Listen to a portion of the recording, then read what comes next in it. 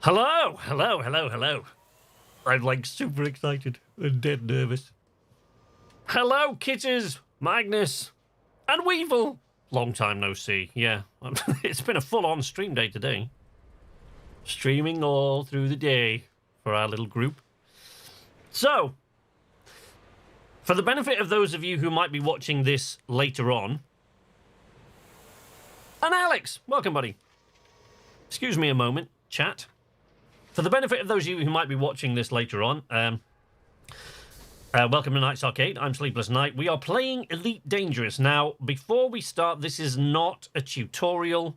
If you're looking for a flat-out tutorial, you know, you want to go Exegius, Down-to-Earth Astronomy, Commander Exegius, Down-to-Earth Astronomy, Yamix, maybe, even good old Obsidian Ant, but not here. This is not a tutorial. What we're going to be doing today is I've had a lot of questions from within my community on Twitter, in YouTube comments, and in Discord from people of my community just asking me questions about Elite Dangerous because they know what a massive fan I am of this game and of this franchise.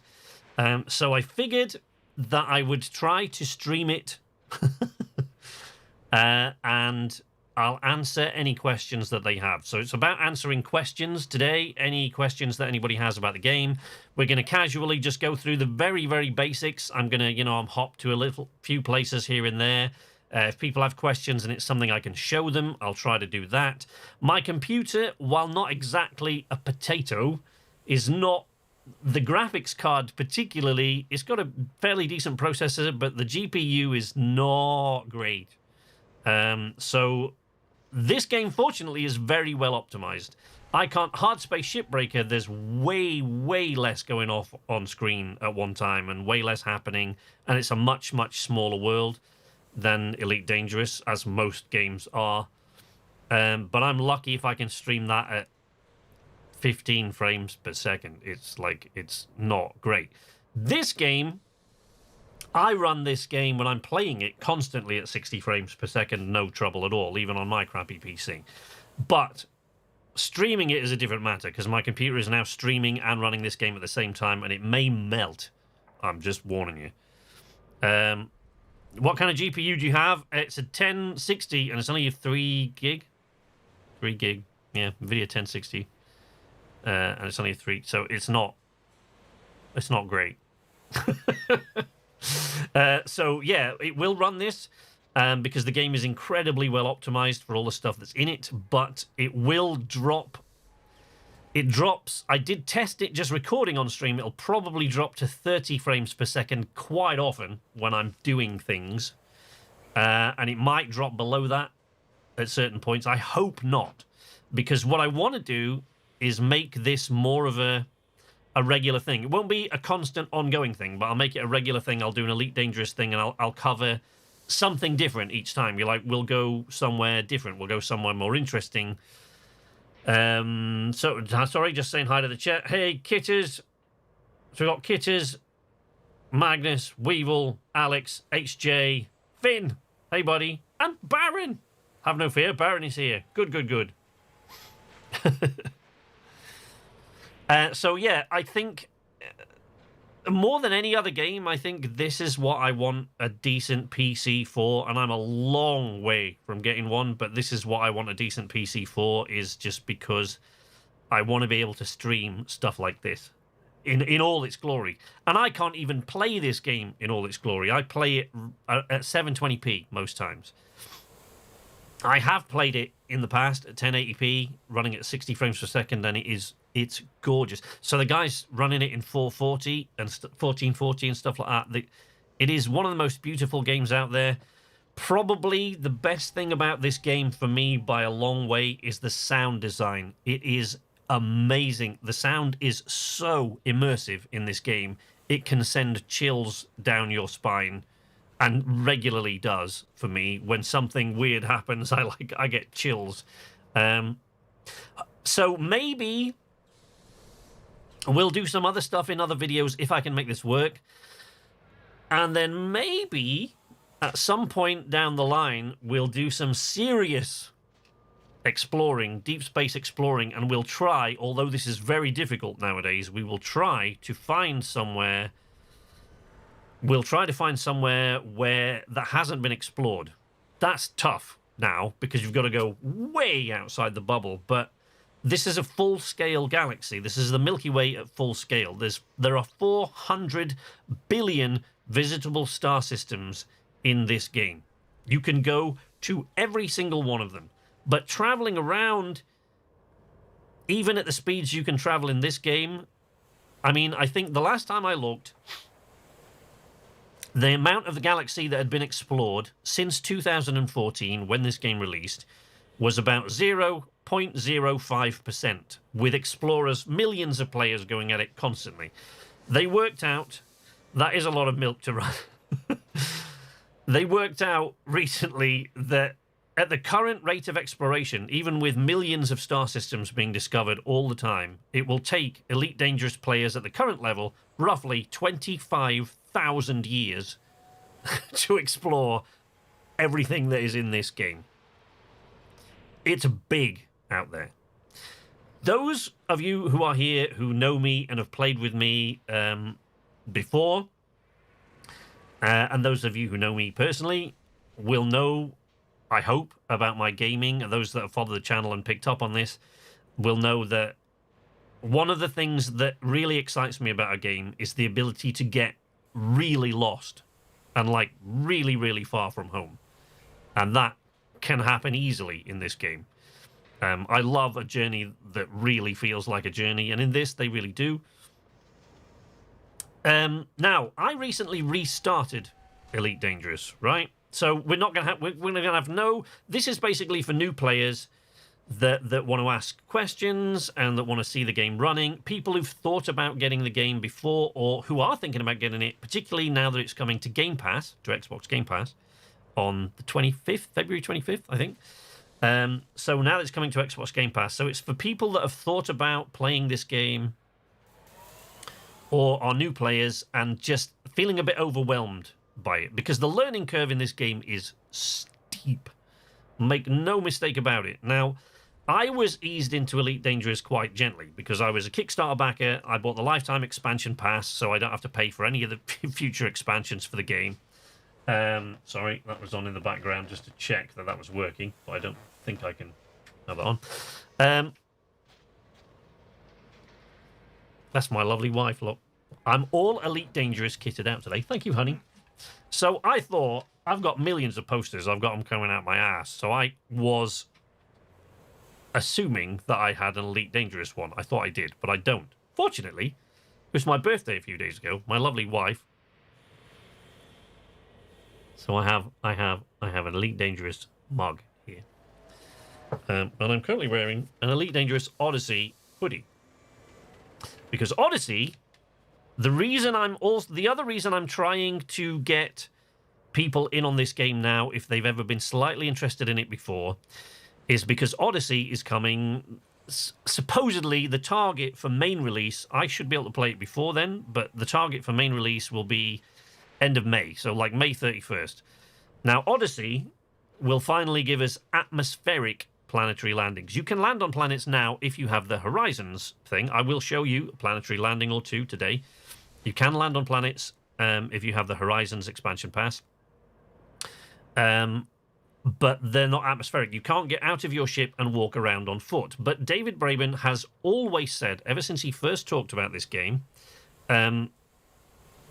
he's always said that he's mapped out a long-term roadmap. He said over the course of 10 years, and it's now been out 7 years. It will have been out this year. By the end of this year, it'll have been out 7 years. So just over 6 now. And he planned out a roadmap in which, you know, they'll be walking around. Everything he said that he will add over time, he has so far, except one thing. So once Odyssey comes out, he will have added everything he said he was going to initially, except the ability to walk around inside your ship. You won't be able to do that with Odyssey. That is coming at a later date. They've said many times that is coming, but they want to get that right. Now, we're in outfitting at the moment. But if I go on the inside of the ship, so if we jump out, and we go into the ship here, This is low res, bear in mind, so that I can stream it. It's at like 720p, so it's not high res. But you can play this in with all the. If you've got a pokey PC, you can play this with all the settings ramped up to max, and it's honestly hard for me to believe this is a video game. If you're on console, the new expansion will not be available till autumn fall. Yeah, that's true.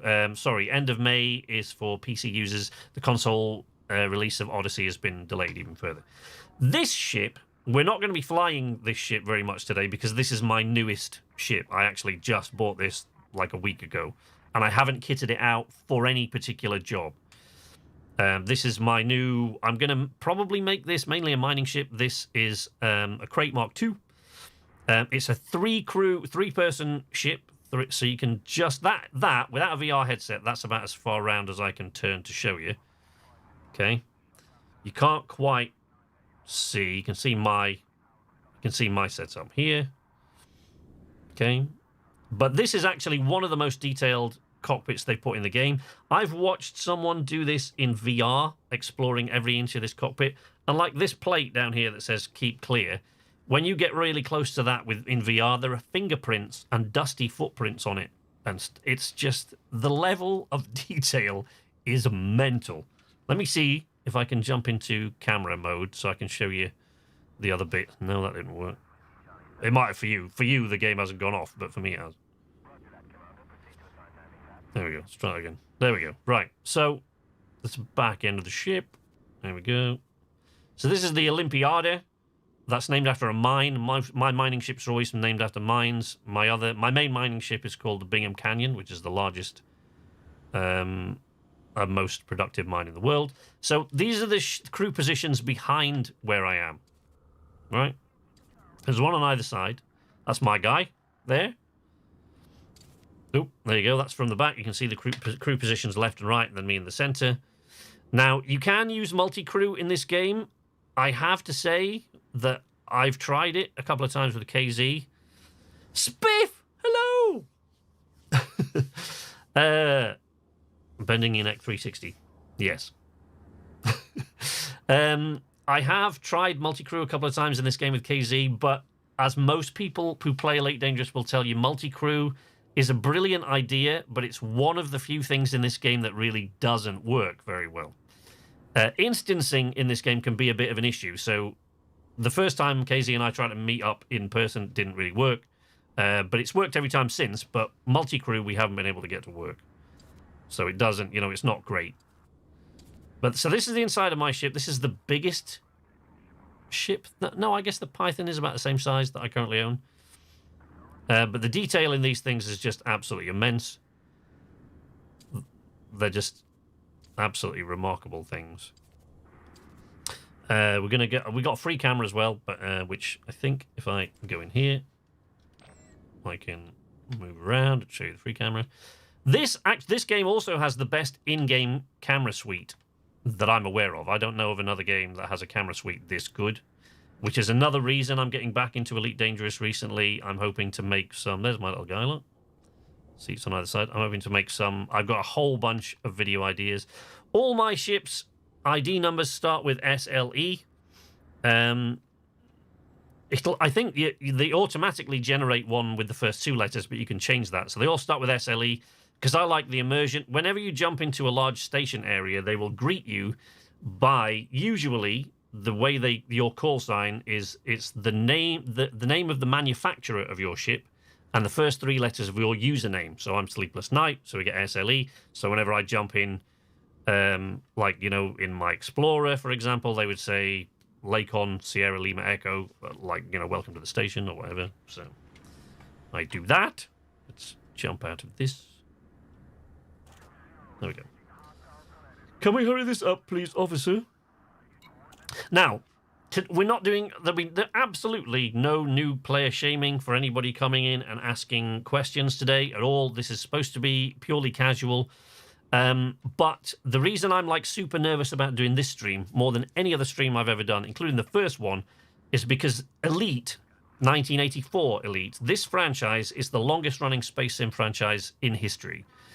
And Elite, when most games were really crappy, blocky 8-bit platform games, David Braben created a game with over 2,000. I think there were 256 planets per galaxy, and there were 8 galaxies you could visit, I think. So over 2,000 visitable planets in 48K of memory, which was insane. And you could fly around in 3D space. It was one of the very first, it's widely regarded as to being one of the very first ever open world 3D video games. But I've been playing this. I backed this at launch because I was waiting. Basically, I used to look on the internet constantly for years and years and years for any news of a new Elite game. So when this came out, I backed it at launch at a much higher sort of dollar level than I normally ever back a game, because I've been waiting for it since 1984 for this sort of thing. And I played through the alpha, the beta, the gamma, and the main release. These were the first video game, online video game content I ever made. So I used to make like live action films and little silly bits and pieces here, as Kitty knows very well. But I didn't come back to making, I didn't start making game content until I started making game content with Elite Dangerous as it went through alpha, beta, gamma, and then main release. In the alpha, the first playable version of Elite Dangerous was just a ship, a Sidewinder, which is the ship you start with, versus another Sidewinder in an asteroid belt. That was it. That was all you could do when alpha first gave you a playable version. So, but I've recently come back into Elite. I moved from Sweden. There were a lot of, I had a really, really crappy computer. We were moving from one place to another. Then we had our children, and it's taken me a long time to get back to Elite Dangerous, to find my way back. And while I've been away, an awful lot of new stuff has been introduced. So that's why you'll see I don't really have a lot of money. What have I got? Somebody sent me a message. Power cycle imminent. This is a reminder from Galnet that power play cycle is imminent. It occurs at 7 a.m. GMT every Thursday. So that's tomorrow morning. So we won't see that. So there's a new power play cycle. Now what that means, you go over here, galactic powers. These are the galactic powers that control the galaxy. Okay, these are the ones that influence the way the galaxy shaped, the battles that you will come across in deep space.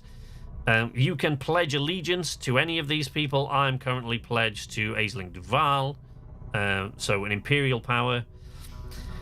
The reason that you pledge and do jobs for the various powers is to unlock things that you cannot otherwise get in this game. So there are ships. In a minute, we're going to head out to, I'm going to head all the way back to Jameson Memorial, because at Jameson Memorial is the only station in the game that has absolutely, I think there is actually one more, but they charge a 20% plus premium. At Jameson Memorial, they have every single ship and every single module you can get in the game, and it's at 15% under the regular average price. However, you can only get there.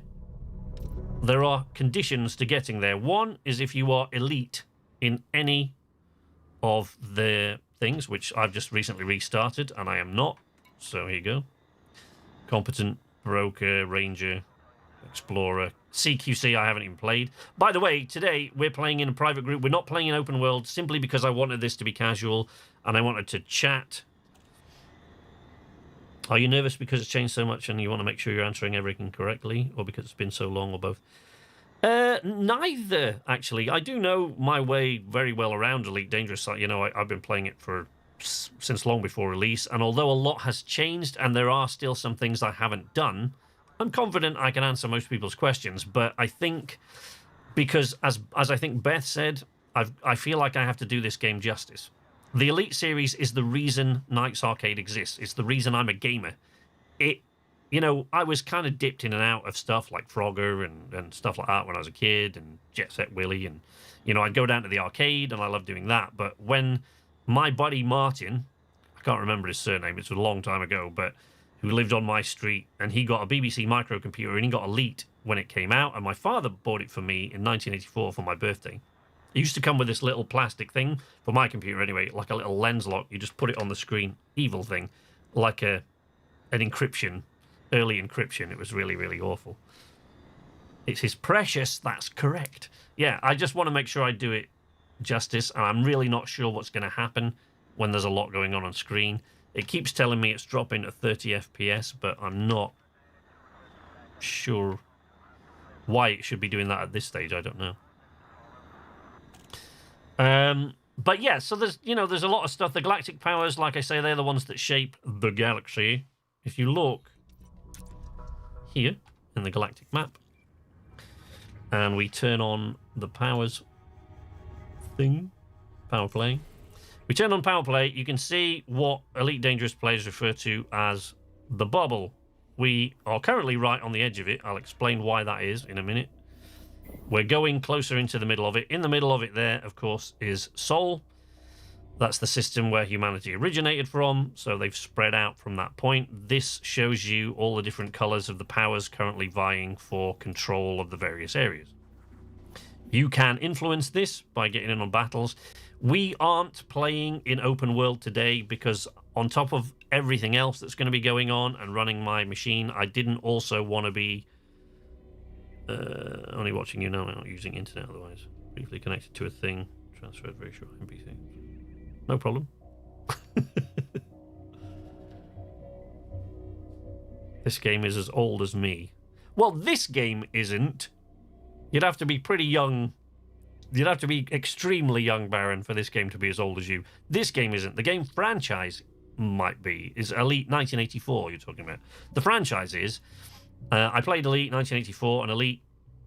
There's a really weird version that came, Elite Plus, that somebody else sort of modded it. I played the later Elite version that Frontier released with the shaded elements that wasn't wireframe anymore. I played Elite 2, Frontiers. I never actually played First Encounters, to my everlasting shame. Elite 3 I never played, but that is the game that the publishers pushed Braben to get it out in 91, I think. Yeah, the franchise. Keep up the good work, Knight. Thank you very much, my friend. I appreciate that. We are going to head out in a minute. I'm just like, there's a lot to come. I don't, unlike most gamers that create content, there's the odd Wii game in the living room that kids play, and we occasionally play. But other than that, I don't think I currently own a physical copy of a game. Not one. As far as I'm aware, I don't have a physical copy of a game anywhere anymore. None of them. Not KCD, not Red Dead Redemption, not this. I just don't keep them anymore. However, so I certainly don't keep game memorabilia, but I do have this. This is my battered copy of the novella that came. This is the novella that Bob Holstock, the novella that came with the original 1984 version of Elite. That was quite unusual at the time for a game to come with a book of lore. It did. I mean, this is actually like it's a mini novel, so it's actually, it's fiction. It's not just raw lore. It's mainly fiction. So, but this is. I was only 10 when this game released, and this is the first book, if you like, that I kind of chose to read and reread at 10 years old. Anything they didn't make us read at school. So it's possible that Elite is also one of the reasons I became a writer as well. It's weird, but there you go. I have that. Raxler, correct.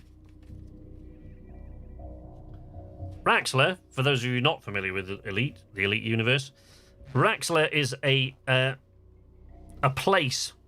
I was going to say a mythical place, but it isn't. Frontier have said that Raxler exists. It is in this game, and they know where it is. It's basically a mythical place. It's like the Elite version, Elite Dangerous's version of Atlantis. Nobody quite knows what it is. A planet where, or a moving ship or station where you can access different universes. It's weird. Fly safe. Thank you. And thank you for the follow. I kind of miss game booklets, but damn, that's above and beyond. All the cops have escaped. Oh no! Thank you for the subscriptions, by the way, whoever's doing that. That is Simple Man. Thank you very much for the subs. The reason normally I'm watching YouTube when I'm doing this, but in order to make my PC run this, I've had to shut down everything. So there's no chatbot today. There's none of that. Pilots have been looking for it for decades. Yeah. So Raxler is like a mythical place. It does appear in the Dark Wheel. The Dark Wheel, by the way, is an organization. We'll actually speak to them in a minute when we go to Jameson Memorial. It's an organization. They are actually looking like a cult almost, really, but more an organization in this version that have been sort of dedicated themselves to finding this mythical place. So in a minute, we're going to head out to Jameson Memorial. We're not going to do it in this ship because it doesn't have a great jump range. I haven't really done anything to this ship yet, so we're going to... Let's punch that off there. I think we're going to head back to... So at the moment, we're in DCAT. And the reason I'm here is because this is not my home base. We'll travel to what I call my home base in a bit. But this is not my home base. I've come here because there's an engineer here that does frameshift drives and power plants and stuff like that. And only one or two of my ships have been kitted out. So I've moved all my ships across to this terminal, which is a bit of a pain because this is not really where I want to be for the stream today. But if we go here, I'll show you. To the shipyard. So this shipyard's not bad. It's got 15 ships in the shipyard. That's not bad. Some of them only have 6, 7, 8. My stored ships.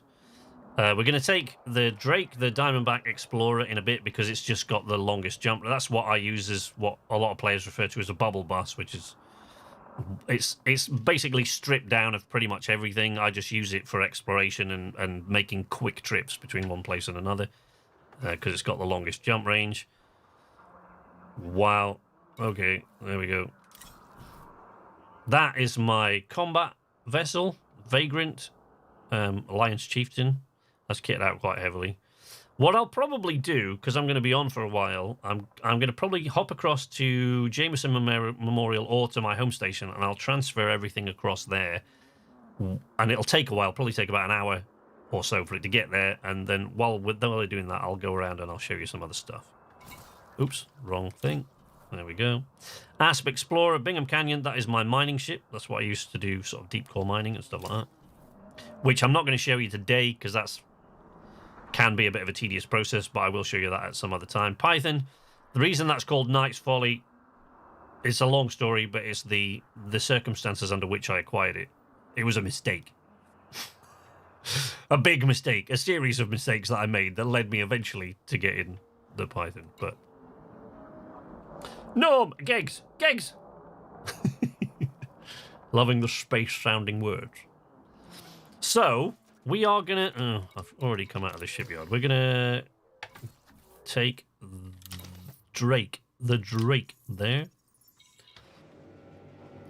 DBX, we're going to take across to Jameson Memorial. Now, you can't get to Jameson Memorial unless you have reached rank elite in any of the various disciplines or are a founder, a Kickstarter backer. So, like, we get automatic license to get there. But elite's not that. I mean, the only reason I'm not sort of in any of these yet is because I've only recently restarted the game, which is why they're all quite so low, and I haven't got all that much cash. How much cash have I got? Can't remember. But, yeah, so I've recently restarted. But don't let that put you off. It actually doesn't take as long as you'd think to reach elite in a lot of these. Explorer, particularly, if you just, like... I'll show you when we go out, but if you just, like, honk your discovery scanner in every system that you come across and sell all the data every now and again, you'll probably hit that quite quickly. Starport services, in here is where you've got missions and contacts. Universal Cartographics, I think I've recently sold all my data, so I haven't got any. Once I got out to DCAT this time, I sold all my data, so I don't have any discovery data at the moment. But this, if you if you fire off your discovery scanner when you get into a new system, you'll rack up this data quite a lot as you go along. So if you have it set to somewhere, you can use it quite easily. I should point out that I am using a flight controller and a dedicated keyboard, which I have just for this game. That is the only thing this keyboard is ever used for. That's what I bought it for. It's not pretty. I mean, you can always get stuff like game glass and stuff like that as well. If you want your ships to move to another base, you either need to fly it there yourself or hire someone to do it for you. Yes, you can. So what I'm going to do is I'm going to fly across to Jameson Memorial in this, because it jumps quite quickly.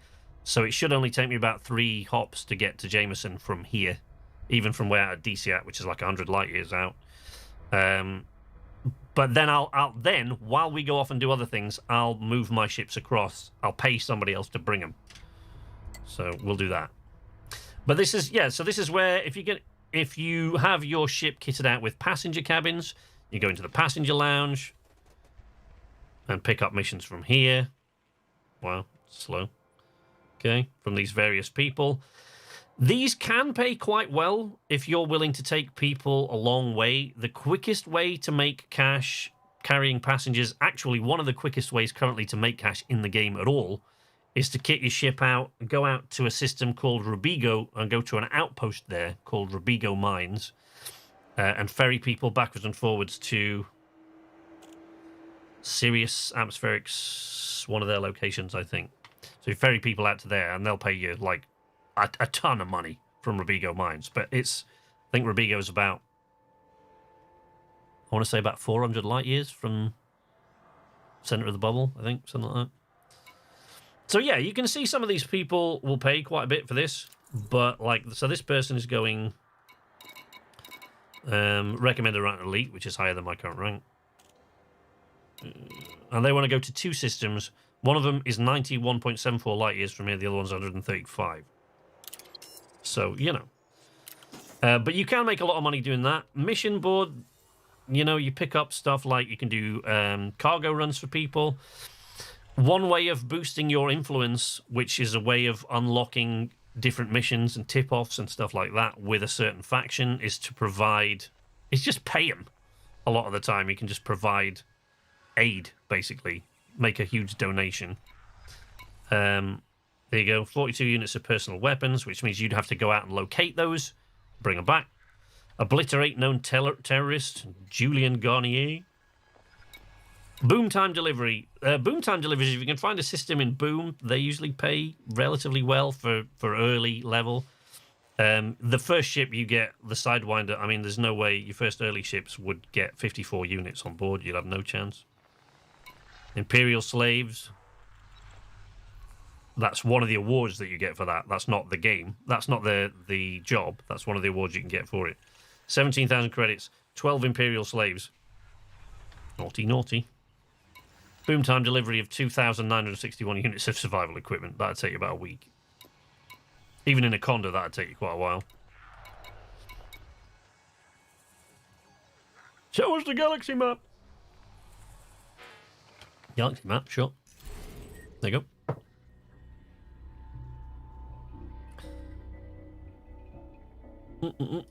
I don't want power play on. I just want the map on. There we go.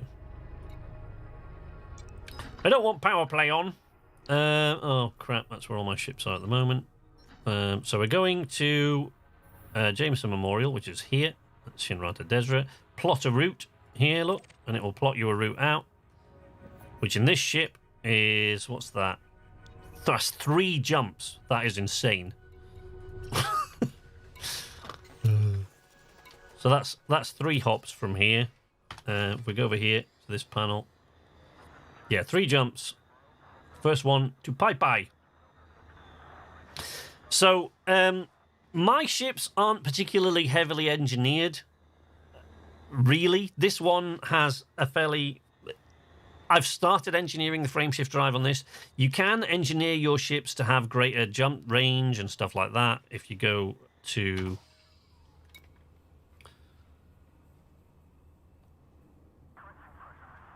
Is stream sniping a thing in here?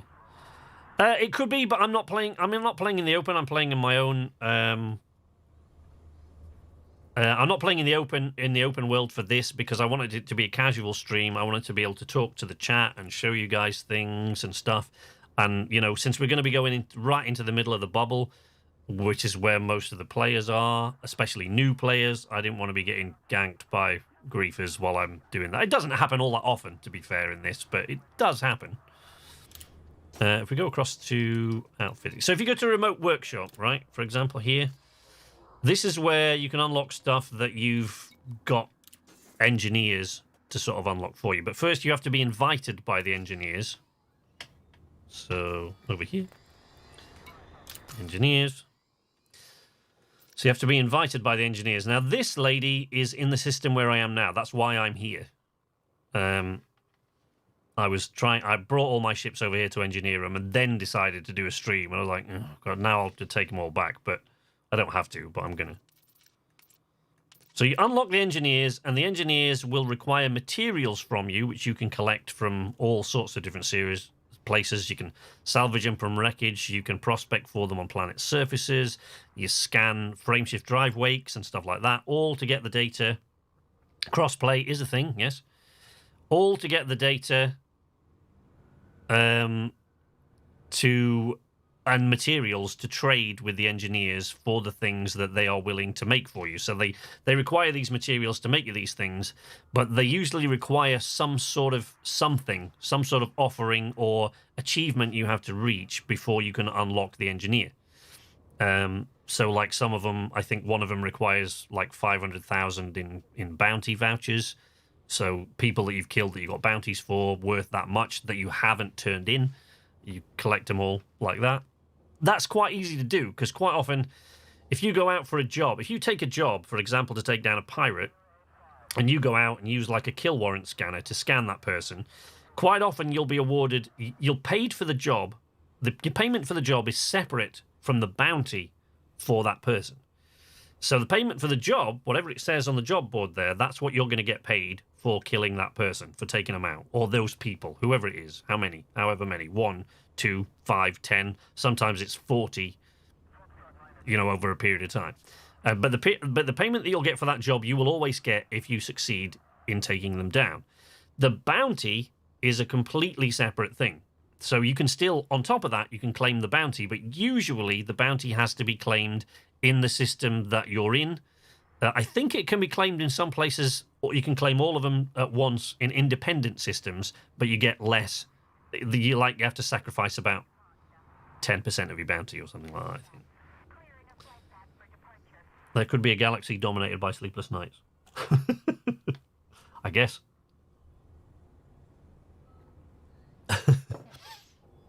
Good question. I'd like to know as well. So, sorry. So I'm here to answer your questions. There will be a lot of time for this as we're flying between places. If you want your ships to move to another base, you either need to flight there yourself or hire someone to do it for you. Starting from scratch as a new player, what would be my course of action? How do I make my bank account grow? So, you will start off in... Starport services, sorry. You'll start off in a Sidewinder. So, there. That ship that's on screen now. You'll start off with one of these. Cost 32,000 credits. My balance, if you're a new player, that looks like a lot of money at the top there where it says balance 6,725,000, but it really isn't. Trust me, it's not. It wouldn't take you that long to get to that. The reason my bank account balance has dropped so low is I've recently bought 2 new really large ships and kitted one of them out to the hilt. So yeah, that's the Sidewinder. That's the ship that you're starting with. I wouldn't recommend cargo runs. Cargo runs, small cargo runs like boom time runs for doing jobs for people, fine. Right? No problem. That's fine. So, like, if you go in here, and there's, like, so here, that's a wing one, and that's 2,000 units, so you couldn't do that. But you'll find lots and lots of these sorts of things. Let's see if we can find one.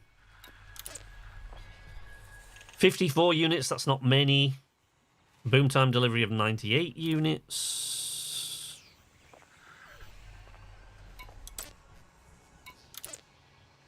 Yeah, there aren't that many here. What you could probably do is start off by taking these data delivery jobs. Now, data delivery jobs are fairly straightforward, dead easy. You don't have to carry anything. It's just data. You just have to take that data from one place to another. That's it. So you don't require courier jobs. Yeah, like that, right? So you don't require any cash. You don't require any cargo space or anything like that. You can easily do data delivery from one system to another. It's quick, it's simple, it's easy. Boom time deliveries. If you can find a place in Boom that only wants sometimes they only want 3 or 4 cargo canisters of something delivering, and they'll actually pay quite well for that. So if you find a system in Boom, and it's usually like this one, look, see, Boom time delivery, that's 98 units. That's quite a lot, right? But most of them, like this one, are in system. So they're within the system. You're just delivering to, most of the time, to another place within the same system you're in. So you don't even have to jump to another system. You just have to go to another station. One word of warning for new players, because you'll start out probably near the center of the bubble. Do not take a job if it says, we want you to deliver this to Hutton Orbital Station. Don't do it.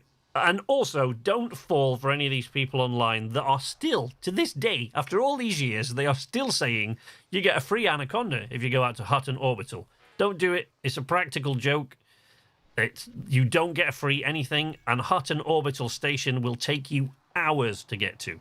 Not because of how far it is to jump there, but because of how far it is from the parent star. Whenever you jump into a system, you jump to the nav beacon, which will be orbiting the largest star in the system. So if it's a binary system or a trinary system, you'll jump into the largest star in the system.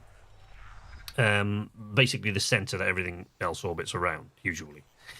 And then the different stations are, you have to then supercruise, so you have to travel within system out to those various places, right? Most of them, they're anywhere between 50 light seconds from the star and, 20,000 light seconds from the star. 20,000 wouldn't take you that long. It's not an especially long way, really. Yeah, there you go. When you look at the mission, you can see how many light seconds away the delivery point is, right?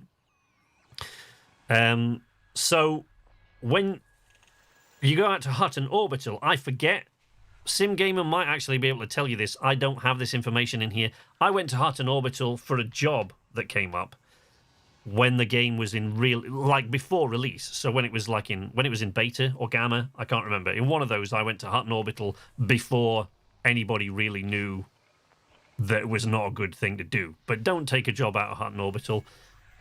It's not worth it. It will take you all day to get there. It takes so long to get from the star to the station. You'll be in Super Cruise just barreling along, doing nothing but twiddling your thumbs for hours. Fof! Hello, Fof! So yeah, don't do that. What I would do is stick to your courier missions. As soon as you can, I would move up to, this is my recommendation, see if SimGamer there agrees. As soon as you can, your next ship after the Sidewinder, in my opinion, should be maybe the hauler if you want to haul cargo. I maybe, because it's a fairly easy jump. A lot of people do go to a hauler next. I personally would hang on until you can afford a Cobra Mark III. That's me personally. The Cobra Mark III is the original iconic ship that you had, that you started. This was your starting ship in the 1984 version of Elite. Obviously, it didn't look as complex as this. But I would wait for the Cobra Mark III, personally, as your next ship after the Sidewinder. It's a very decent all-rounder. It can hold its own in a fight. It can haul quite a bit of cargo. Your cargo capacity there is 18 tons. You can get different levels of cargo racks when you go into equipping your ship. You can get, some of them in the same slots. You'll get 8 tons, 16 tons, depending on the classification of the module that you're putting in. This is one of the reasons I want to go to Jameson Memorial now, which we'll do now. We'll just launch. is to show you the various different things that you can do. But what I would do, yes, is I would start with the courier missions and probably a couple of boom time deliveries if you can find some that are low enough requirements that you can actually carry that much cargo. If you're wanting to make money fast, my recommendation is either would be deep core mining, but that can actually take quite a bit. The reason I wouldn't recommend deep core mining to start with is because ideally, to do it right, you need a fairly large ship with a lot of different hard points and things. And I have got one ship kitted out for deep core mining, but you know you can also get sort of preyed a lot on with when you've done deep core mining. But you really need a big ship with a decent cargo hold. You've got to get collector limpets. You've got to get. You don't really need subsurface missiles, but seismic charges. Prospector limpets, collector limpets, it's like, don't do that early on, would be my recommendation. It's really tough to do. I would suggest you head out to a system called Robigo. In fact, I bet if I look at the galaxy map, I can't remember what I called it. If I look in my thing here, look, here we go, look. The top thing there is called, I named it Cash Cow. So if you go all the way out to Robigo, which is all the way out here, 500 light years from my current location. So it's a trek. I mean, it won't be so much if you're in the center of the bubble, because I'm out at DCAT, which is a little bit further away from it. But if you head out to Robigo and go to Robigo Mines, ferry people, put a passenger cabin in the first ship that you can get that's got a passenger cabin, put passenger cabin in, and ferry people across to Sirius Atmospherics.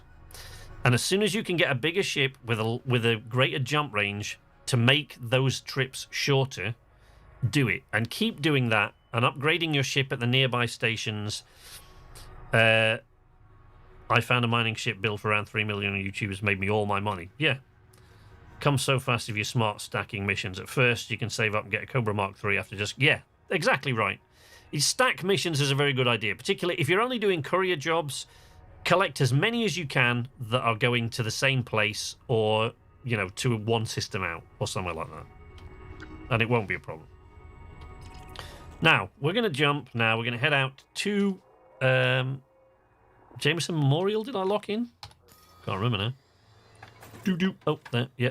Yeah, Jameson Memorial. So we're going to head out there. It's only 3 jumps in this thing. In a basic Sidewinder, it would take you a lot more than that. So we're going to head out. By the way, I'm used to playing this on this monitor, not this one. So I might be a little it shouldn't make any difference, but it is a little disorienting to be... I have it set up in a weird way that's... Ship released. Departure authorized. Thank you. Gear up. Here we go. Through the mail slot. And away.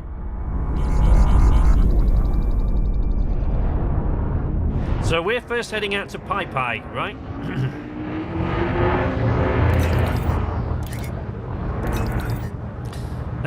So you'll see, next to my central scanner here, you'll see a little compass off to the left-hand side, a little orange circle with a little mini blue circle in it. And what you want to do is turn to face that. Whee! Right there.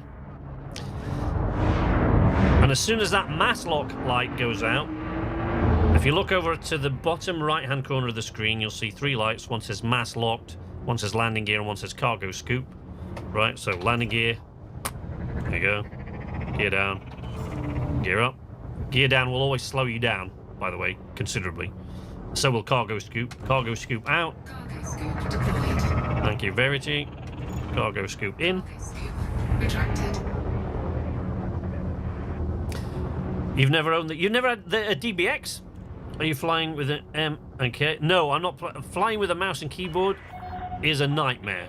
Safe travels, Commander. Yeah, flying with a mouse and keyboard is an absolute nightmare. I find it. I never, ever play this game without my flight controller. So I've got my joystick and my throttle here. I'm playing with a Thrustmaster T-Flight. It's a pretty basic entry level HOTAS, that. So, you know, it's not prohibitively expensive. So yeah, once your mass lock light, where those landing gear and cargo scoop lights are, once the mass lock goes out, you can then jump or go into super cruise. Mass lock is basically when you're close enough to a large object that you are restricted by the mass of that object and so can't jump into super cruise or hyperspace. But we're gonna Frameshift drive charge up. Mike! Good grief! Are you okay, buddy? Good to see you, my friend. Long time. How's everything? Kittens. 3, 2, 1. Hey, Mike. Now, as soon as I've jumped into hyperspace, or witch space, as they quite often call this, watch. As soon as I jump into hyperspace, because I have a hands-on throttle, the second I jump into hyperspace, I throttle back because I don't want to forget and leave my ship barreling towards the star at full throttle, because in a second I'll show you what happens when you do. So, you have a discovery scanner on your ship. Every ship nowadays, wasn't always the case, but nowadays every ship has a discovery scanner. Keep it bound to something, some button or key that you can easily reach, and anytime you go into a new system, hold down the scanner when you come in, when you jump in. Wah! There you go. Right? And then you've collected data on a system that you personally haven't explored at that time. And you can sell all that data. It racks up in the background. There's no need to do anything else except honk that scanner. You can go into like full system scan mode. I will show you this later on tonight. This is a whole other level of complexity, so I'm not going to cover that just yet, but I will show you a little bit of that later on tonight. But don't worry about that. Just honk the discovery scanner when you come to the star.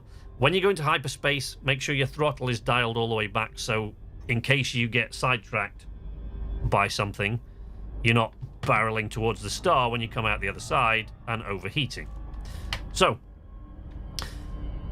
what is a good thing to do is equip your ship as soon as you can with a fuel scoop, because sometimes, so that you don't have to call the fuel rats out. The fuel rats are a player group that basically rescue people who've run out of fuel, because if you run out of fuel you're just stranded and helpless in the darkness of space. That only works for systems you haven't been to. Yes, correct. Systems you haven't been to before. But believe me when I tell you, you will never run out of systems you haven't been to before. Even if you're making the same trip, if you've slightly engineered your frameshift drive a little bit more, or you're carrying a little bit less cargo, or a little bit more cargo, or you're in a different ship, or any of a dozen different things that can alter the range of your...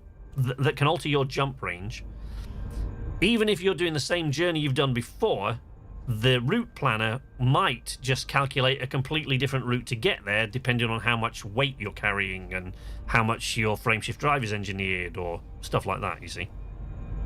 So now my next system that I need to fly to is behind this star there, right? So I've got to go around the star to get to see it, right? So we're in Super Cruise. You can always tell you're in Super Cruise.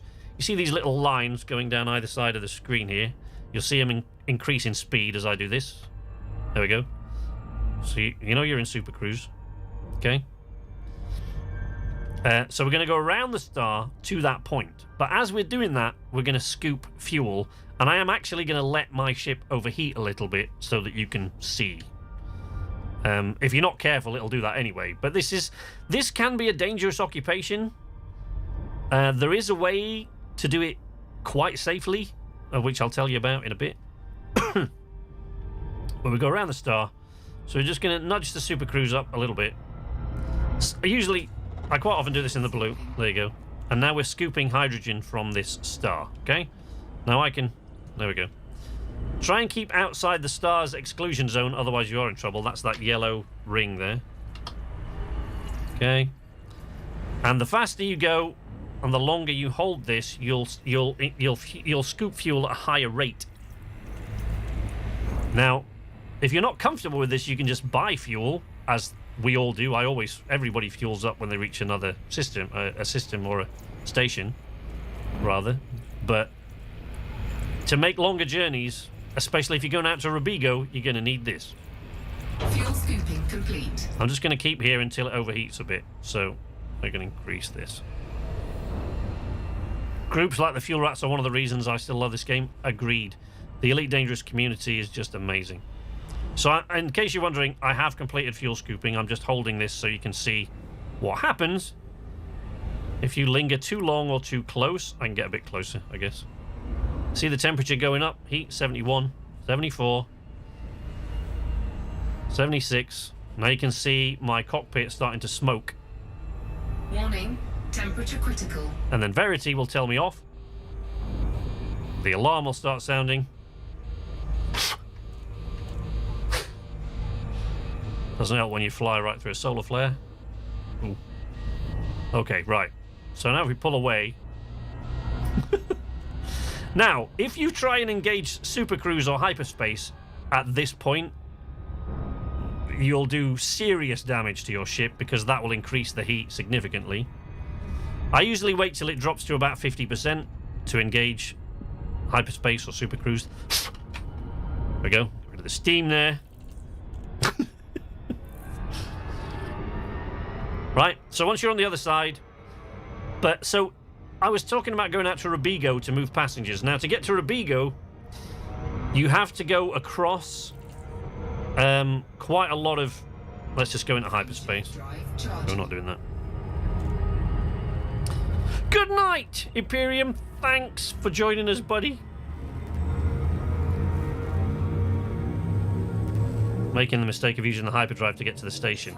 No, I'll show you. That is it's a common thing. That's a common thing. When we get to Jameson Memorial, I will explain that, why that happens. It's nothing, despite the fact that Elite Dangerous players call that the loop of shame. It is nothing to be ashamed of. Everybody does that. I will probably do it today on stream at some point because I don't have a Super Cruise Assist module. I don't like them. Again, new system. Honk your scanner.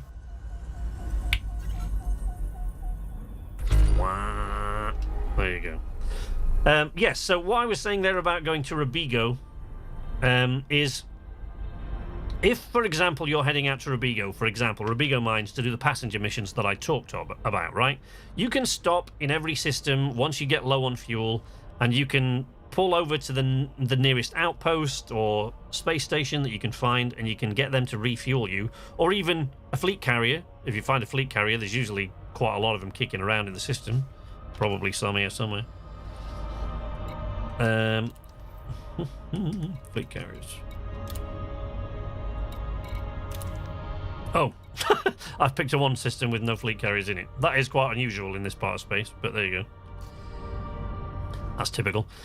There'll definitely be some in this system we're coming up to. Late to the stream, starting from the beginning. Looking forward to watching it all. Excellent. Welcome, welcome.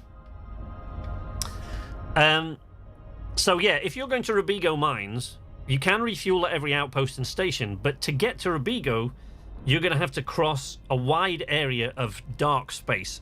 So, in other words, uninhabited human space. There's nobody there. There is no station that you can refuel at. You get to a certain point, and you've got to cross a wide expanse of dark space.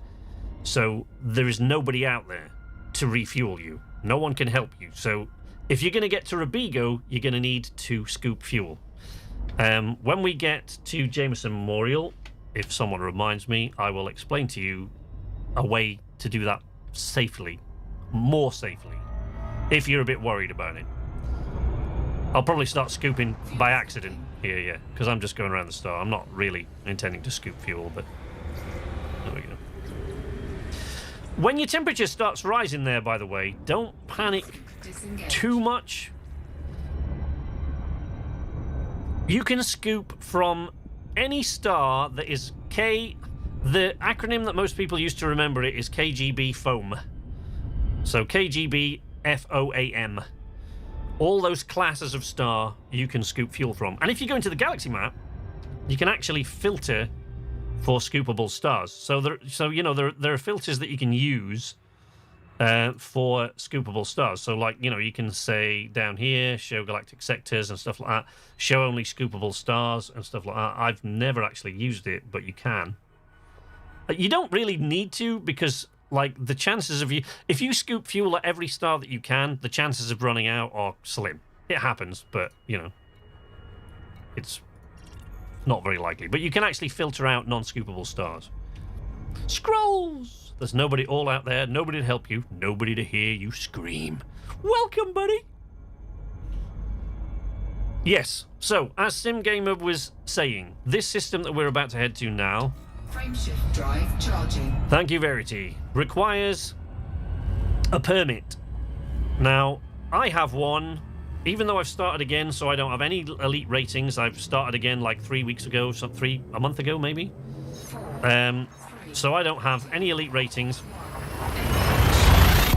I started again just basically because of the amount of stuff they added into the game.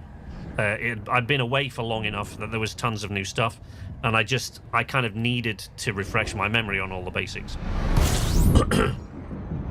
Okay, so here we go. But I have one because I was I'm not going to bother scanning this system. I come here all the time, so... Right, so now you need to find the station that you're going to go to. Now, there's several ways of doing this. You can go into the system map. This is not usually how I do it, but you can. Go into the system map here. Okay. Here are the 2 stars in the system. It's a binary star system. Shinrata Desra A and B. Right. Here are the various planets. These are orbiting basically between the 2 stars, these planets here. Okay, this is Founders World, so that's where we're going to. We're going to Jameson Memorial, which is here. Okay, so you can either pick here. You can, if you want to see what's on these worlds, by the way, see one of these. It's got this little blue. Click on that, and you can zoom in, and you can see here there are 2 bases on this planet, right? Nixon Enterprise and Van Dry Base. Okay. So they're the bases that are on the planets, but we are going to Jameson Memorial. So you can either pick it that way, or you can go into your exterior panel here, left-hand panel. And to make it quicker, you can use your filters to filter out stations. There we go. And then select Jameson Memorial, click. There we go. If you have a Super Cruise Assist module, this is what I was going to talk about before. Here, where I just went there, see how it's highlighted orange and I'm moving across those. If you have a Super Cruise Assist module, this is the point at which you would choose Super Cruise Assist to destination, or whatever it says, right? See? Here is lock destination and unlock destination. Okay? But if you have a Super Cruise Assist, there'll be another one there that you can choose Super Cruise Assist. Now, this will help you to avoid the loop of shame if you do that, but there are also several other things it's very useful for. A Super Cruise Assist module can be used to orbit planets and stars. So you can actually use it to scoop fuel if you're worried that you'll crash into the star or overheat. You can engage your Super Cruise Assist module to orbit the star. And it will scoop fuel a lot more slowly than you could otherwise do. But that's, you know, you can use it for that. So let's... Jameson Memorial. So when you look at my throttle here on the right-hand side of the scanner, look, let's move away from the star so I don't crash into it. If you look at my throttle on the right-hand side of the scanner there, going up and down, okay? You're in Super Cruise. In Super Cruise, it's not so relevant. I'll show you when we come out the other end if I can remember, because you don't have as much travel on your throttle in Super Cruise. But usually, you'll see that little blue line at the side of it there. That's basically your safe zone and your maneuverability zone. So you have maximum maneuverability when you're in the middle of that little blue area. But it's much more relevant when you're not in Super Cruise. So when you're in regular flight. So, what happens when you're heading out to these? You can see there, Jameson Memorial is... I'll just wind that back a minute.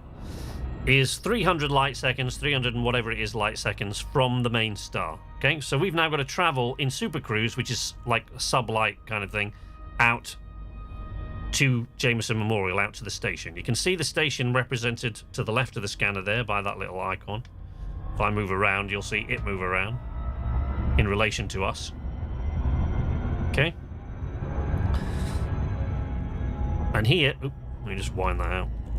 So 247 light seconds from that destination. Now, this is where I don't really know how it's going to work for people that are using controllers, right? So if you're using a console, Elite Dangerous is coming to Game Pass on the 25th of February.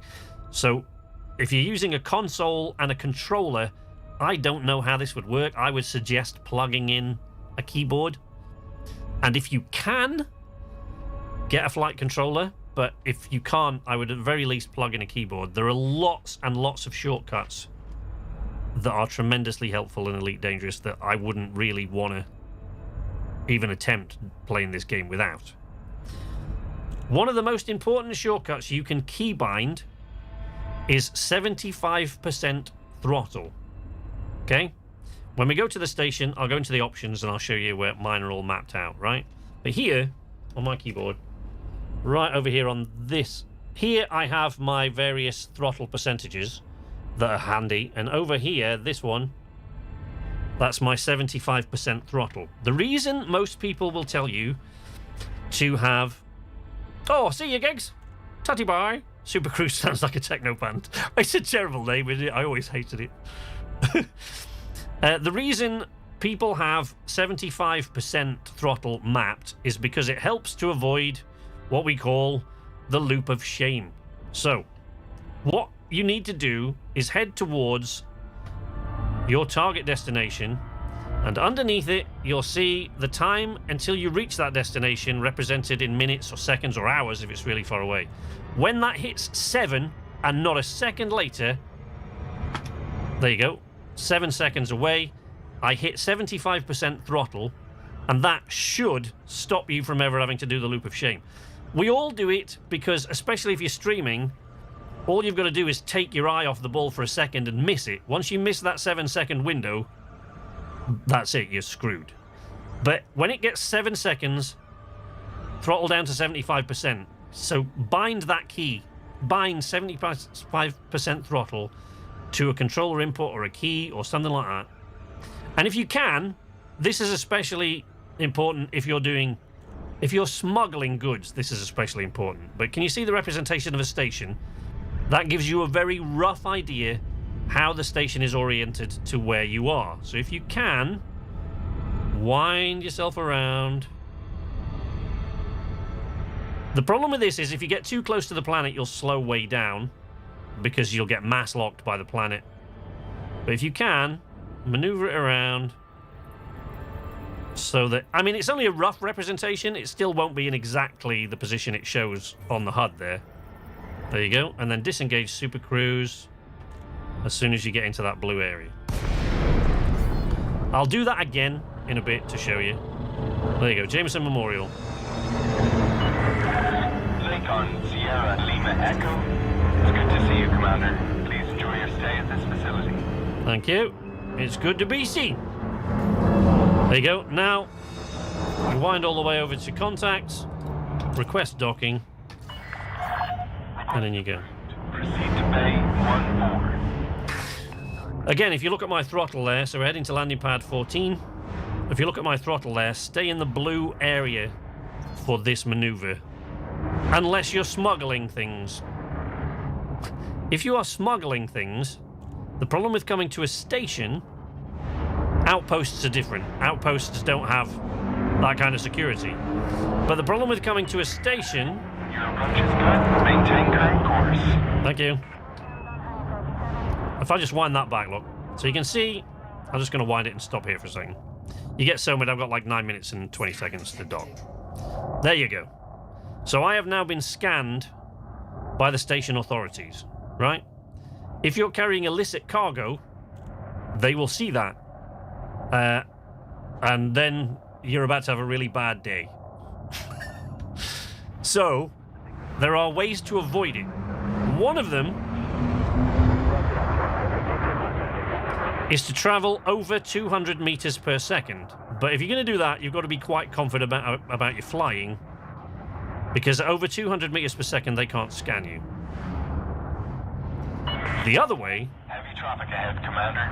Fly safely. The other way, which I will show you now, is to go into silent running, which closes all the heat vents on your ship and reduces your ship's heat signature to 0, almost 0, then they can't see you. But you can only stay in silent running for a while or your ship will overheat. So, let's do that. And you'll see, they'll call out and say, we've lost you. Right, so here we go. I'm going to go into silent running now. Shields offline. Silent running. But wait for a call. Oh, no call. That's weird.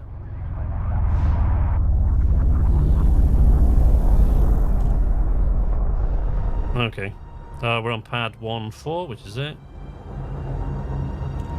Let's turn silent running on. Once you're inside the station, they can't scan you, so... Or, well, if they can, they won't, but, you know, there you go. So approaching there, landing gear down. Lining up. See, I've got no shields. Shields are rebuilding now, because that shut down your shields and everything. There you go. Coming in.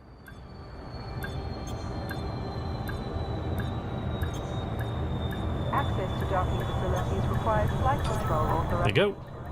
Please submit a request. Nose up a little bit. Ooh, that was a bit of a rougher landing.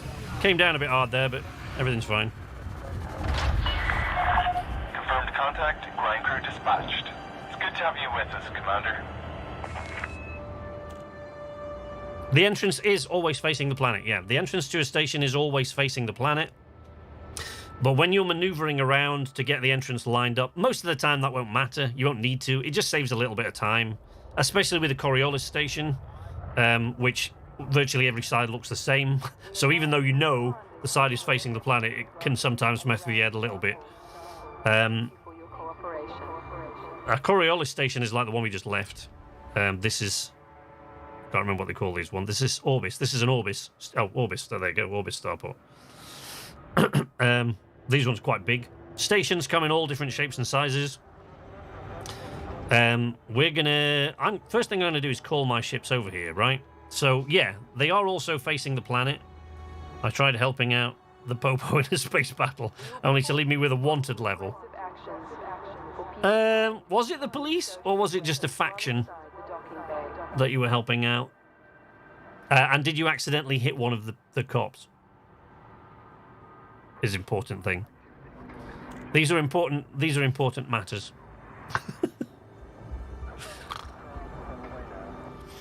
Getting scanned when you're wanted in that space is bad, especially close to the station. Yeah, really bad. You don't want that to happen. But there are so many ways.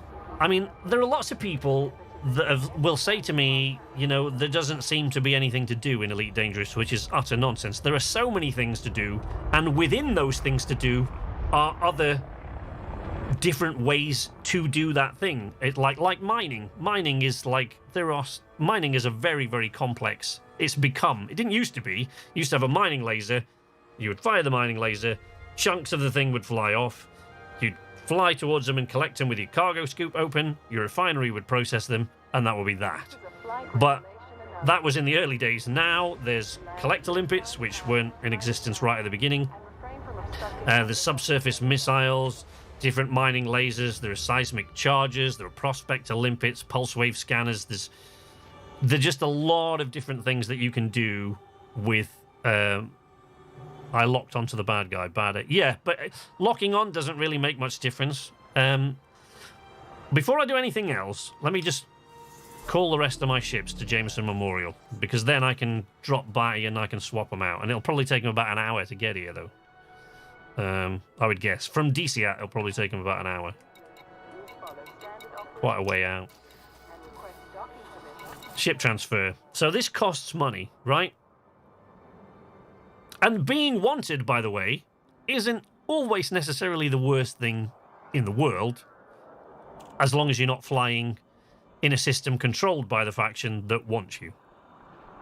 Which there are lots and lots of different controlling factions of these areas, so it's easy enough to do. So if I transfer so I'm going to transfer all my ships, and this costs money, look, see? Okay? So that's going to take 22 minutes to get here. So they're all going to take about 22 minutes. But can you see how much it costs me to get them sent here? Here, look. I can bring them all over here. When I start playing this by myself, I'm going to have to take them all back to DCAT to start getting them all kitted out. Okay, bring the Python over. I don't use this. The Python I don't use very often. See, like, there you go, look. This is my combat vessel. The reason you can tell this is because it has a wanted. So it says this ship is wanted, but not in this system it isn't, so we're good. Not here it isn't wanted. There you go. Transfer ship to that location. If being wanted means getting blown up, it's a bad thing. It does, yes. But yeah, so these ships are all in transit. So now these are all currently being flown by someone else to this station. And I will head shortly out to my home, what I call my home base, which is a really, really lovely place. I like it. So here at Jameson Memorial, you will need a permit to get in here. Excuse me. I have a permit automatically because I was a Kickstarter backer, so I'm classed as one of the founders, and this is Orbit's Founders World, and it's, you know. But if you don't, all you need to do is level up to Elite in any of the disciplines. It doesn't matter which one, any of them. If you reach Elite in every one, and most of the time, that's going to be Exploration, will probably be the one that you hit Elite in first, because it's the easiest one, and because it's kind of, it's just something, if you keep hitting the Discovery Scanner, it's something you can just do. You can just do as you're traveling around, as I was showing you there. If I go, for example, into Universal Cartographics now, you will see, there you go, I scanned 2 systems on the way over here. Excuse me.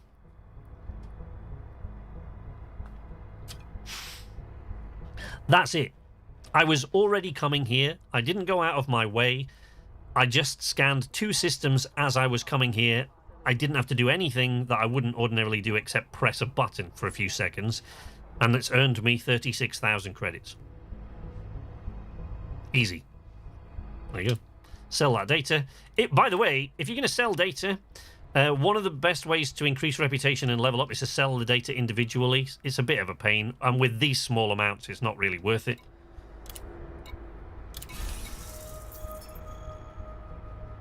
And for some reason, the Unicart page doesn't work all the time lately for me. So, although it works, it has now sold that. It's showing that it hasn't.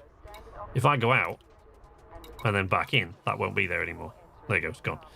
So, I just earned... Yeah, don't forget your towel. So yeah, so sell your stuff to Universal Cartographic, scan every system you go through when you arrive. Dead easy. Easiest and quickest way to make cash. Now, I was going to do something here and I forgot what it was. Trading is another way to make money. It's difficult to make money to start off with in trading. The reason I'm not going to focus too much on trading is because if you have a ship big enough to make any real money from trading, you probably already know everything that I could tell you. So, but if you want to, you go into the commodities market, you buy whatever you think is being sold here at way below galactic average, and then you sell it. You get basic information here on the right. I don't trade anymore. I did when I first started playing the game, but since I restarted the game, I haven't done any trading at all. So, well, except you would think that I have because it says my trading rank is quite high, but you get that for just selling goods off. Now, by trading, what I mean is buy the goods, sell them somewhere else. I don't mean selling goods or doing a run in the missions board and carrying cargo for somebody else. That's not the same thing. Although it does count towards your trading level, it doesn't matter so much. You don't. To scan the systems the way I was scanning them there with the Discovery Scanner is easy. Every ship has one now. So you have that somewhere. The way to find it is to go onto your right-hand panel, go into fire groups there. Wait, let's go down below because that's a bit shiny there. Go inside the hangar and then you'll be able to see it a bit better.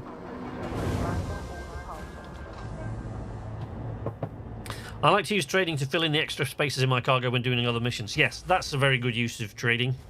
Excellent idea, yeah. If you're doing a mission anyway, and it's like a cargo run that you're doing for somebody else, you've got space in your hangar, and you know where you're going, try to find something that is going to be worth more in the system that you're traveling to. Very, very good use of extra cargo space. Usually if I do a mission that says deliver 50 of X, chances are you can also sell X at the destination for a bit of profit as well. Yeah, excellent. Good idea. Very good tip, indeed. So,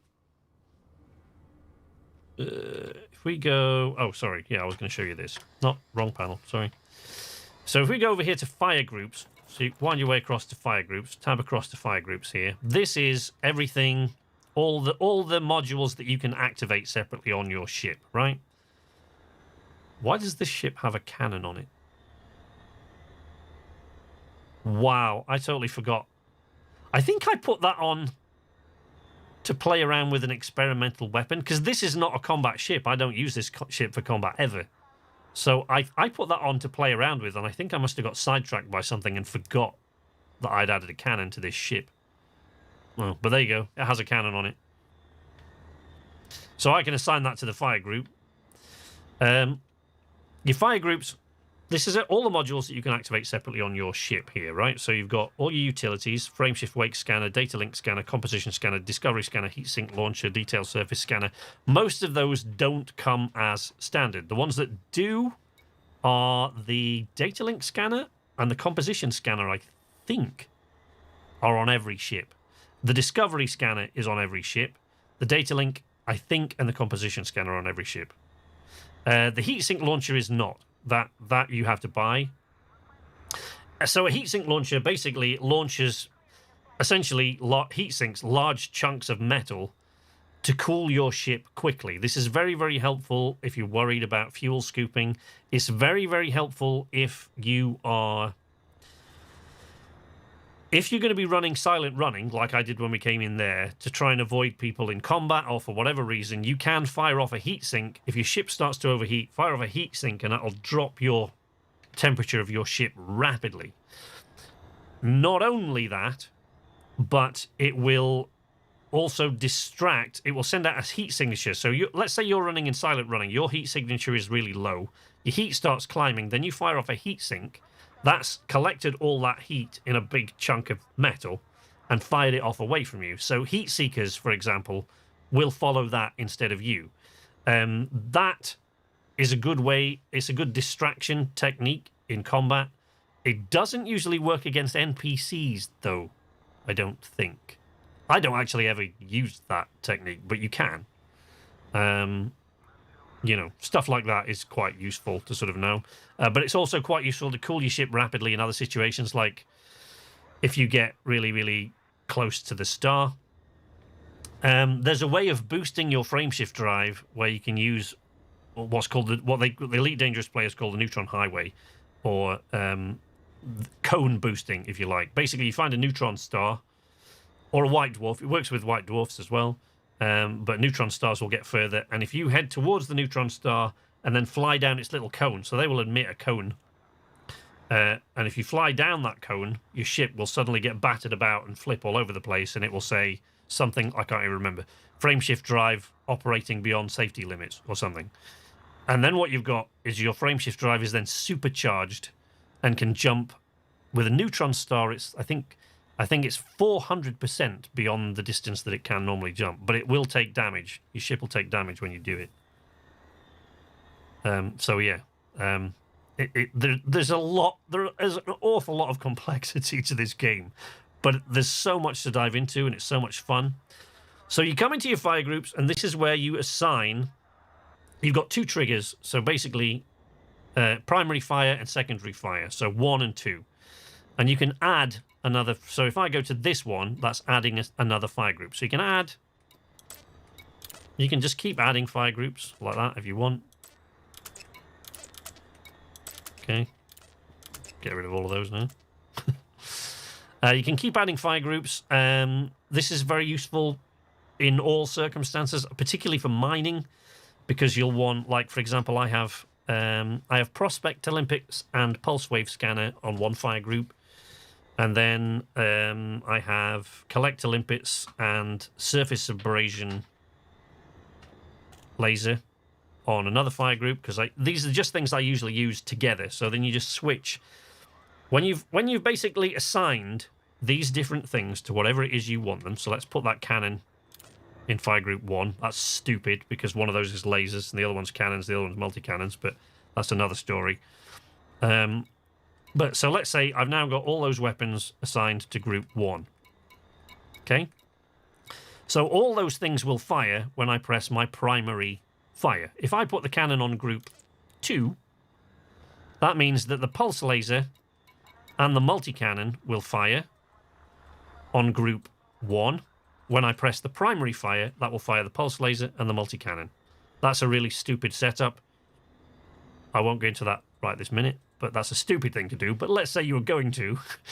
Pulse laser and multi-cannon are now on fire A. So that's for me, that's my front trigger, primary fire. And the cannon is on secondary fire. So when I press the secondary fire, which is on my thumb on this, that will fire the cannon, whereas the multi-cannon and the pulse laser will both be fired when I use primary fire.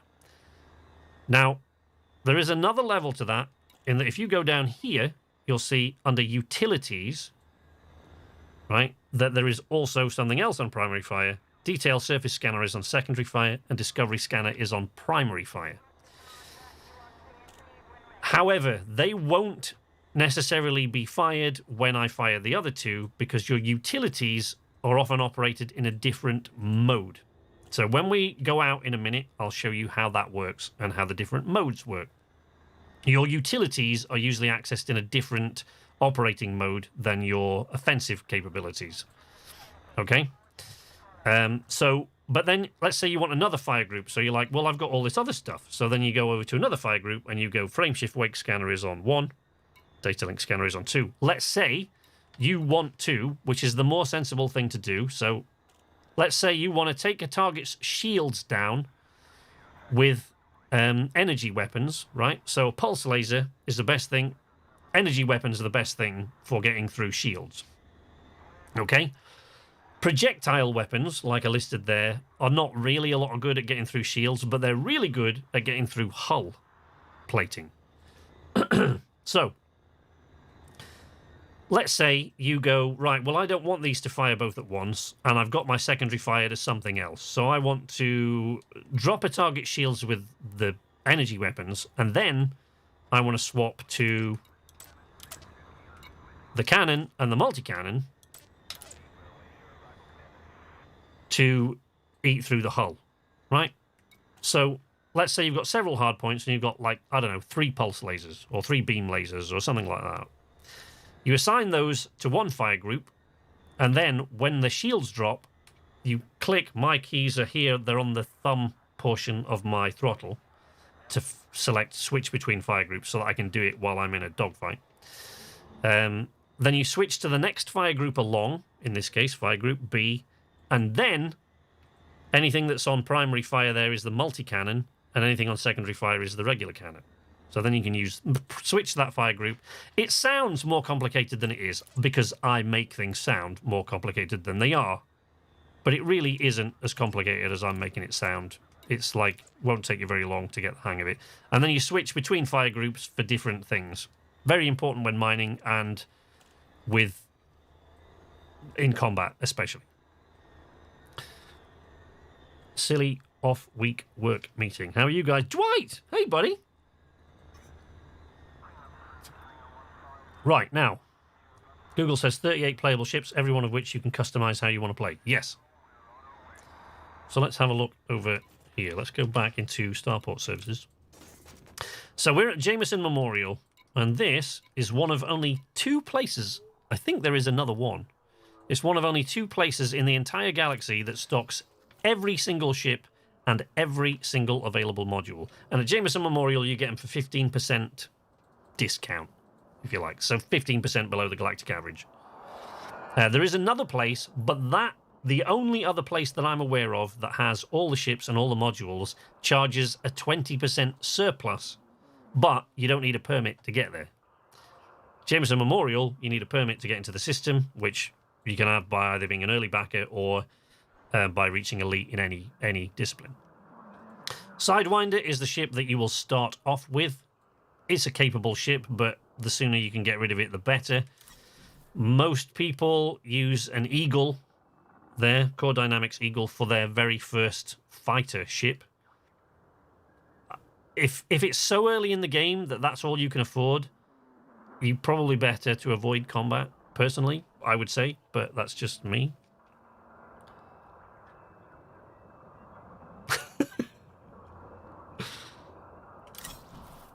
Hauler is another common ship that people get when they want to do cargo runs because it's very, very cheap. You can get it very, very quickly, and it will haul a bit of cargo, more cargo than the Sidewinder. What was the Sidewinder got? 4 tons of cargo. So the Hauler will carry twice as much cargo as the Sidewinder can. So it's a good early trading ship if you want to go that route. Personally, I would recommend you hang on to your money until you can afford a Cobra Mark III. That is my recommendation, is that the Cobra Mark III is the next ship up from a Sidewinder that you get. Because it's got a lot of cargo space. It's quite a tough little thing. It's maneuverable. It's fairly fast. It has a decent selection of hard points so that you can put guns all over the damn thing and tool it up if you want to. It's a good all-round ship, so I personally would wait for that. I wouldn't ever bother getting an adder if I were you. Some people like it. I think it's completely useless. The Imperial Eagle is a much bigger, better version of the Eagle. This. The difference with the Imperial Eagle, unfortunately, is that you need an Imperial rank. I think. Do you need an Imperial rank to buy? I've never bought an Imperial Eagle. Do you need an Imperial rank to buy it? I think you do. Pretty sure you do. For any Imperial ship, you need an Imperial rank to buy the thing. Which is what you get by going and pledging yourself to the Imperial section of the power play, and then you'll have to do so many things for them to rank up and get to the rank that you can unlock these ships. So some of these ships you won't be able to buy unless you are that level with that faction. And once you pledge to a different faction, the ability to buy those things will go away. Right? So there are other things. It's not just ships. You can buy special shields and different weapons and different effects for weapons and things like that. All these things you can get from different factions, which makes it worthwhile playing the power play part of the game and pledging to different people.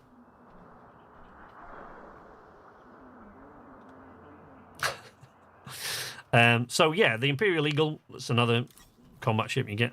The Viper Mark III, decent enough early combat ship. If you want a combat ship, I would recommend that, the Viper Mark III, or even the Mark IV, but that's higher up. But for an early combat ship, that's a pretty decent. It's very fast.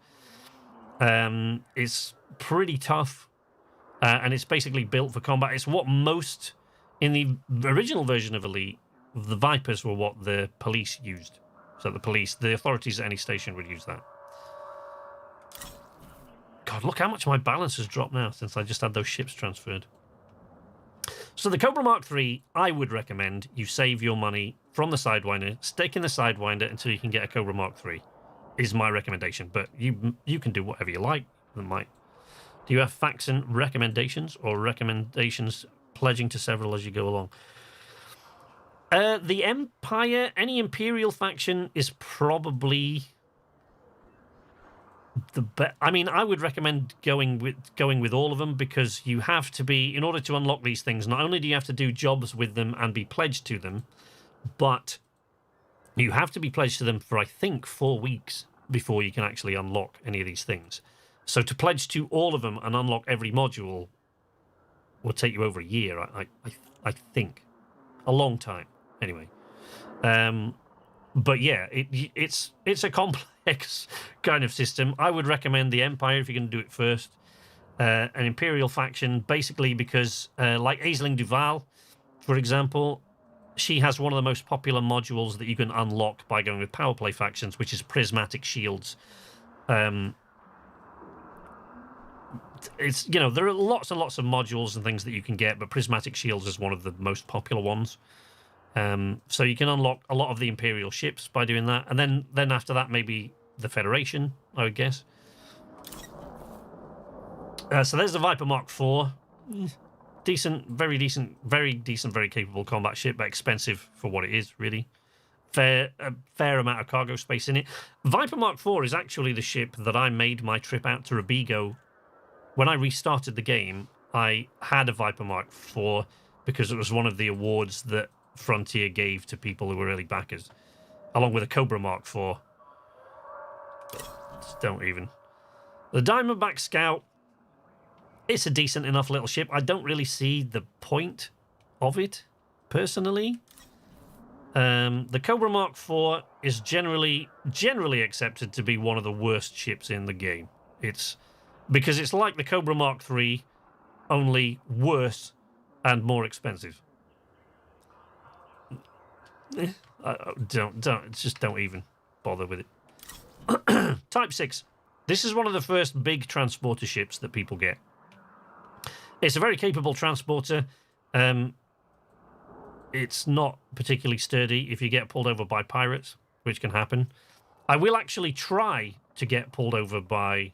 I'll try to get interdicted by pirates at some point so that I can show you. But I'll try to take the chieftain when I do that. Incoming message. Incoming message. Somebody's got a message for me. Right. Oh, that I know what the message is. It's telling me that one of my ships has arrived, so I'm going to get another 2 in a minute. Incoming message. Incoming message. There you go. Incoming message. Incoming message. And then another one. How many ships have I... I can't remember. I got 4 or 5 now. I've lost count. I can't remember. But I'll get another one. There we go. Incoming message. So that's just letting me know that all my ships have now arrived at this station. So yeah, the Type 6 is a decent enough early cargo transporter if you want to do that, or even passenger transporter if you want. Dolphin, I don't use many of the Saud Kruger ships. Incoming message. Apparently I've got 4 other ships. Now you know. The Saud Kruger ships I don't use. Basically, they're like passenger liners, really. They are useful in other situations, but I don't use them. I just don't. They look nice if you want a nice, sleek passenger liner looking ship with a big ass glass window all the way around it. That's your baby. Any of the Saud Kruger ships like the Beluga, is it the Beluga liner? I can't remember, but Dolphin, Orca, any of those. Diamondback Explorer is the ship I'm currently in. That's what we came here in. The Diamondback Explorer is a brilliant ship. Set up your Type 6 as a mass transit vehicle with some passenger cabins. It's a great bolt bust. Yeah, there you go. The man knows. Yeah, the Diamondback Explorer, I think, is one of the best. It's one of the best early exploration ships. Probably the best early exploration ship. Because it's got... If you strip everything out of the Diamondback Explorer, it can jump for days. It can, like, jump for miles. It's got a ridiculous jump range. So once you visit enough engineers to engineer your frameshift drive and increase that range, and you can even get a Guardian frameshift drive booster. And if you then use the neutron highway and fly down the neutron star cone to supercharge your jump, which only lasts for 1 jump, by the way, and it will damage the module a bit. If you do that, you can probably jump... I don't know, in the Diamondback Explorer, if you engineer everything out, get the frameshift drive booster, and use the cone boost from a neutron star, I don't know, you could probably jump about 250 light years in 1 jump.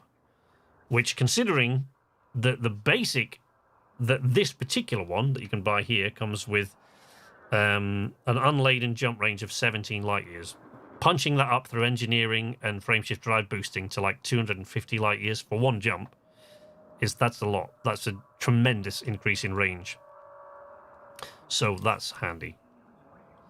Imperial Courier, there you go, requires Imperial rank of Master or higher. So you need to pledge to the Empire and achieve the rank of Master or higher with an Imperial faction in order to afford that. Can I? No, that doesn't work. Okay. So yeah, that's another great fighter. Keelback, never used it. I did a lot of these early ships, but the keelback didn't exist, and I've never bought one since, so I honestly can't tell you a lot about that. It's a bit like the Type 6, a little bit bigger.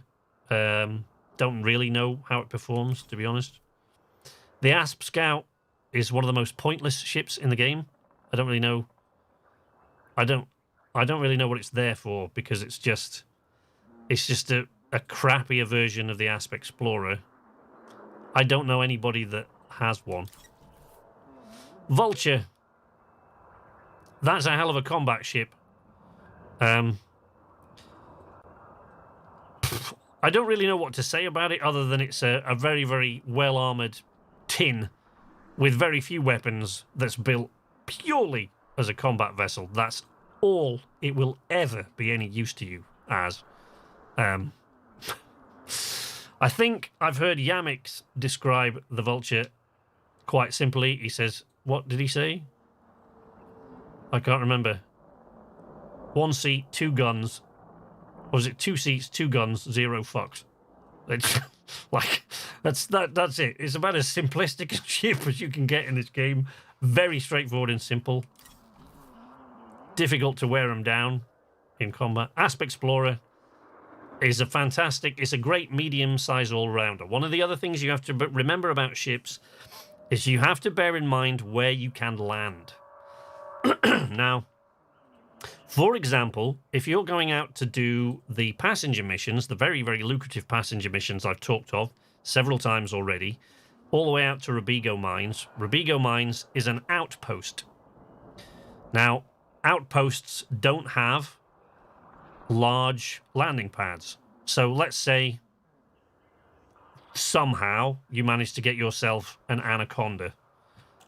Tons of cargo space. You can make, I don't know, 200 million per hour shipping people out on this particular passenger run doing that. The only problem is you can't bring them back to Robigo Mines because you can't land there because the ship is too big for the outpost. There is another system there's a full-size station in the system, but that's not where your passengers want to go. So that's useless. So you have to bear in mind the size of the ship. The Asp Explorer is a medium ship, which means it can land more or less it can land anywhere, really. I don't think there is anywhere that doesn't have medium-sized pads. A lot of them, except stations, don't have large landing pads, but I don't think don't have medium, as far as I'm aware. They all have medium and small. But the Asp Explorer is just another really, really great all-rounder medium ship. It suffers from the same thing that all Lakon ships suffer from, almost all Lakon ships, which is their canopies. They're big, they're beautiful, big, expansive canopies. So basically, using your POV, you can look around all over the place and see stuff you wouldn't ever be able to see, like in a Cobra or a Sidewinder, which has a tiny little cockpit front view like that. You can't really get a lot of all-round viewpoint. In a Lakon ship, usually in most of them, you can get this great...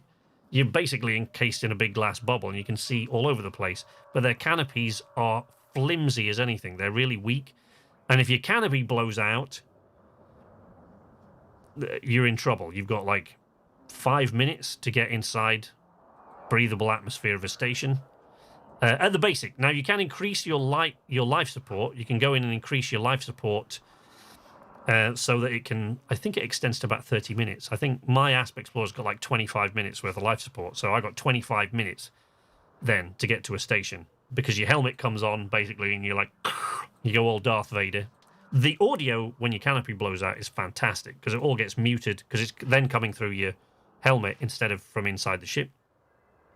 And you can hear yourself breathing. You can hear the O2 regulator and stuff like that. Fantastic stuff. Federal dropship I've never used. I know a lot of people sort of criticize these. Never used it. Type 7 is just a really, really big, fat, chunky transport ship, but it is large, so it will not land at outposts. Alliance Chieftain. This is my favourite ship that I own. I love this thing. I use it for combat. I think it looks gorgeous. But again, it's a Lakon Spaceways thing, which means it has that big canopy. And I've had the canopy blow out a couple of times just in the last couple of weeks on that. During combat, they'll blow out the canopy. And the problem is, actually, another problem is that your HUD, so your heads-up display is projected onto your canopy. So when your canopy blows out, you can't see targeting lines and stuff like that. They've all gone. So you have to limp back to a station as quickly as you can. I did manage to finish off the fight in both instances once the canopy blew out, but it's not very, very... Only because they were close to death as it was. Fantastic ship. Federal Assault Ship, another pokey fighter thing. Imperial Clipper, this is a very, very, very popular ship, but again requires Empire rank of Baron or higher. The Imperial Cutter and the Clipper, they're like really beautiful, shiny ships inside. If you like that sort of thing, if you like your ships to be nice and clean and shiny, there you fellas. Alliance Crusader, this is just a slightly worse version of the Chieftain. More expensive, not quite as good. Challenger, likewise. Not quite up to the same sort of... It's not quite as good an all-rounder. They've all got weaknesses over the Chieftain that doesn't have. Federal Gunship is a gunship. I mean, what more do you need to know? The Crepe Phantom is a slightly lighter version of the ship that I had when I came online tonight, which was a Crepe Mark II, which is that. What I love about the Crepe Mark II is, apart from the 3 crew positions, is it has an underslung, like the Phantom, it has an underslung cockpit. So the cockpit's kind of underneath.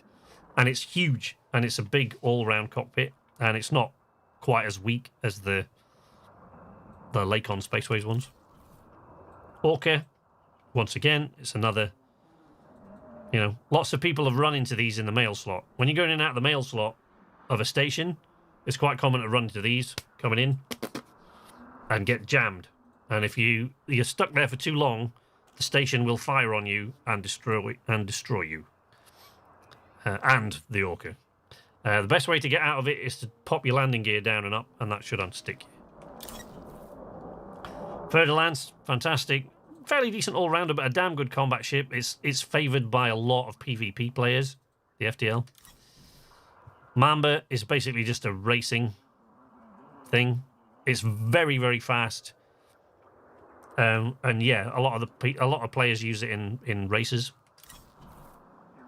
Python is generally considered to be the best all-round ship in the game.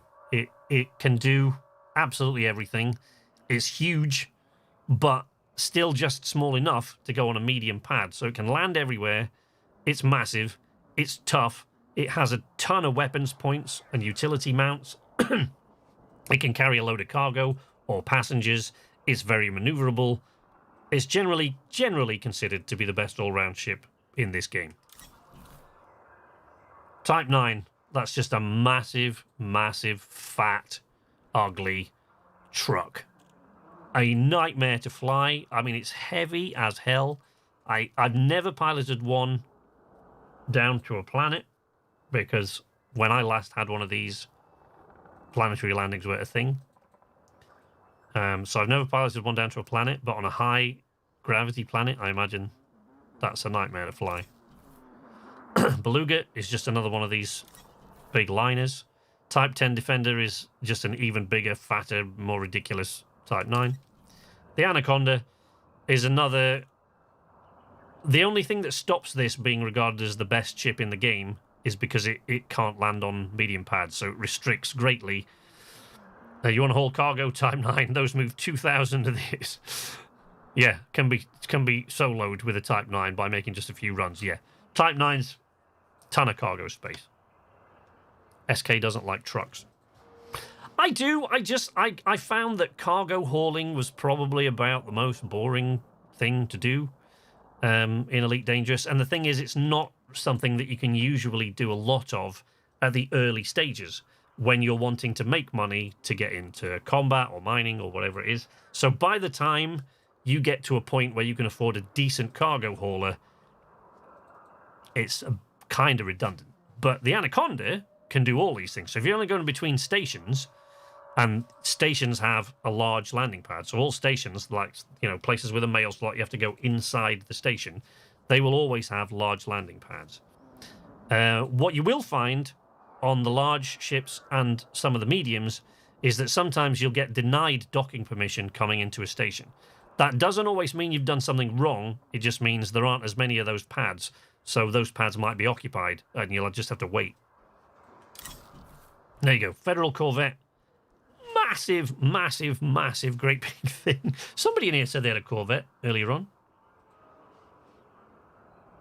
Can't remember who it was. Imperial Cutter. Another favourite for a lot of people. Considered one of the best ships in the game. Never flown one. No idea. Seen them flown, but I've never flown one. So I couldn't tell you. But expense-wise, I mean, you've got to be pledged to the Empire, you've got to have the rank of Duke or higher, and it will cost you 188 million credits. So it's expensive, but it's well worth it, I'm guessing. And there you go. So that's your ships. Now, we're going to swap over to...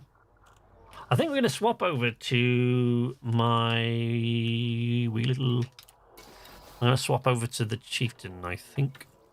There we go. And then we're going to go out, because the Chieftain, if we run into trouble out there, this will do the trick.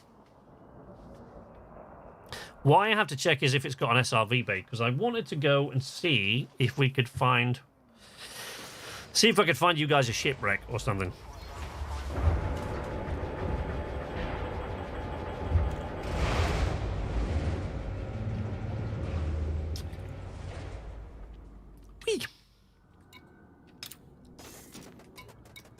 Let's come over to outfitting. This basically is the main reason, this ship is one of the main reasons I went all the way out to DCAT, because I wanted to take this down to the engineers base on the planet. But you can't, because that's just an engineer's base, it has no shipyard. In order to transfer ships between one system and another, you have to do that from a shipyard. If they don't have a shipyard, you can't do that. I love this ship. It's my favourite of the ships that I have. I think it's just a fantastic thing. But as I said, it's a Lakon ship, and they have these weak canopies, so quite often the canopies will just blow out. We look through the different weapons we've got here. It's not tooled up to the nines, completely kitted out. I've got a Seeker missile rack, 2 burst laser, fixed burst lasers, and 2 gimbaled multi-cannons. Now, and a railgun. A small railgun, though, so it's all right for doing a lot of damage quickly. Grab some cargo to get some pirates to pull me out of here. grab some cargo pirates. Nice paint job. There you go. So yeah, this is when you talk about fixed and gimbaled weapons, there are 3 different types of weapons. The top end you can't really get on anything but large hardpoints. So in terms of whether or not they're fixed or not, the different weapons, you've got fixed weapons like the burst lasers that I've got there and the railgun, okay? So they're all fixed. So you see that little target crosshair? That means it's a fixed weapon, which means I have to point the ship at whatever I'm trying to hit in order to hit it, okay? For early combat, if you can get gimbaled weapons, that's helpful, but better off to train yourself to use fixed ones, because they do decreasing amounts of power. Basically, the more freely a weapon helps you to hit your target, so the more it gimbals, or at the top end, turrets, the less damage it does for its class. So a D-class, level 3, size 3 burst laser that's fixed will do more damage than the exact equivalent one on a gimbal. The only difference is the gimbal will make it much easier to hit your target, because you just have to basically aim into a rather large sort of crosshair, and the gimbal will do the rest of the work, and it'll track the target and fire in it. A turret, which you can only fit on the larger sort of hard points. Do you play in open? I do sometimes, yes. Yes. I like the sort of thrill of playing in open. If I'm playing with a buddy of mine and we're just exploring and we just want to have a bit of fun, I'll do my little private group session. But yes, I do play in open, yeah. I don't see much point in in never ever playing in open, but yeah, I do. So yeah, so your fixed weapons will do more damage for the class that they're in, same equivalent gimbaled weapon, but the gimbaled weapon will make it easier. A turreted weapon will follow the target, depending on where on the ship it's placed, it'll follow the target and fire at it pretty much 360 degrees. But, with obvious restrictions, like if it's under you and your turret's on the top, it can't do that. But that does even less damage. Another good thing about turrets, if you like multi-crew and can get it to work, is that you can have a crew member operate that.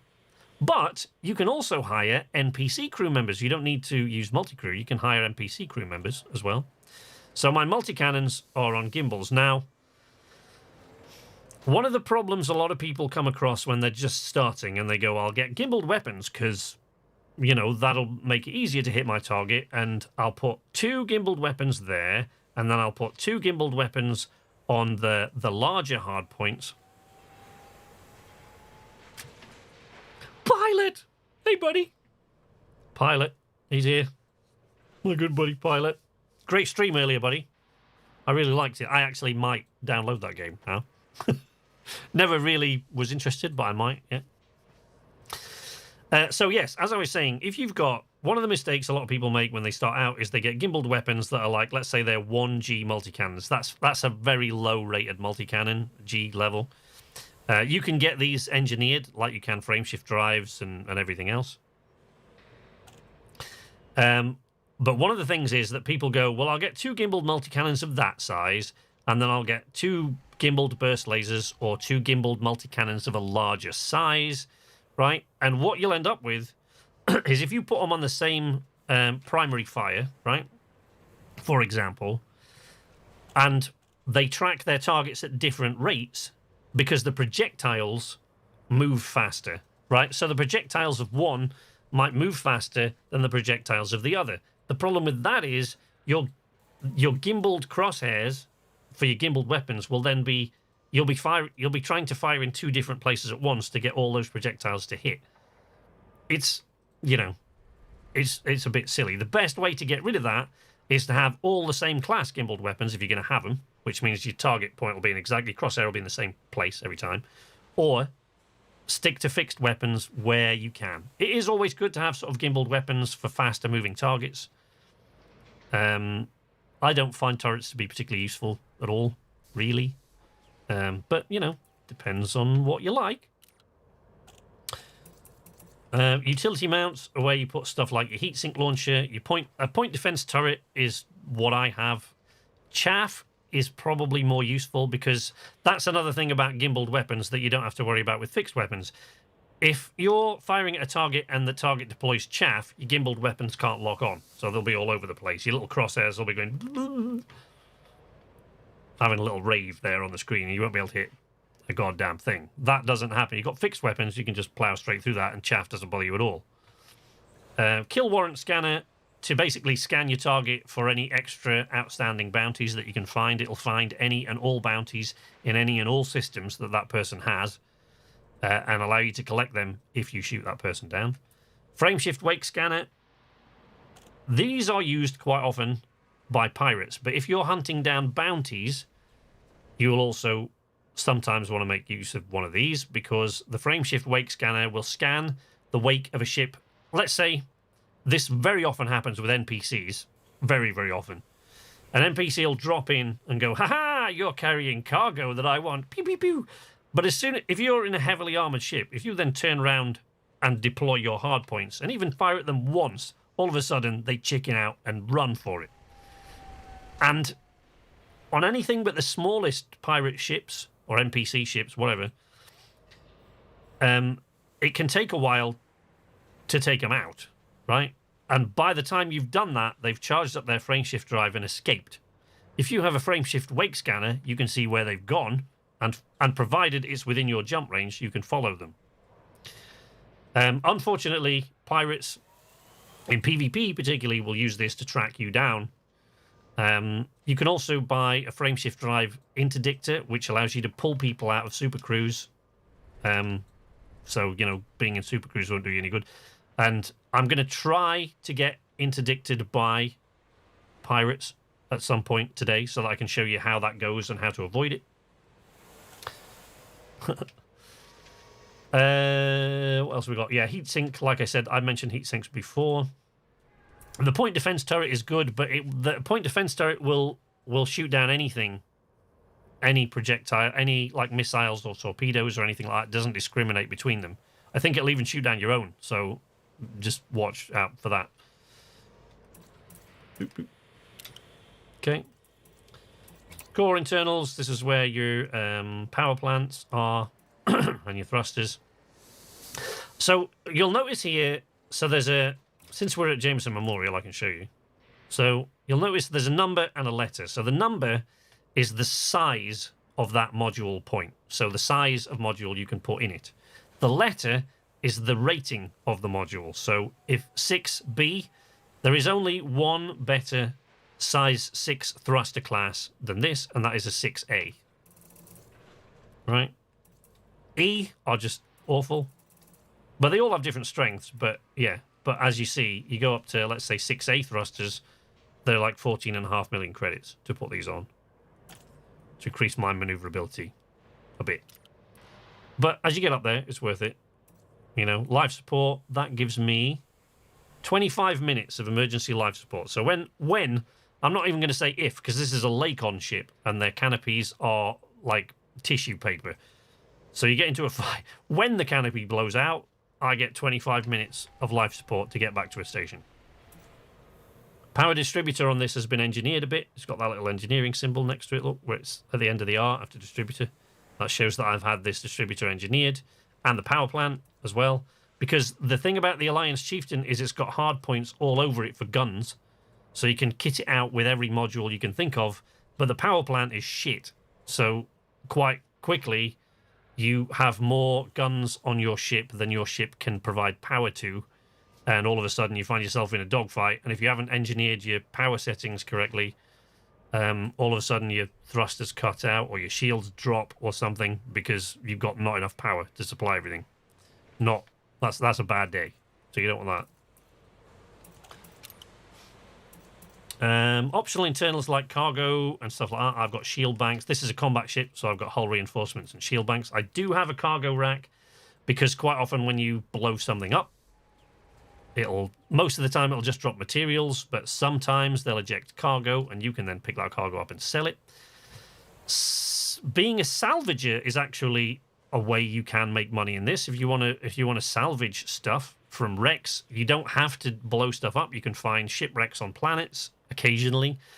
If you use a full system scan when you go into a system and you use it properly, you can quite often find the remnants of a battle, so like a battle aftermath or something like that. And if you go there, there's quite often a lot of salvage to be had. It's not a particularly quick way to make money, and the other problem with it is that quite often you will accidentally pick something up that is illegal or is classed as stolen because you've taken it off a ship that it's not yours, you didn't buy it. So then you've got illicit cargo on your ship, and then you have to do a smuggler's run, which makes a lot of people uncomfortable. I love doing smuggler's runs. It's actually, I don't do it very often, but when I have to, it's so much fun. Coming through the mail slot at over 200 meters per second, because at 200 meters per second and over, they can't scan you, or dropping into silent running while your heat builds up on your ship so they can't scan you. When we did that, when we came in here, usually when you reduce the heat signature of your ship to 0 by going into silent running, it closes all the heat vents and they lose you on the scan. You'll just disappear unless they get really up close to you. So quite often, I didn't when I came in here, I don't know why, but quite often they'll then go, "We've lost you, Commander. Can you ping us? Can you send out a comm? Because we can't see you on the scope anymore." Welcome back, Weevil. Yeah, so I've got module reinforcement package. That's a really small fuel scoop. The bigger and higher class of fuel scoop and higher rating, the faster it scoops fuel from a star. If you're exploring, you really ideally want a really big one, and an A class if you can afford it. It allows you to scoop fuel really, really fast so you don't cook. If you become wanted, can you become unwanted? You can indeed become unwanted. You can become unwanted in several ways. The bounty is usually it's on your ship. So if you swap to a different ship, then you're no longer wanted. However, that bounty, can you see here where all my thing says legal issues? That's because this ship is actually wanted, but I can't. I'll have a look in a minute. I can't remember where it's wanted. Centauri Future or somewhere, I think. I can't remember. But somewhere it's wanted because I went inside a trespass zone on a planet trying to scan and basically trying to hack their computer system. Which didn't... I mean, it worked, but I got a wanted. And I've never been back there, so I've never paid off the bounty. The other way to do it is to just pay off the bounty. So you'll get a bounty, I'll show you. That actually, all these warnings all over the place, that's all for a 1,000 credit bounty. I mean, it's nothing. I could pay that off. No trouble. The problem is you've then got to go back and find the system that you got that bounty in. Or another system controlled by the exact same faction in order to pay it off. Planetary Hangar has... that is my vehicle for bimbling around on the surface. We will do that before we log off today. Is it a good idea to take limpets to collect salvage? Yes, because it's faster. If you send out collector limpets to get your salvage, it's much, much faster than collecting it. Basically, to collect salvage, what you've got to do is drop your cargo scoop, which is a panel that drops underneath your ship, right? And then you've got a... There's a separate targeting reticle that comes up. And you have to approach very slowly cargo canisters and get them underneath your ship with this tiny cargo reticle to pick them up. Then you've got to turn around, locate the next one, target it, fly to that one, do the same thing. And you might have, I don't know, 18 cargo canisters kicking around. That takes a long time. So, if you have collector limpets, basically you just fire those off and they go and fetch all that stuff for you. So it is a very good idea to have collector limpets, yes. I have one, but it's only a low level, so I think I can only fire one limpet at once. Yeah, I can only have one active collector limpet with this. Because this is a combat ship, so I don't use them very often. I only ever use them to pick up salvage from ships that I've blown up. Planetary approach suite, every ship needs, or you can't land on a planet. But unless you have Elite Dangerous Horizons, you can't land on planets anyway. Livery. Straightforward and simple. There you go. That is my vehicle. Wow. It's really slow. So this is my Scarab. You can have a separate Kovas voice in your ship, by the way, as well. You can put little stickers on it. You can change the colour. I don't have any decals on this for some reason. I don't know why. But I can... Let's put one on. Let's put a sticker on it. There you go. Put any of these. I usually put a commercial one on. There you go. There we go. Let's just stick the commercial one all over it. Stickers! Okay, but then we go... So we go to... So this is my...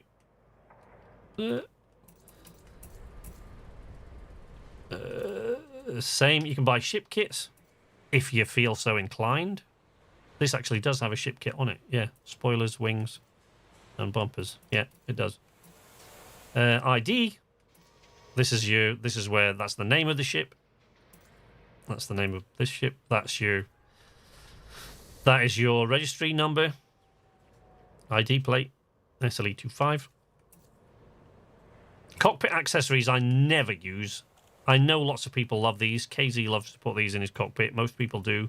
I can't stand doing this because I just find it gets in the way and it's distracting. There's so much stuff going on in your cockpit already. But you can change, let's say, you want to change the paint job. There you go. Lots of paint jobs. Most of these you have to pay. Most of these you'll see that you have to pay arcs to get. Now, arcs are in-game currency. They're not too bad in Elite Dangerous.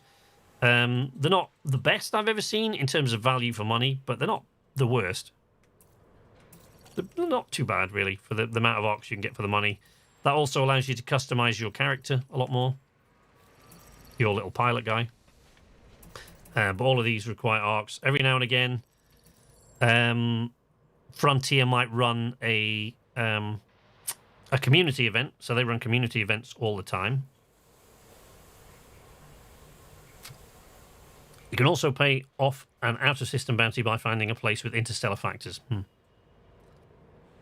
Yes, it is a lot of information. Yes, no worries. You can, if you've got any questions like that, Baron, it's a lot of stuff to take in. It really is. If you've got any questions, you can always ask them in the Discord as well. And if you don't know where my Discord is, I know you do, Baron. Assuming this link still works. Does it? Has it actually sent that? I don't know. No idea.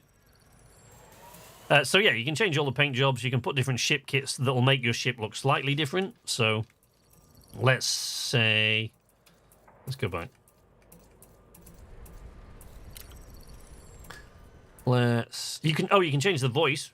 But again... Commander, this is Leo, your cockpit voice assistant. Or COVAS.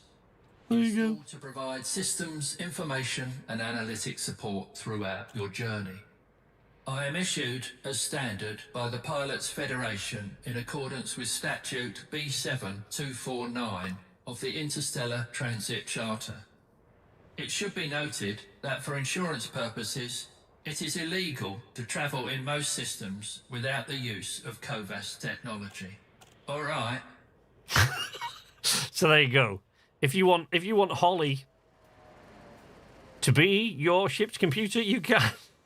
If you're a Star Trek fan and you like Deanna Troi and you want Marina Sirtis to be your in-ship voice, you can have that too. Greetings, Commander. This is Karina, your cockpit voice assistant. That is Marina Sirtis. Installed to provide systems information and analytic support throughout your journey.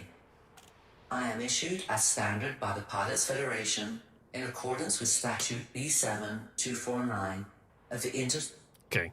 They all basically come with Verity, which is what I've got there. Archer, I quite like. Commander. Greetings, Commander. This is Archer, your cockpit voice assistant, or COVAS. Eden. Greetings, Commander.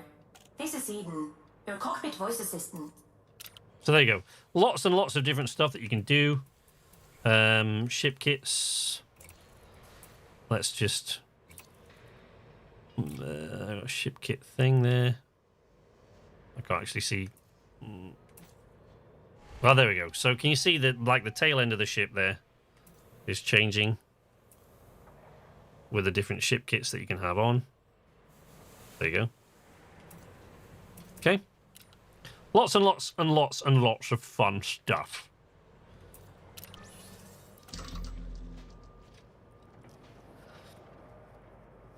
So now, and you can also store modules. So I've got like a bunch of stuff that I stored before as I've been kicking around. Super Cruise Assist, very useful if you like that sort of thing. I don't, but it is useful for certain things. Couldn't have got Sterling or Mallory Archer for the Archer voice.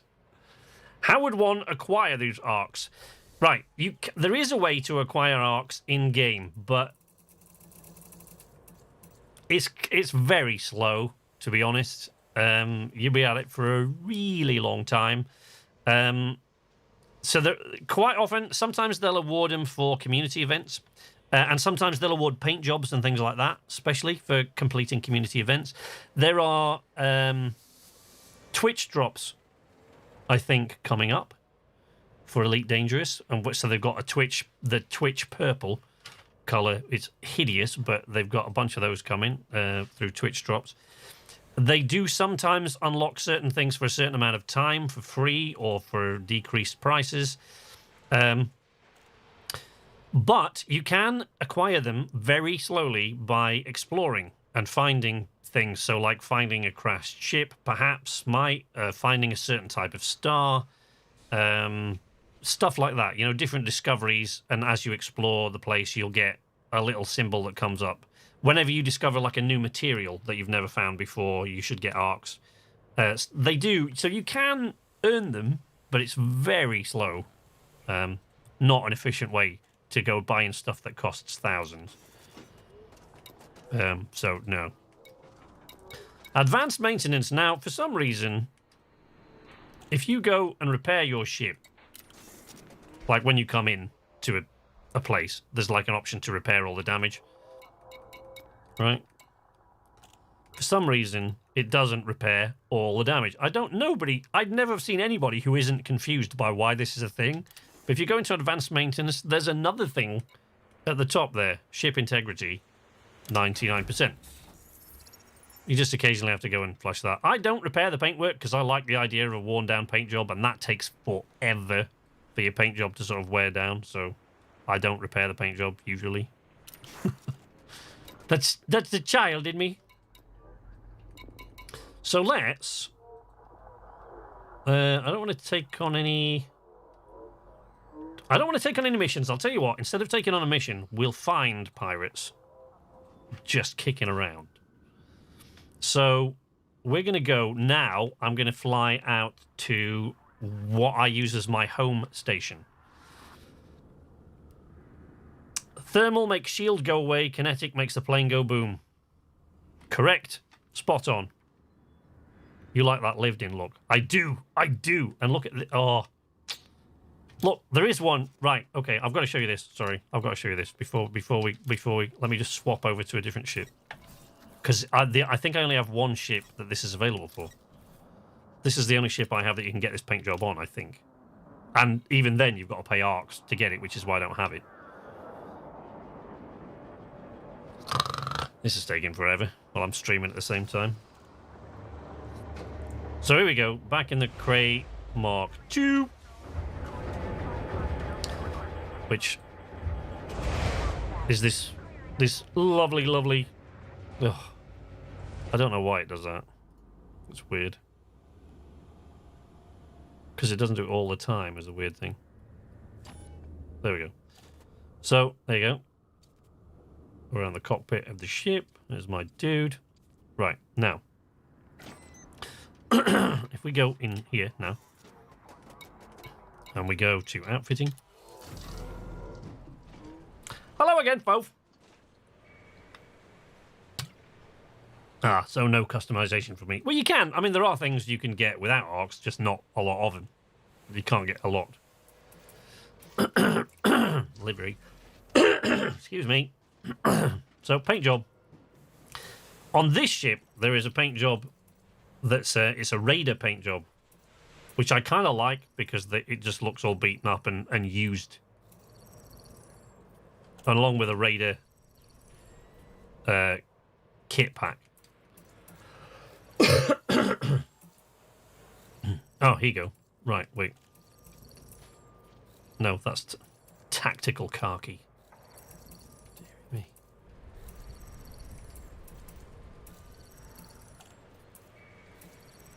What? There's a squadron paint job for this now? I couldn't find that before. That's really weird. Okay.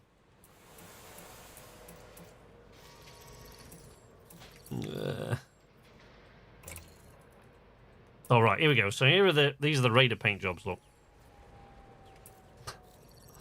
knackered, beat up, old, rusty hulls. I like these. But anyway, let's go out and do something. Let's go do something. I can't really take this ship out because I've not put anything on it yet. I've very recently bought it and I haven't kitted it out yet at all. So, like, I haven't even assigned fire groups and stuff to it, so. We'll take the Vagrant. There we go. Come on. Eldar! How you doing, buddy? Welcome. It's good to see you.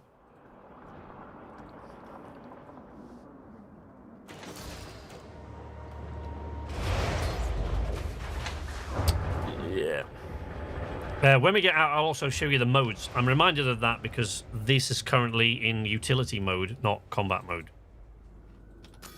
Right, so there you go.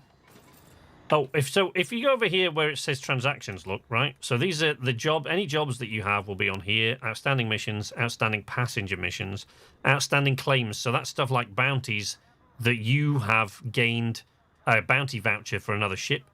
Okay? So like any ships that you destroy that are bounties, they'll appear there if you've got any outstanding.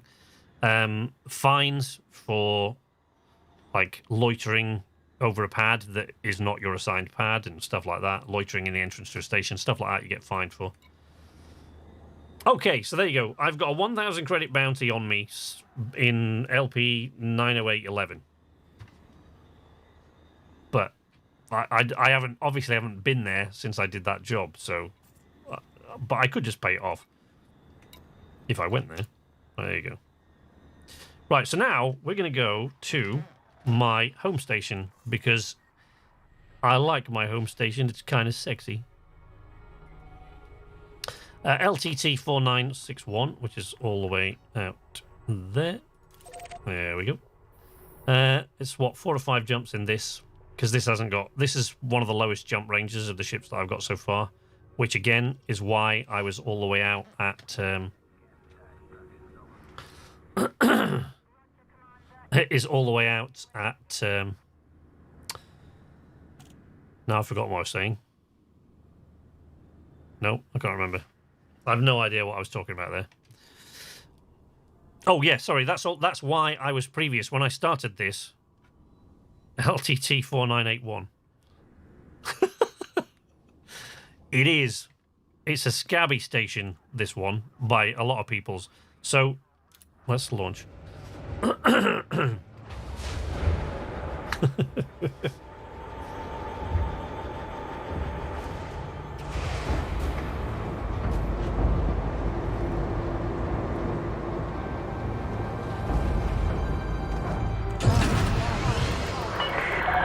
Disengage from the landing pad.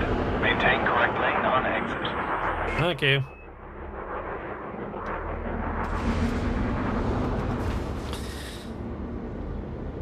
Landing gear up. Landing gear retracted. Now, you don't have to... They always say stay in the correct lane. You don't have to, but it will avoid you sailing into other ships. And because I'm pedantic, I like to stay on the green side on the right, because that's starboard side. That's what it should be. But it doesn't really matter, to be honest. Doesn't make any difference. Grinding for KCD on Friday. Henry looks sexy now. Nice. DCAT engineering FSDs. Yes. Frameshift drives and power plants early on, and some other stuff. I can't remember what she does.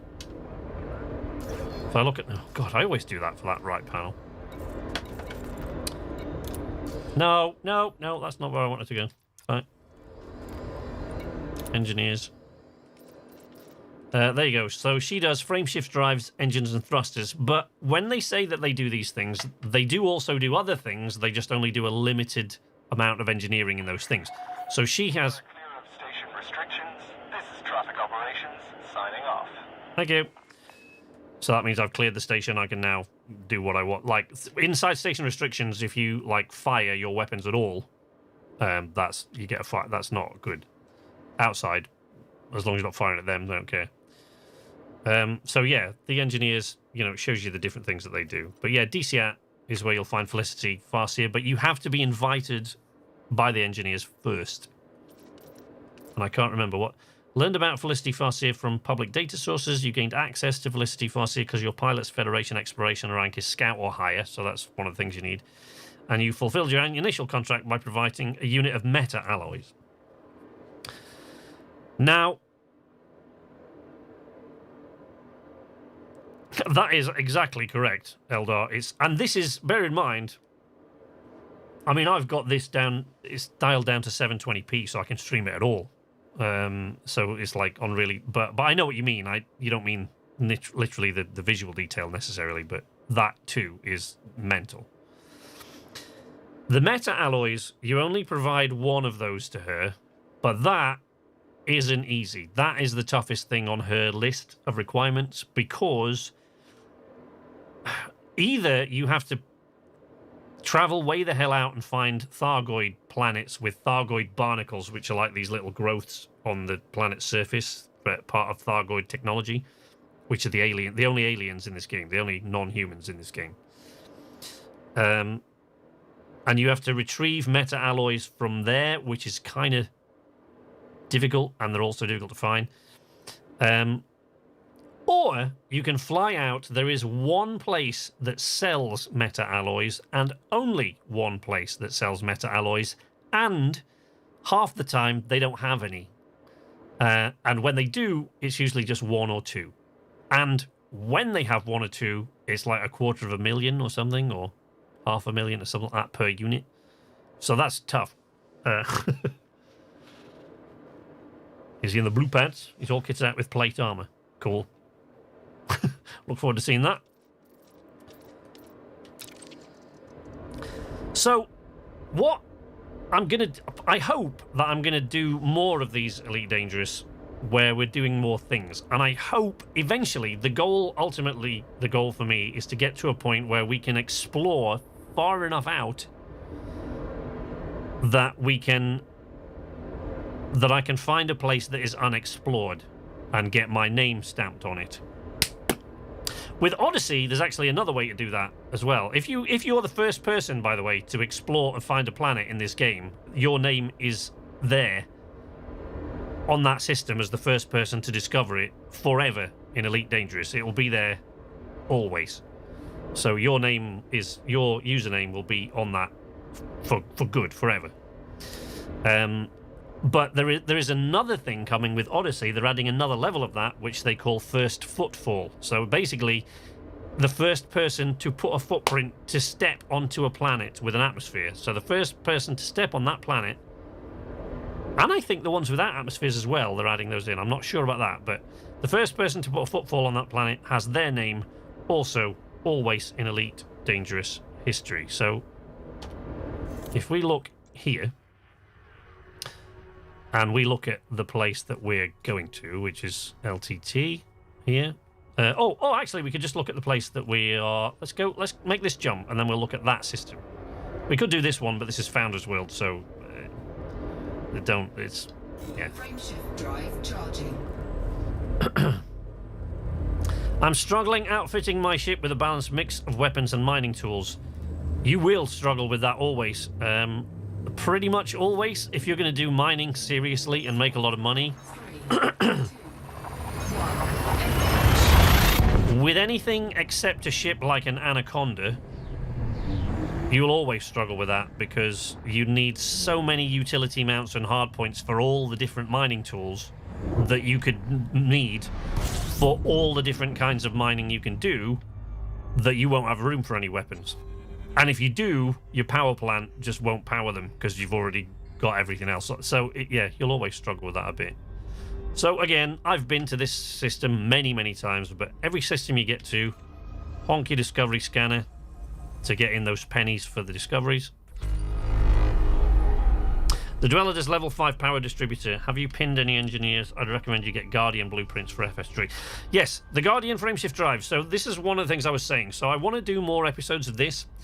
I would like to do one where we go out to get the components for the Guardian, because all I'm doing today is covering the basics for people that are thinking about getting the game. There's a lot to take in, I know, and I'm not answering every question I'm asked because I've got wrapped up in the whole thing. I'm doing my best, but what I want to do eventually is do the occasional episode of Elite Dangerous where we do something really interesting, like spine-chilling stuff. Like, I want eventually, on stream, if possible, to head out to the Witchhead Nebula. Because the Witchhead Nebula is where the Thargoids lurk. That's the alien race. And they are scary as hell. Like, the first thing you'll know that a Thargoid has entered your area is that all your power on your ship will just die. And your ship will just drift. All of a sudden, then you get the incredible sound design of this game will come on, and you'll hear them sort of honking and growling and stuff like that in the background, making these ridiculously deep reverberations, and all of a sudden you've got a Thargoid looming over you, and it's right. So if we go into the system map here, brunk, and we go to, oh no, here. Let's go here. We'll zoom in. That's not mapped, so we can't. But if you look here, it says that this place was first discovered by Texas Stew, and it was first mapped by Mighty Boot. Okay, so that's it. Their names are there in Elite Dangerous forever. So I'd like to eventually get to a point where we can do that with some of you guys there, and we can have fun. We can name some planets or something.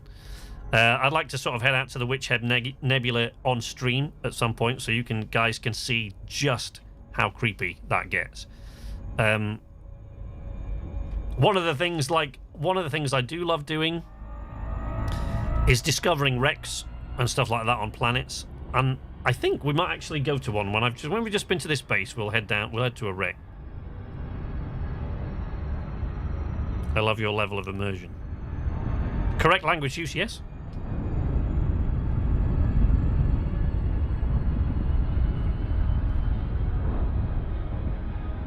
Do they generate new stars and planets? No, there are 400 billion stars in this game. There is absolutely no need for them ever to do that. It's basically, this is a scale model. Sorry, I'm just coming away from the star to show you these things. This is basically a scale model of the Milky Way galaxy. There are about 400 billion stars, roughly, in this galaxy. In the 6.5 years since Elite Dangerous released, there have been millions of people all over the world exploring the galaxy and trying to find new places and mapping it. In that time, the last time I looked, it had gotten to, they'd managed to discover 0.05% of the available systems out there in the galaxy. And they worked out that even if that rate continues, it will at the current rate of discovery, it will take 25,000 years to discover everything in this game.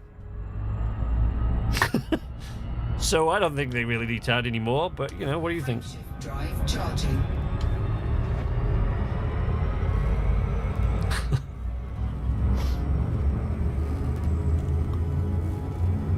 Oh, actually, when we hit this next system, I'll show you the scanner and the modes that I was talking about before. So you got combat mode and then utility mode. Again, once I go into hyperspace, every time I wind my throttle back to the 0 position so that if I suddenly drop something or get sidetracked and I come out of hyperspace, I don't fly straight into the star. Because, as you can see, it's kind of scary enough as it is. Right, so let's... Oh, crap. I don't need to scoop fuel, but I will. Oh, no, I can't, because this... Oh, yeah, I can. There you go. I thought I was at the wrong class of star there. Imagine having to name them all. I think the problem with doing this is that you've imprinted on Elite Dangerous lore forever the name, like, Psycho Testicles 5 or something. I don't know. And that's who discovered that planet then, forever. So, you know, it's open to a certain amount of abuse, but whatever.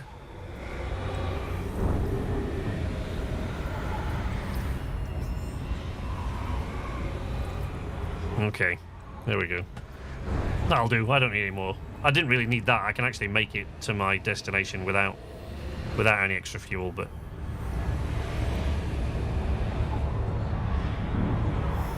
The game actually has real systems discovered by NASA. It does, yeah.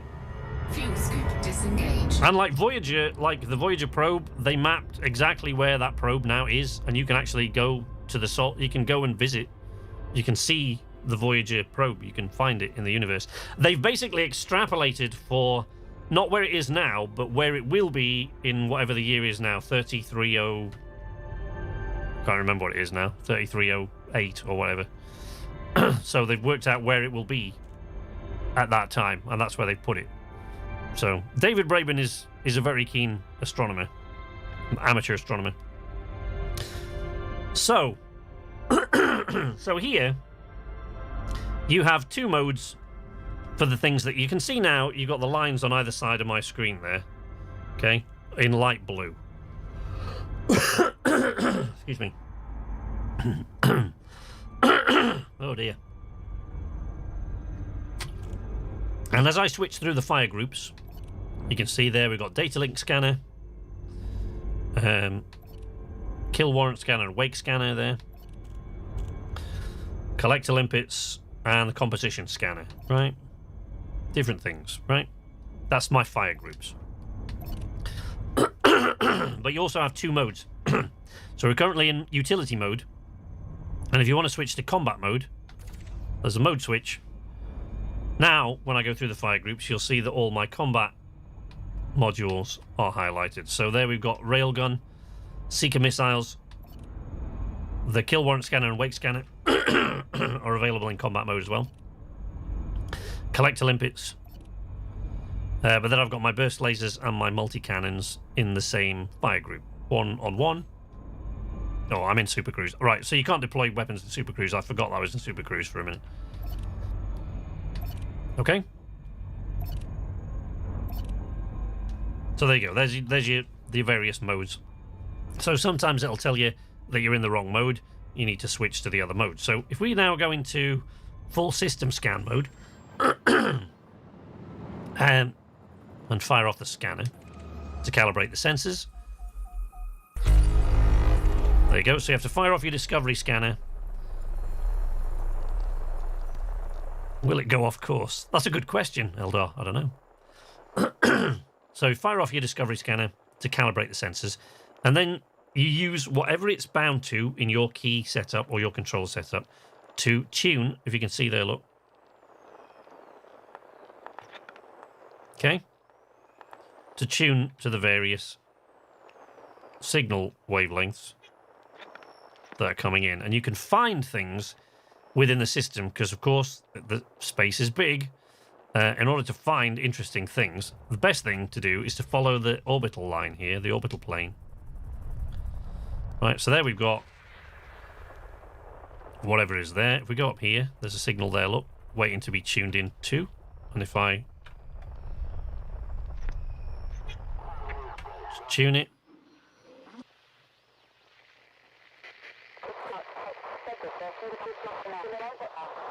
that sounds like it's maybe a convoy, maybe. There you go. Convoy dispersal pattern. Okay, oops. So that's a convoy. We back out of that again, and we go over here. That.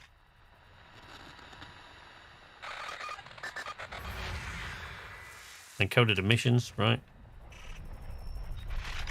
So that might be something interesting you want to check out. But it might be just like a deep space relay station or something. Degraded emissions.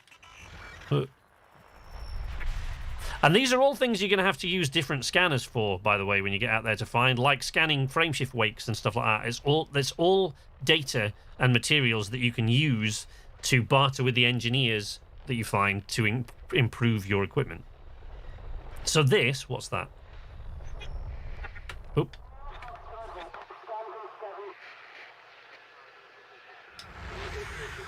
Oh, that's a fleet carrier. So there we go, that's a fleet carrier. Over here.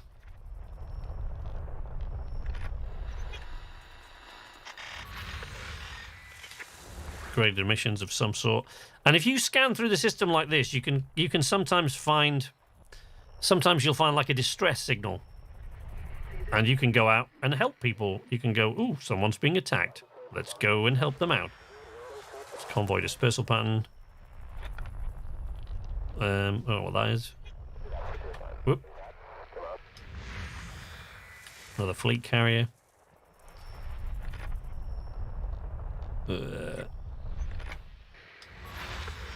Okay. So most of these, and bear in mind this is a system I probably scanned before, which is why we're not getting any high-grade emissions. Let's look over here. I don't know what that is. Oops. Oop. Fleet carrier. And you can head out to visit these fleet carriers. You can land on them. Assuming they're friendly to you. What was that? Well, right, that's another fleet carrier. So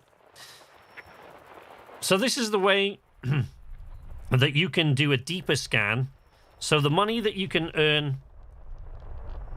A big old convoy. Hey, we need Pilot in here with his sexy voice going, man, we got a big old convoy. So this is a way that you can do a deeper system scan to find things that you didn't know were there, things that don't show up, things that don't show up on the basic discovery scan. Finally here, sorry I'm so late. That's perfectly okay, KZ. Don't worry about it. I'm just glad you're here. You got it to work then. You got your YouTube to work, did you? Is that what you've been trying to do? Bless you. Have you found the Voyager? I've never been out to the Voyager, no. I've only actually been to the Sol system once. It's one of the places everybody goes, you know, of course, because they go, let's go and look at Earth. It's like, we live there. What do you want to see that for? But yeah, I've been there once. Best Pilot. There you go. Got a big old convoy. So, if you scan through the system like this, I'm actually glad KZ's here, because I do play this occasionally with KZ, and there are things that... Because KZ's fairly new at it, he's done quite a bit in it, but there's stuff he hasn't done, and the things I can't show him, because he can't see my screen, and I can't, you know, and multi-crew doesn't work very well. So out here...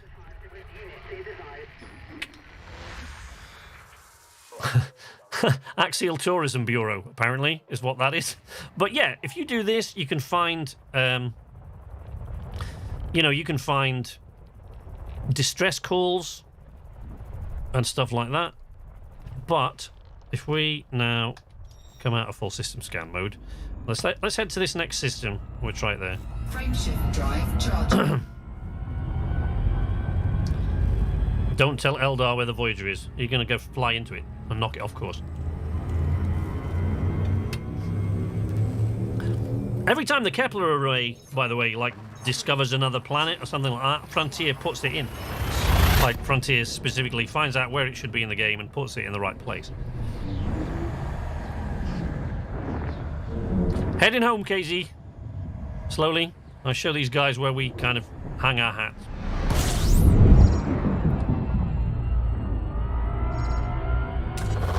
Fuel scooping. Holy crap. I don't know what happened there. I think I got pulled into the gravity of that star because my throttle was wound all the way back. That was really weird. Don't tell me my throttle's getting a bit dodgy.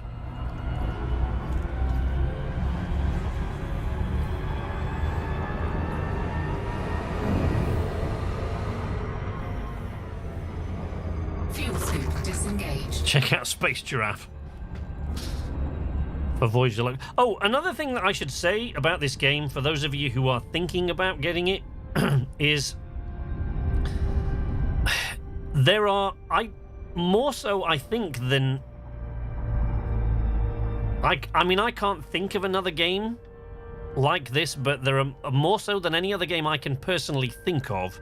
There are more third-party apps and websites and help out there for this game than any other I can think of. So anything you want to find, you can find there's a website dedicated to helping you find it relative to your current position, if that's what you want to do. There, see there, that's another ship in Super Cruise. Heading out to a station out there, probably. Do some mining or something, I don't know. Yeah, so, you know, anything that you want to find, if you want to find a certain kind of cargo, a certain kind of mineral, it'll tell you where to go. If you want to find shipwrecks to go and explore, it'll tell you where you can go find those. Any objects in the solar system, in any system that you want to go to, not just the solar system, but of course that's where most of the objects are, because that's where we began as a human race.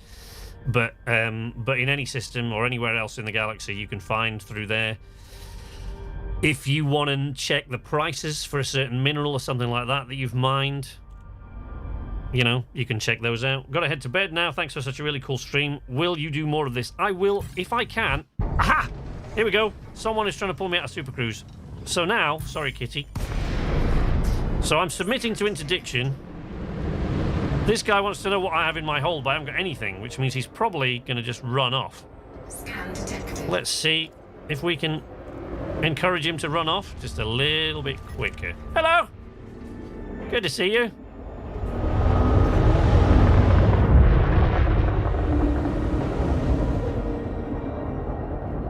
Nah, frame rate's dropping way out now.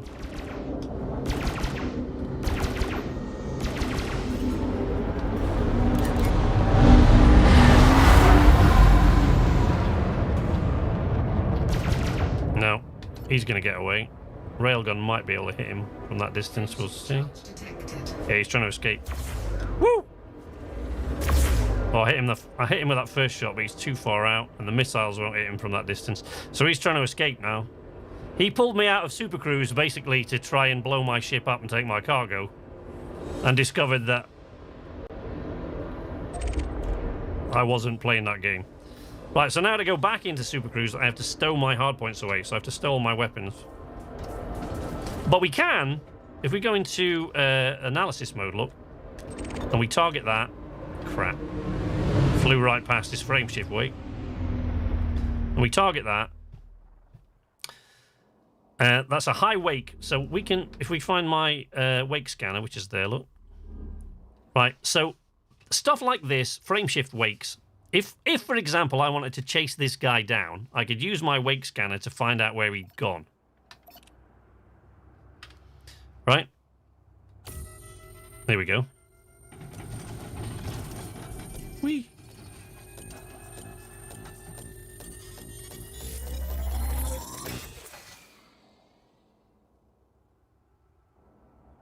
Okay.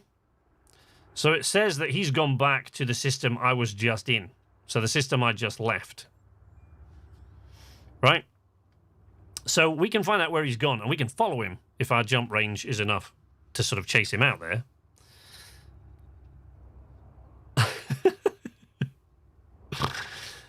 But this, stuff like wake scans, that's also data that you can use, that you will need for engineering certain items and stuff like that, or synthesizing certain items can be used with the materials that you pick up from blowing up ships and stuff like that. So virtually everything you can find in this game is useful. Now I need to go back into Super Cruise, otherwise I can't. Oh, crap. Really? There we go. Frame shift drive. Now you can comply. I know you can. 4, 3, 2, 1. Engage. Right, so frame shift drive's on. Let's have a look at the... are we going to full system scan? Mode, calibrate, sensors. Wow. See what that is. Hello, what are you? Tune it. Whoop.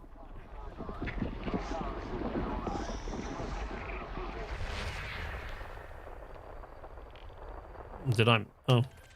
Missed. Oh, no, I didn't. There's 2 signals within that signal. Right.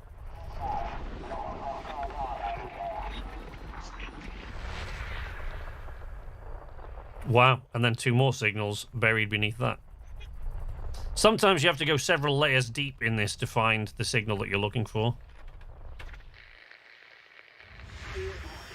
That's a settlement, right? So that's an outpost.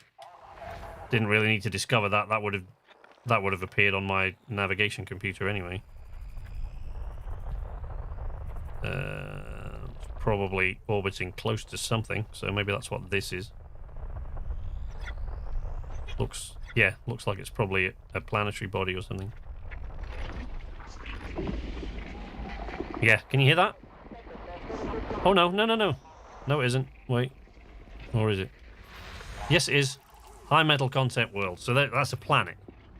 So now, if I select that... Yes, I know how to use this thing. So if I select that planet... Oh, crap. And before I decide to go there, figure out how far away it is.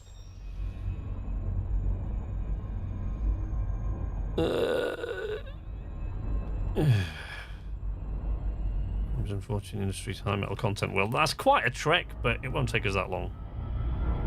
Oh, no, maybe I can... Wait, let's find a closer one. Let's find a closer one. It will take too long. Belt cluster... Unexplored. No. Planets and moons. 6. Okay, let's try that. Where that? The sound design in this game is absolutely unlike any other game I've ever played. It's phenomenal what they've done with the sound in this game. Oh, I think someone... No, it's alright, it's just the scanner kicking in. Sometimes a super cruise, a ship blasting past you in super cruise, just for a second, is a similar to the... Okay, 7 seconds, so now dropped to 75%. But we're not actually approaching this to land. I just want to show you the different scanner. So, lots and lots of different ways of making cash. So this is another one. Now, when I get close enough, I'll drop to like 25%. So we've now scanned in that planet. And when I get close enough, I'll drop to 25%. Don't worry about that thing that says impact. I'm well aware that I will impact it if I keep on this course. 25%. Night, honey. Night, all the people. Night, guys.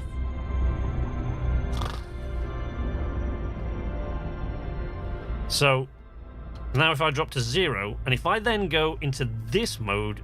Oh, crap. Which I can't. That didn't work. Wait. I've got to go to my discovery scanner. And then... No! It is the correct cockpit mode. Stop talking out of your ass. Oh, no, no, no! There's a reason I can't show you this. I've come out in the wrong ship. This ship, I keep forgetting to equip a surface scanner, so I can't show you that in this ship. Stupid! So, yeah, I know I can't show you that. LTT 49... Let's head out there. Anyway, I would have loved to have shown you that. If I can get the other ship across, I'll show you. Cancel that. LTT 4961. Let's go home. Yeah, I wanted to show you the planetary scan, but this is the only ship I own that doesn't have that on, because for some reason when I first got it, I forgot to put a surface scanner on it. I was too busy kitting it out for combat, forgot to put a surface scanner on it, and since then, I keep forgetting to put a surface scanner on it. Frameshift drive charging. Yeah, you can also just scan it. When you jump into a system at the start, nearby there's a navigation beacon, because that's what your computer locks onto to jump you into that system. There's a little tiny navigation beacon floating, orbiting the star. So when you get there, if you scan the navigation beacon, it'll give you all the system information, the same way that a discovery scanner would, but you get a bit more information from the nav beacon. You get that information from using the system scan mode.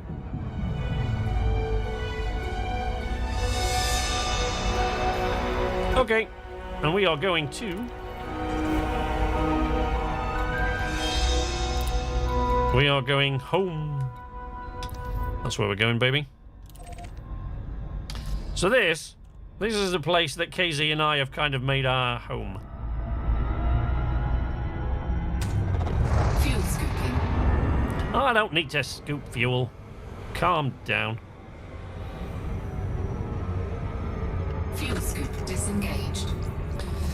So again, if you don't want to get caught by the loop of shame and you don't have a Super Cruise Assist module, keybind 75% throttle to something, wait till it gets to 7 seconds and drop to 75%, and that will stop you from overshooting. Now this is kind of a tricky one because you can't quite orient this correctly if you're not on the right side of the rings, which I think is the other side. I think that's this side, because this station is right in the asteroid field, in the rings of the planet. I'm going to try to come around and line us up with the mail slot, but I'm not sure if we've even come to the right side of the rings to do that. Coming into this station can get a little bit hairy because it's right in the planetary ring system, but this station is so cool. I love coming home to this place when I've been out exploring for a long time. It's great. There we go. Drop. Come on. Drop. Wow. There we go. Woo! Greg's Legacy. Home sweet home. Lincoln, Sierra, Lima, Echo. Welcome to the station, Commander. Thank you. Docking procedures. Will do. So this is the base that KZ and I have kind of made our home for the time being. This is Greg's Legacy.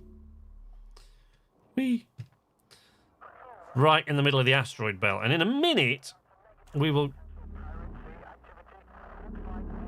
actually, we should probably do that maybe before. No, let's just dock. Let's dock. And I'll get my ships over here, and then I'll go out and do that. So, request docking. Access permitted. Plot route for approach to landing pad 05. Thanks, Beth. Right. Spin her around, get the starboard lights on the right side. You don't need to do that, that's just me being a... Alright, dude. Can't wait your turn, no? Being patient. Landing pad 5. Oh, crap. Which is right underneath me. I hate these ones. From touchdown. I know. Whoop. Landing gear. I hate the ones that are right underneath because you can't make a nice approach. You've just got to kind of dive for the thing. And in this station, as much as I love it, as much as I love this station, there's a big metal girder. There are enormous, great metal girders right inside the mail slot. So if you dive too sharply, you just clang into one.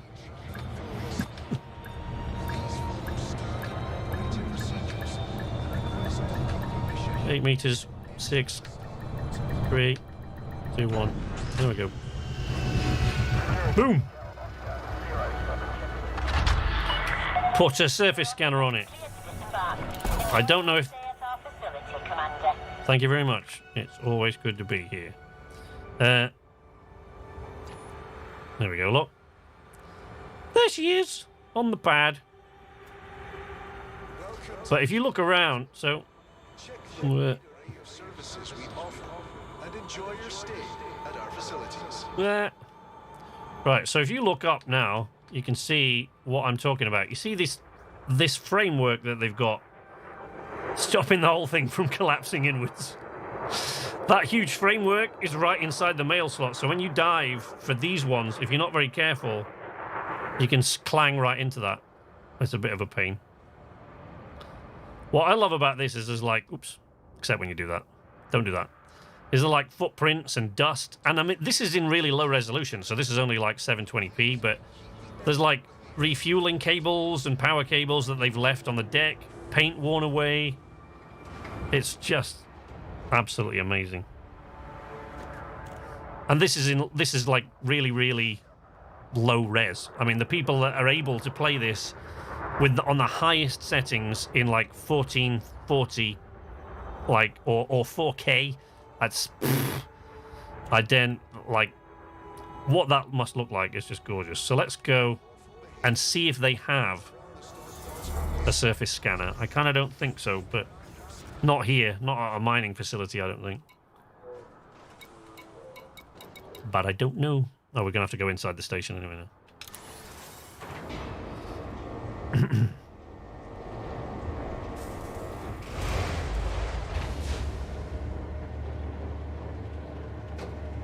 Sorry about the jerkiness there with the frame rate drop. Is pretty bad with me streaming at the same time.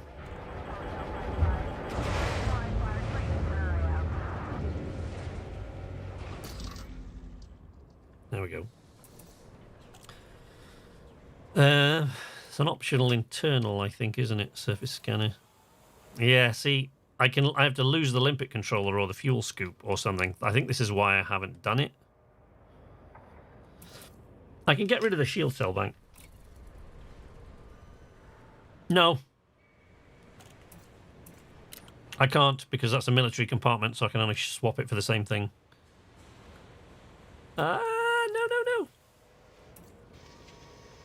Okay, I'll take... No. I don't want to take the collector limpets off either. That is a major pain. That is obviously why I haven't done this. Surface scanner, yeah. I don't want to lose the limpets, but you know, we'll do. I can put it back on. It's cool. We'll do it. We'll do it for this. Detail. Do I not have? I've probably got one of those in storage, but I don't even know where it is. Ah. No. Right. Okay. Yeah. Whatever. I'll just put it on. Stop it. Don't exchange it. Store the other thing. You can use your landing gear to slow you down. Yeah, I know. I always do. As I approach the... When I usually come into a station or approach an outpost, I wait till I'm like a couple of 100 meters out and then drop the landing gear and it'll like cut your speed by half. So, but I really hate when you're right underneath the... When all of a sudden... And the thing is, I'm trying to get out of the way of the mail slot, which when you're at the end doesn't matter because you can just slowly drift away to the landing pads that are at either end. But if you're on a pad that's right beneath the mail slot, you kind of have to spin and get out of the way quickly so you're not getting... Especially in open, when you're in open mode and you're in the middle of the bubble, other players coming in. 1 or 2 mining lasers. No, we're not going to get mining lasers on this. Oh, but we will transfer all the other ships here now.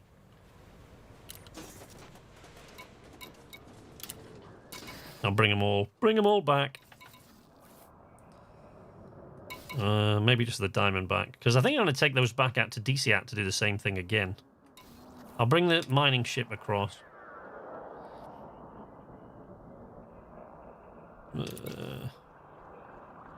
Yeah. And then the DBX.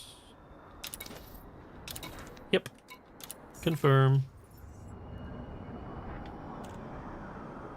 No, on your ship. Right, hang on. I'm going to take a very, very quick break, and I will be right back. And then if you've got specific questions, I'll see what I can answer. But I'll be right back. Wait. Leave that.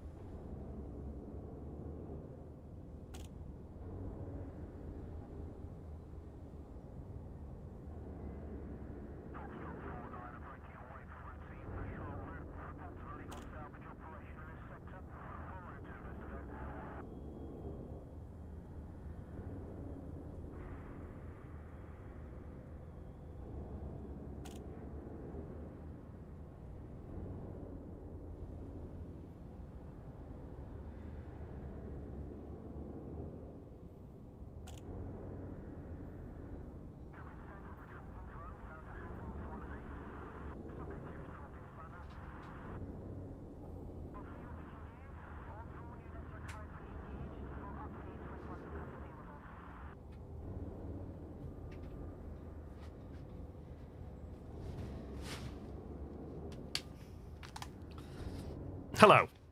I don't know what to pick. I want to do some mining, but don't want to be caught with my trousers down.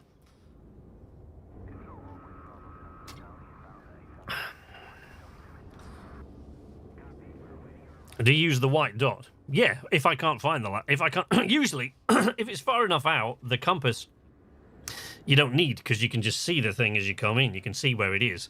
But if I come through the thing and I can't see where it is, like just then I was watching the compass because I thought Bay 5 was probably underneath me.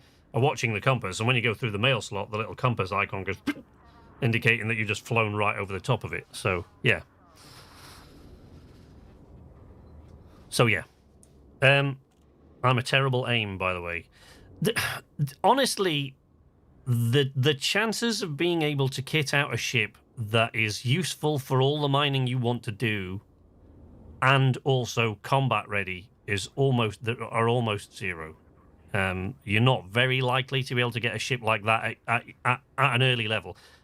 If you've got an Anaconda, then what you can do is you can put turret-mounted lasers on some that has got some massive, like, module points on it, some massive hard points. You can put turret-mounted lasers on there. You can hire yourself an NPC crew member from the crew lounge. If you've got no one else to play with, you want someone, right? God's sake, this is taking a long time. And you can hire one of these people as a crew member. Right? So it will tell you what the profit share is. So basically, they will take... So this woman here, they go in order of combat ranking here. So harmless, mostly harmless, novice, competent, expert, right? So if you hire this lady here, Catherine Durham, she's an expert. She will cost you 150,000 credits to hire to start with. But she also takes 12% share of your profit. So all the profit you make, she will take from that point on. Can you tell anyone attacking you? Well, the Anaconda is one of the most expensive ships in the game. That's why I say early on. But if you were to get one, you can get, like, turret-mounted lasers and stuff. A motherlode asteroid. Oh. Okay. Do you want me to see if I can find you a motherlode asteroid? I can do that. KZ loves that. And I love it. That is fun. Do you want me to see if I can find one for you? I could do with making a bit of cash. Let's see. I'll have to wait till the other ship gets here, though. How long did it say it was going to be? Hello? How long? 8 minutes till the other ships get here. If you get a lower level one, do they level up over time? Does their pay increase if they level up? Oh, that's a good question. I think so, yes. I'm not sure. I think the way it works in this, I've never used NPC crew. Never. I think the way that it works is that if you hire them at a lower combat level, their percentage that they take will always remain the same. So even when they level up, that percentage won't change. Whereas if you sort of buy one that's a much higher rating, you don't have to do all the grind to help them to level up, so they become more efficient at shooting things down, but they will always take a higher percentage of your earnings. So, yeah, I think that's the way it works. I mean, go check Commander Exegius or Yamix or Down to Earth Astronomy. I think he'll tell you that. I think he's probably got a video on NPC crew. I'm not sure, but check those out. Motherloads. So I will, when this ship gets here, while we're waiting for that ship, let's go outside and I'll see if I can show you the scanner.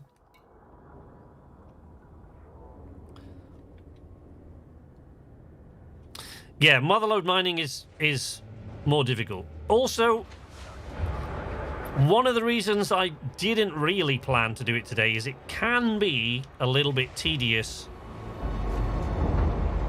finding a motherlode asteroid in the first place.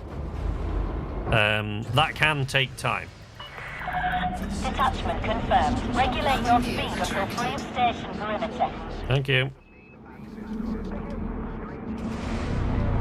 Oops. Overshot that a bit there. Whoopsie.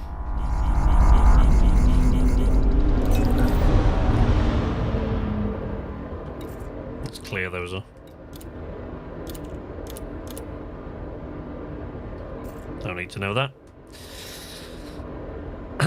So, one of the other things that you should always bear in mind if you're going to do combat or pretty much anything is your power distribution. So if you look to the right of my little shield, my ship indicator there, to the right of the scanner. Clear of the station limits. Goodbye, Commander. Thank you. To the right of that, you will see 3 bars, right? Systems, engines, and weapons, right? So, let's say I'm in the middle of a fight but I want to wear down a ship's shields or whatever really quickly, I just flick all my pips into weapons. Four full pips into weapons. But that takes away from systems, which governs your module overheating and your shield regeneration and stuff like that. So to reset into the middle, I'll just flick down. I have this set here on my little hat, my POV hat here. So that's where I have my power distribution set, because I use it all the time. It sounds like something that's an advanced thing, but it really isn't. It's something you should learn quite quickly. Keybind somewhere, find a binding to lock all your power distribution to, because it's very useful in combat and in all sorts of other situations. If I want the engines to be better, so I'll rebalance that. So if you look at my speed there, it's 210 meters per second, right? Now I can boost like this, which gives me a temporary burst of speed, and then it'll fall back down. Whee! Okay, wind that back. Or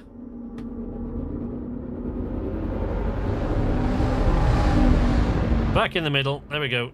210 meters per second. Now, if I punch full pips into my engines, that will increase. It'll increase my top speed.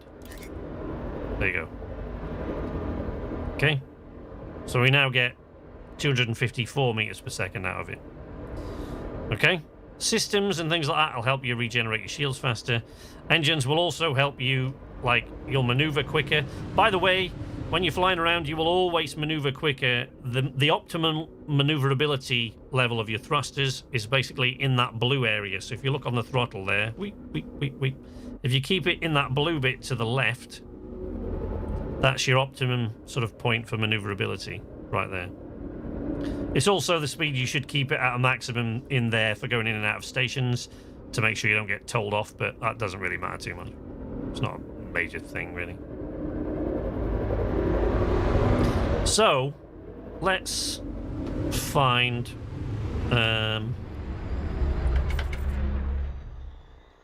let's cancel that out.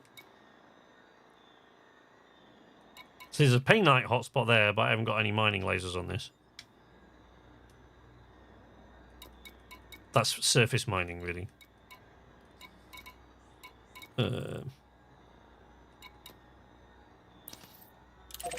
Okay.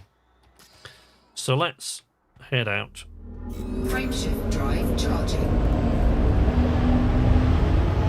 4, 3, 2, 1. Engage. Whoosh! Woo! Whoopsie. Just pointing a little bit. A wee bit carried away there. Get away from the planetary rings. There we go. That was fun. Okay, so let's go to this place.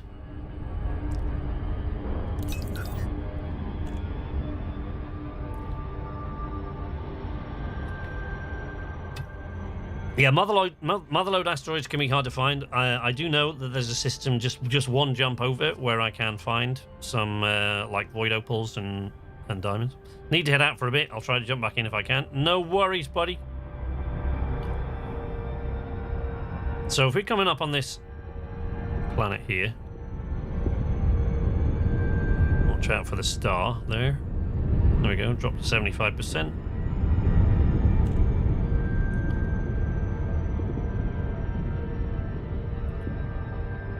Very happy to see you finally able to stream Elite.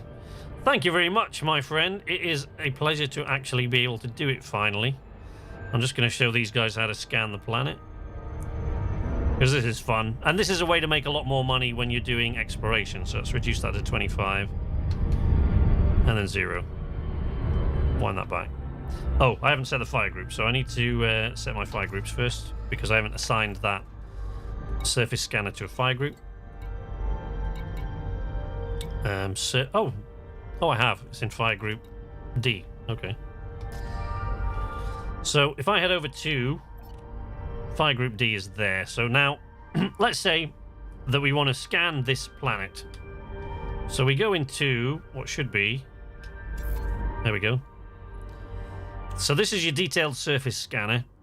And what you've got is probes that will shoot down and they will scan, and they will basically scan over the surface of a planet over a certain area. And depending on the size of the planet and the classification level of your surface scanner, in other words, which will alter how much of the planet it scans, each probe scans at once, determines how many of these probes you'll need. Incoming message. That's telling me my ships have reached the base, so there'll probably be another 2, 3 of those, or 2, however many. Another 1. I transferred 2 ships, didn't I? There you go. Incoming message. You'll see in the bottom right there's an efficiency target for this. So I need to to get my efficiency target, which is like a bonus to how much I will get paid for the exploration data I will gain from doing this. I have to do it with 7 probes or less. Doesn't matter if I go over, I just get paid a little bit less. So the first one, I usually fire straight at the center of the planet. There we go. And you'll see, accidentally fire on it. Planets are inhabited, but they're so far away, your weapons couldn't possibly reach. If you were close enough to do that, you'd be within landing distance of the planet anyway, because your weapons only have a certain range. So now, if you go out to the side here, you've got... Whoops.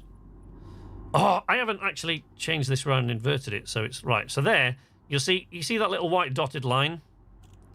These are handy little guides. So if you go out to where this dotted line is, that should... Basically, it'll fling the probe far enough out to the right so that the planet will then grab it. It plans for the planet's gravity grabbing it and pulling it in. So that will hit the side of the planet and scan a little bit more of it. So you'll see it fire off and then curl in towards the planet. There's another ship in Super Cruise there. Little Super Cruise flare. What happens if you nudge an asteroid towards a planet of dinosaurs? I've never tried it. So there you go. So we scanned a little bit more. Now, I find if you want to scan the backside of a planet, if you go out to where that little line is, which usually gets like a 90-degree side-on scan, and then you go up from there to where it says miss, which is entire miss, and then you come somewhere in the middle between that miss point and that line. This should curl around the back of the planet and hit.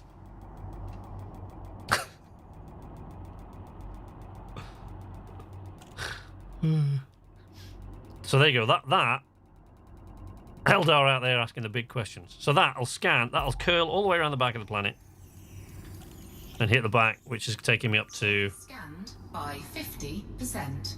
Verity says 50%. It's 52, but, you know, Verity is a bit ditzy. There we go. Another one. I mean, I should easily get it within 7. Basically, you have to scan this. You'd think 100%, but once you get to 90%, it just fills in the rest. I don't know what, it just extrapolates from the data you've got or what, but once you get to 90%, it then automatically goes to 100, so 90% is enough. It's for science! Quite right, Eldar, quite right.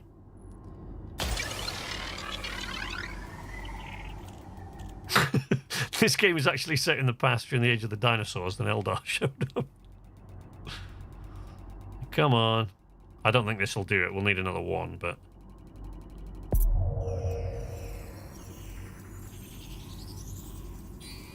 Oh, no, not quite. But this next one will do it. So I'll be well within my efficiency target. I could afford another probe after this and still hit the efficiency target. Now, when you get exploration data, in order to sell that exploration data, you can't sell... Obviously, you can't sell the exploration data of a planet to a station that's orbiting that planet and going, I scanned this really cool planet outside. It's got molten lava on it. It's got all sorts. It's really cool. You'd love it. Here's the exploration data. How much are you going to pay me? They're not going to give you shit for that. They know what the system that they live in is like. So you need to travel 20 light years from the point that you got the exploration data, which is why I always say scan. Just honk the discovery scanner when you come into a system and just keep doing that along a journey, and then you can sell it usually at the end of the journey. My friend has a theory that humans are just a science experiment of aliens. To hear him out, he makes a good point.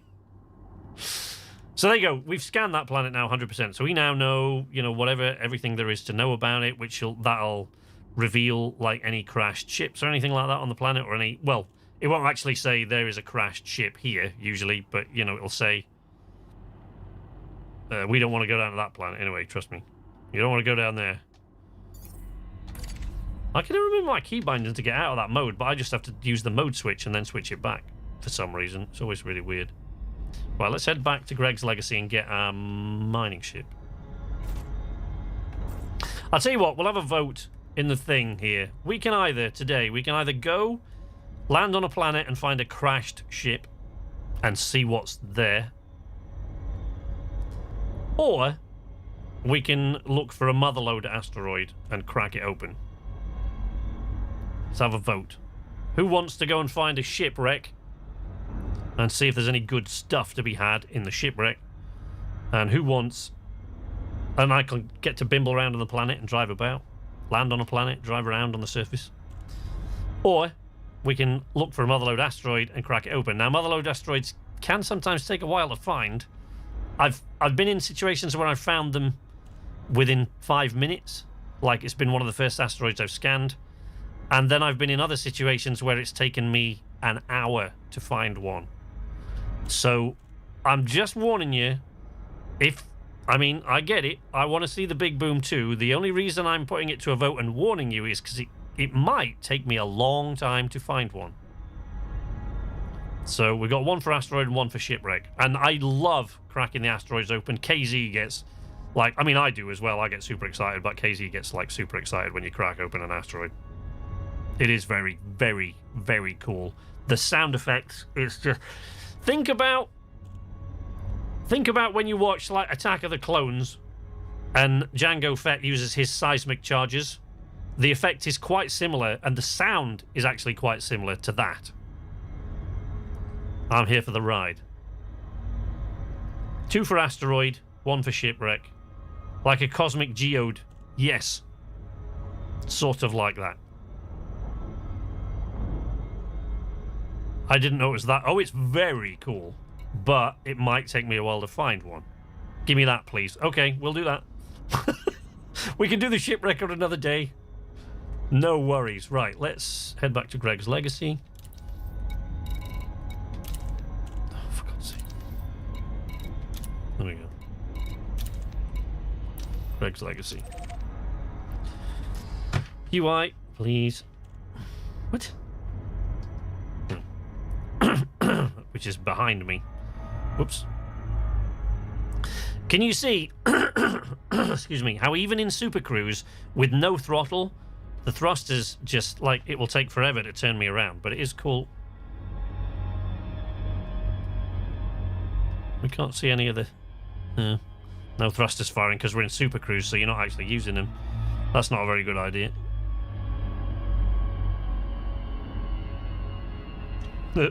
Okay. You sold it to us. Okay, we're gonna... Don't worry, we're gonna crack open an asteroid then. If we can find one to crack open. To make it a little bit faster, I'll just try to crack open any asteroid that can be cracked rather than trying to find a motherlode one, because trying to find a motherlode asteroid could take me 45 minutes to an hour to find one. I mean, I might find it immediately. I have done occasionally, but... but we have to go back and get our mining ship first. Shit, they are... Cracking the asteroids open is really cool. I love doing pretty much everything in this game, so I was happy to do whichever one. I was just trying to save you the boring period of me actually looking for an asteroid to crack open, which can be quite tedious. I love doing everything in this game. Shit, I might have pressed that too late. If, by the way, you feel like you're going to do the loop of shame and you're going too fast, if you fly close to a large planetary body, the mass of the planet will slow you way down. Shit, I'm on the wrong side of the... I'm on the wrong side of the belt here, aren't I? Oh no, I think I might be right. You can hear the rumble. That's the mass of the objects of the objects in the vicinity slowing the ship down. I don't know why I keep getting a hostile marker. I must be hostile. I must have pissed off one of the factions that controls this area. Somehow. Come on. Right down the booty hole. There we go. Boom. Woo!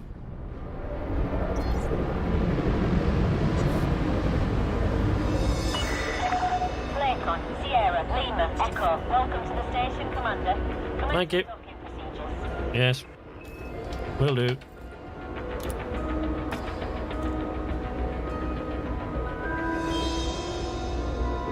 Hello? Permission granted. Lock route for approach to landing pad 05. Pad 5 again. I hate that landing pad. I hate it because you can't do a nice graceful approach to a landing pad that's right underneath the mail slot. You just have to dive for it. You can go out and come back from the other side, but you've got to dock in a certain orientation, so you've still got to turn around, and with thrusters on a pad, it takes about 5 minutes. Your speed, Commander. What are you talking about? Scan detected. Plenty slow enough. Shut up. Pad 5. Dive for 5. Yeah, it's not pretty landing at one of these. Keep the airlock clear at all times. Landing gear deployed.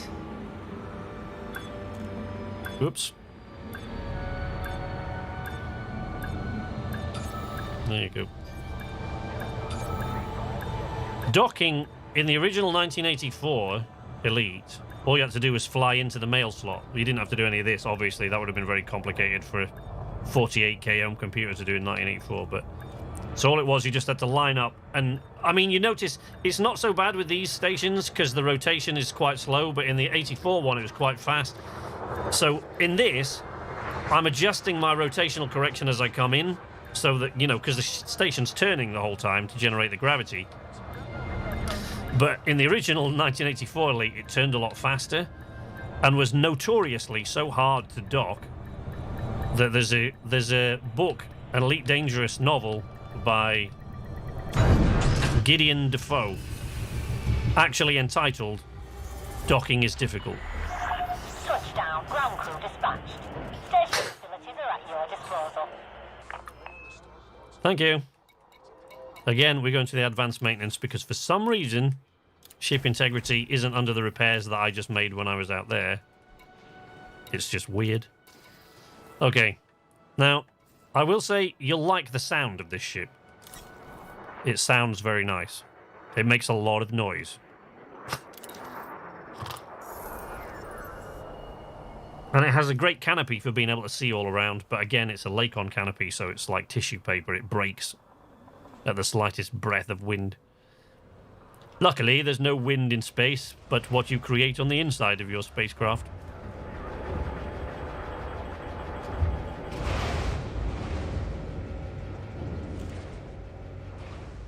Thank you.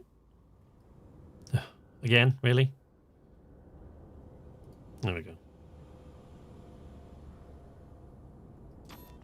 Oh. Whoopsie. So this is my mining ship. Bingham Canyon. It has another... This is a multi-crew ship, so it has another seat on the bottom, on the lower deck. I gave it the registration number that ends 49er. I thought that was hilarious for a mining ship, but I'm easily amused and quite stupid, so... So there you go. If you're playing multi-crew, and if you can ever get multi-crew to work, I'm hoping they improve it for Odyssey. But if you can ever get multi-crew, you can find the person that you're playing with can occupy that seat down there. There you go. Okay. That was a fart. I'm sorry, Spiff. I know. It's not like me to make dick jokes and fart jokes. I'm sorry, it's not really my style, but somebody was gonna. So, you know. So, I haven't picked a system yet, but I know what system we're going to. Because I know where there's a Void Opal hotspot, I think, in A system that's about 6 light years from here called Shinjin, I think. I think that's how it's pronounced. I'm not really sure. Ship is disengaged from landing pad. Take care when leaving the station. Thank you. Will do. Crap. Oh, I'll raise the landing gear.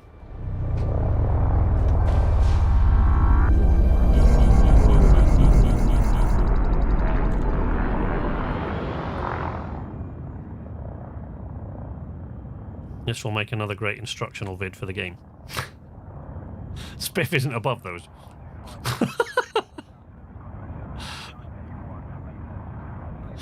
Right, so I think Shinjin is nearby, and we should be able to head out there.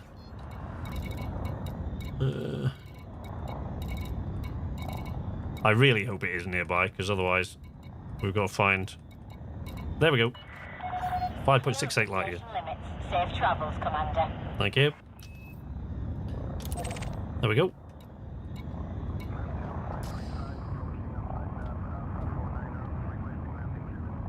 So this thing really growls with the thrusters.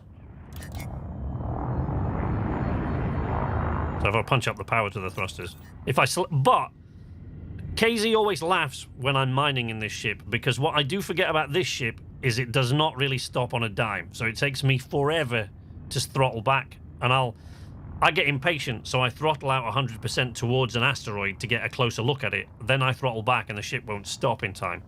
So if I throttle back...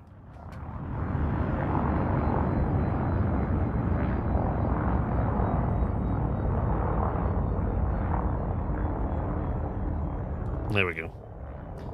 Now in this one you should be able to see... There we go. So now we're not in Super Cruise, you can see all the thrusters acting.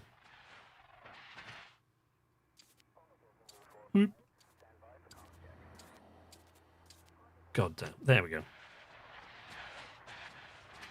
Yeah, so you can see all the thrusters acting as I'm rotating around. Reverse.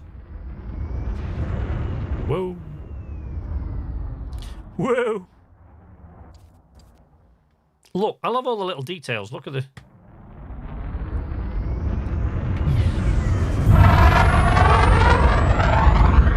That's probably a bit fast. Let's not do that.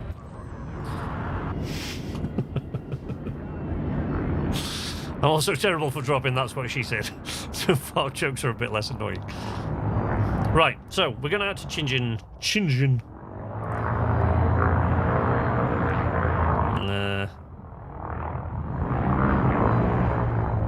Oh, crap. That's not ideal. Okay. Frameshift drive charging. We gotta get clear of the rings. 4, 3, 2, 1. Engage. Whoa! Crap. There we go. And we're going out to Shinjin 6A? Something like that. Frameshift drive charging. Charging!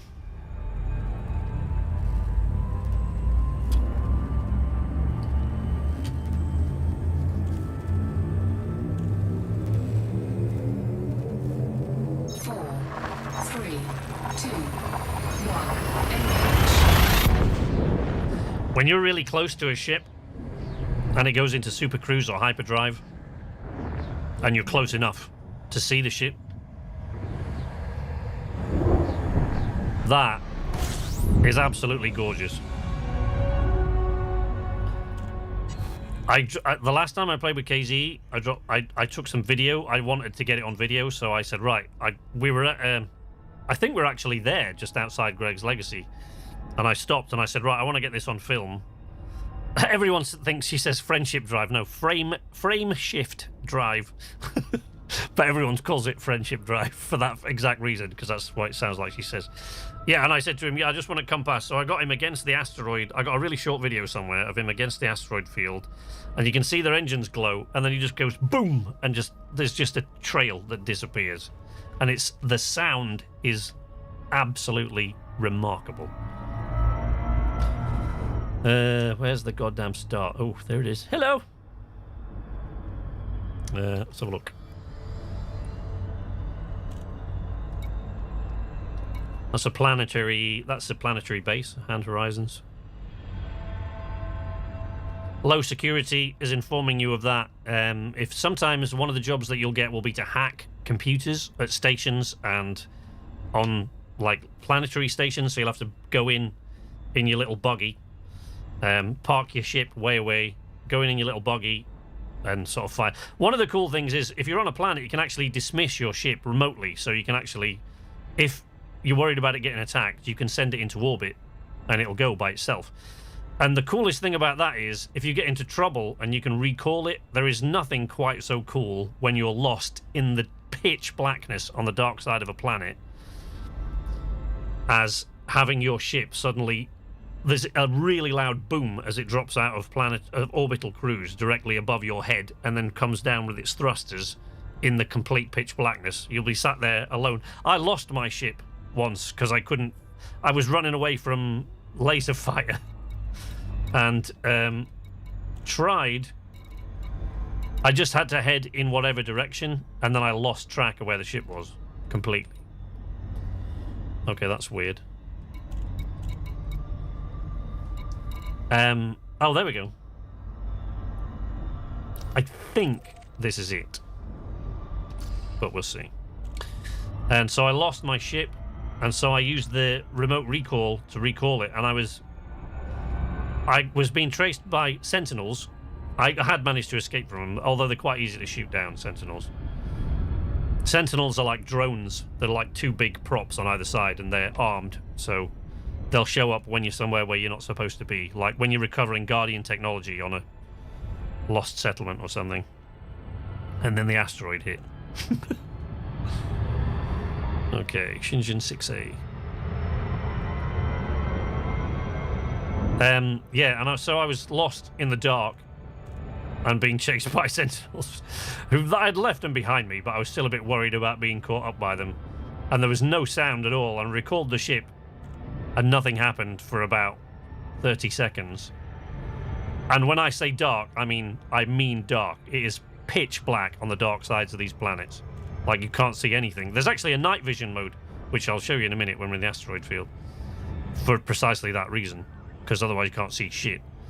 And all of a sudden, when I was feeling quite lost and alone, there's a really loud boom, and my ship dropped out of orbital cruise right above my head and just descended towards me with its thrusters roaring and blaring to come and pick me up. That is quite cool. Ah, there we go. Yep, we're at the right place. So, I can tell we're at the right place because you see all those glowing dots. That is where I have mapped this planetary ring system before and found where all the hotspots are. So, shit. Here we go. Low temperature diamonds hotspot. Nice. Tritium. Void opal. Oh, crap. Okay, let's head for that one. I mean, this will give the biggest return, but it might take a long... let's try that one. Wait, let's try that. Let's try the low temperature diamonds hotspot, because it might be slightly, and I do mean slightly, easier to find those than void opals.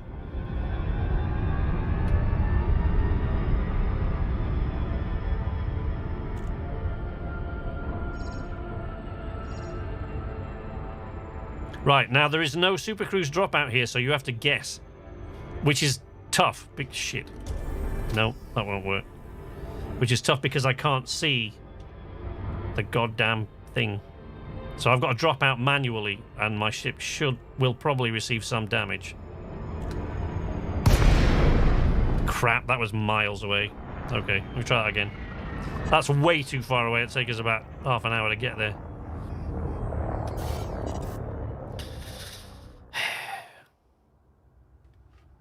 Frameshift drive charging. Right. Let's try that again. You have to do an emergency drop.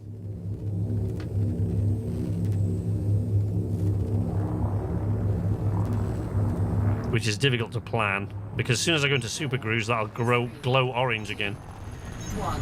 Engage. Not looking forward to this. Oh, shit. Come on.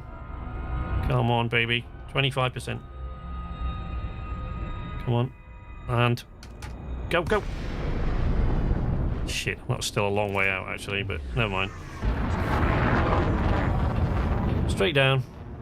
Have you seen the aliens in this game? I'm going to show you something. The aliens in this game have a ridiculous name, but bear in mind they were named in the 80s, so let's forgive them that, right? I don't know if I can actually see it here. Realistic. Might be able to if I knock on that. Call sec. Oh, there we go. There's Barnard's Loop. Okay. So that's out by Barnard's Loop. Halfway there, about 1,000 light years away from here, is the Witch Head Nebula. And the Witch Head Nebula is a place that I want to go in a future one of these streams.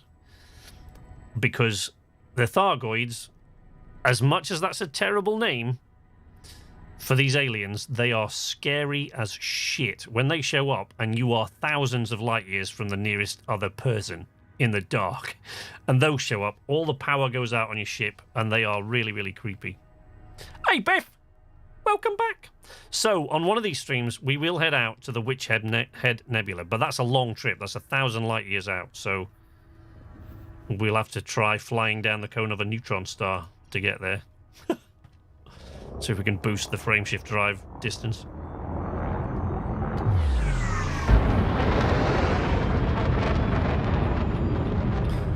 So, okay. When you are doing this, the name of the Thargoids, I'm afraid, terrible name, but like I said, they were named for a 1980s video game. So, but unfortunately, the name is stuck. So, but as stupid as the name sounds, believe me, they're very, very, very frightening indeed. Especially since they're ridiculously overpowered. Very, very scary.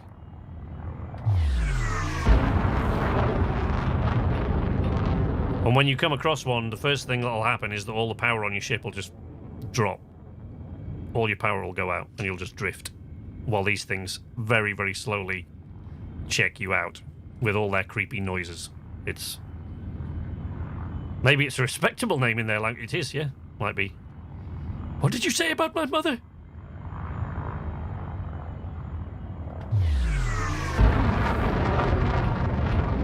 Yeah, see, we dropped too far out, but you have to manually drop when you come into a place like this. That asteroid there looks promising already, but we'll see.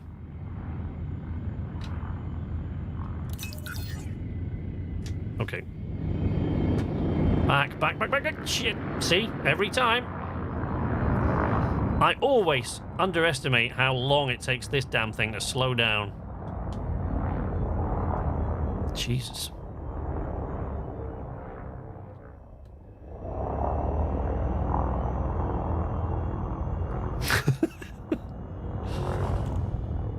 Different ships react in different ways. This could actually have better thrusters on it, to be fair, but that's the main engine, so that's not the... Okay, so what we're going to do, we're going to turn upside down here. Well, you know. You know what I mean. We're going to head out a little bit. There we go. Now, the problem with getting inside these icy rings here is that it gets very difficult to see. It's very foggy in there. So what we're going to do is we have a pulse wave analyzer. So, oh, this is a night shift, night vision, which doesn't make much difference here because you can see all of this quite clearly with the night vision on. But on a planet where you can't see anything because it's just black as soot, you will need that. Now, what we're going to do, first things first, when you're looking for a motherlode asteroid, a core asteroid, line yourself up with a reference point. In the planet is good enough, right? Head out to the rings, line yourself up with a reference point, because when you're dodging all over the place to check out these possible core candidates that you'll see in a moment when I light them up, it's easy to get turned around, and you can end up just going around and around in circles. So make sure you've got a reference point, and when you've scanned one, head back in that direction so you're not going around in circles. So then, pulse wave, scan it. There we go.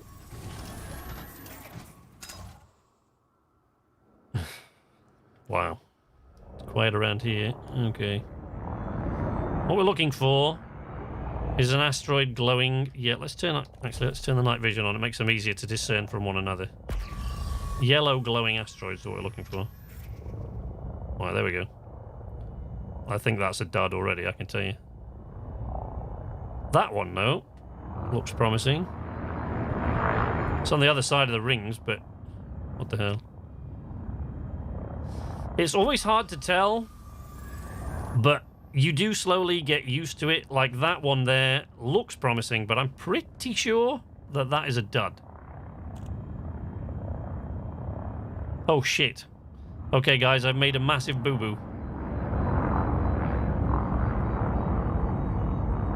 Which means we'll have to hope that this is one of those asteroids, because I only came out with 2 prospector limpets. Now, I don't have to go back to my system to get them. I can get them in this system, should be fine. I don't think this is actually one. What the hell? Wait. No, I can tell you with that. No, it's not. And I'm pretty sure that one isn't either. See, that looks promising, but it's the wrong shape. Scan detected. Oh, shit. That's not good. I hope that's the cops. I think that's just the cops. Yeah, I came out without prospector limpets. So I've only got 2. And we're going to need a lot more than that.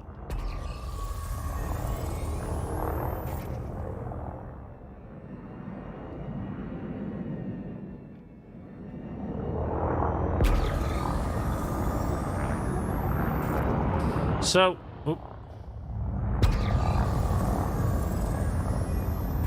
as you approach these, keep firing your discovery scanner off, because the ones that are duds basically will fade. That yellow color will fade as you get closer to them. See, like this one, all the yellow color's gone. That one looks a bit more promising.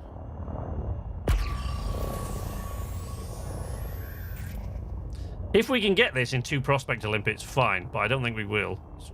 I'll certainly never, ever manage it in just 2.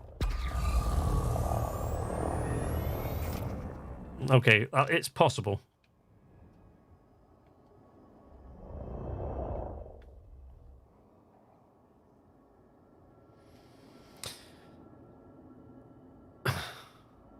A lot of SK's instructional stream. A lot of things you should do, and a couple of things you shouldn't. I was too busy trying to, I didn't even think about loading up with prospector limpet. That is quite common, to be fair. Lots of players do that.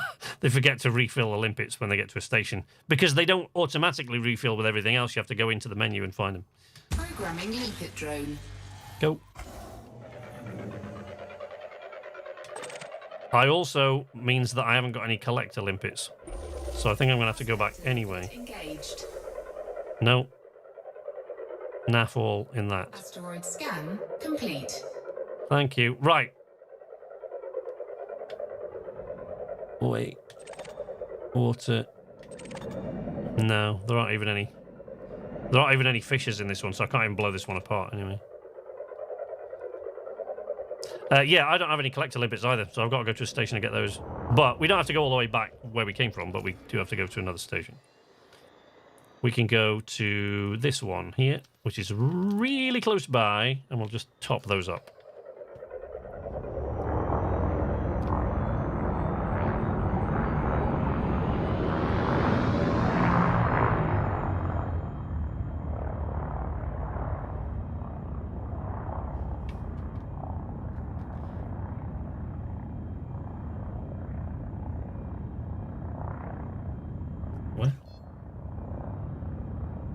Okay, sorry. Got a message from KZ there, but I don't know what it was. So mass lock's gone out, so we're gonna... But I haven't put away the hard points. You have to scan them before you can tell if it's one you're looking for, but a lot of them are duds. In fact, almost all of them are. But you have to then fire a Prospector Limpet at it. But you can only carry so many Prospector Limpets, which means you have to be a little bit discerning about the shapes. Some of the shapes you can tell, as you get used to it, you can tell that they're not. That this is not the asteroid you're looking for. I think, so this settlement's just on the other side of the rings there. So we should be alright.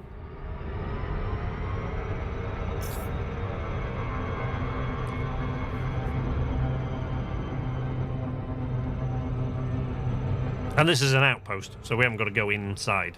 Well, we'll have to go into the hangar to get... No, we won't have to go into the hangar to get limpets collected. But I don't think... I also haven't got any collector limpets, so even if we'd cracked it open, I'd have had to pick up every piece manually and probably would have ended up crushing the ship. And as much fun as that would have been for everybody to see...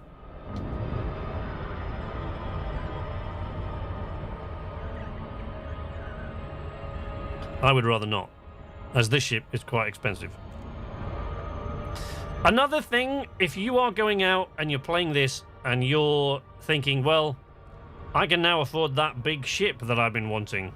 It's just within my budget, but I'll get it. Don't do that.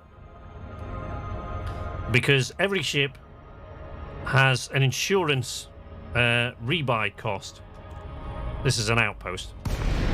In outposts, you dock on the outside. There's no voice flight control.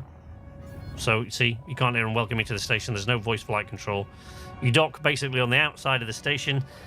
Outposts don't have large landing pads, so you can't come here with a large class ship. But what they also don't have is a lot of security. So if you're trading in illicit stuff and you want to offload it somewhere, or land somewhere without getting shot and scanned, you come to one of these. Scan detected. Docking request granted. That was me being scanned by another ship. That's a... Yeah. Pad 4, which is there.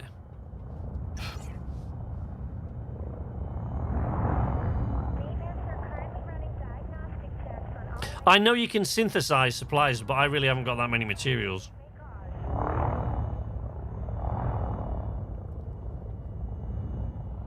Yeah, what Jan's saying there is in your right panel, which I'll show you in a moment. There is actually a way to synthesize limpets and certain other things.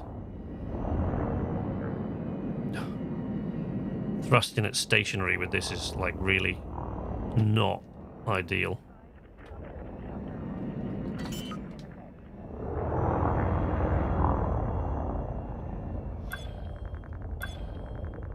Landing gear deployed.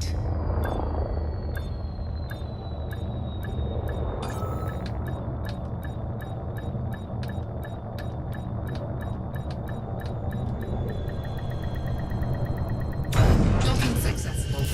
Engines disengaged. Thank you.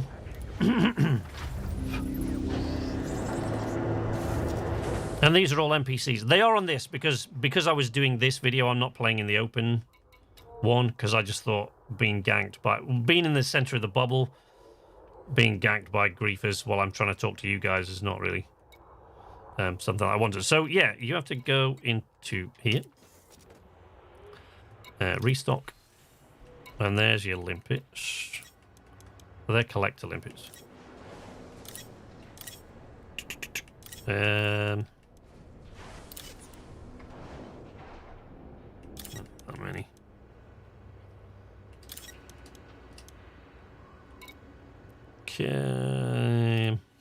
Okay. Ship integrity, probably because I manually dropped out of Super Cruise.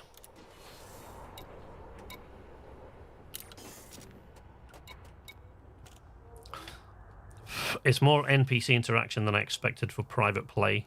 Very cool. Well, I mean, you can come... The thing is, it's like being pulled out of Frameshift Drive, being pulled out of Super Cruise by pirates. That happens a lot more often when you're actually carrying something valuable. In an instance, well,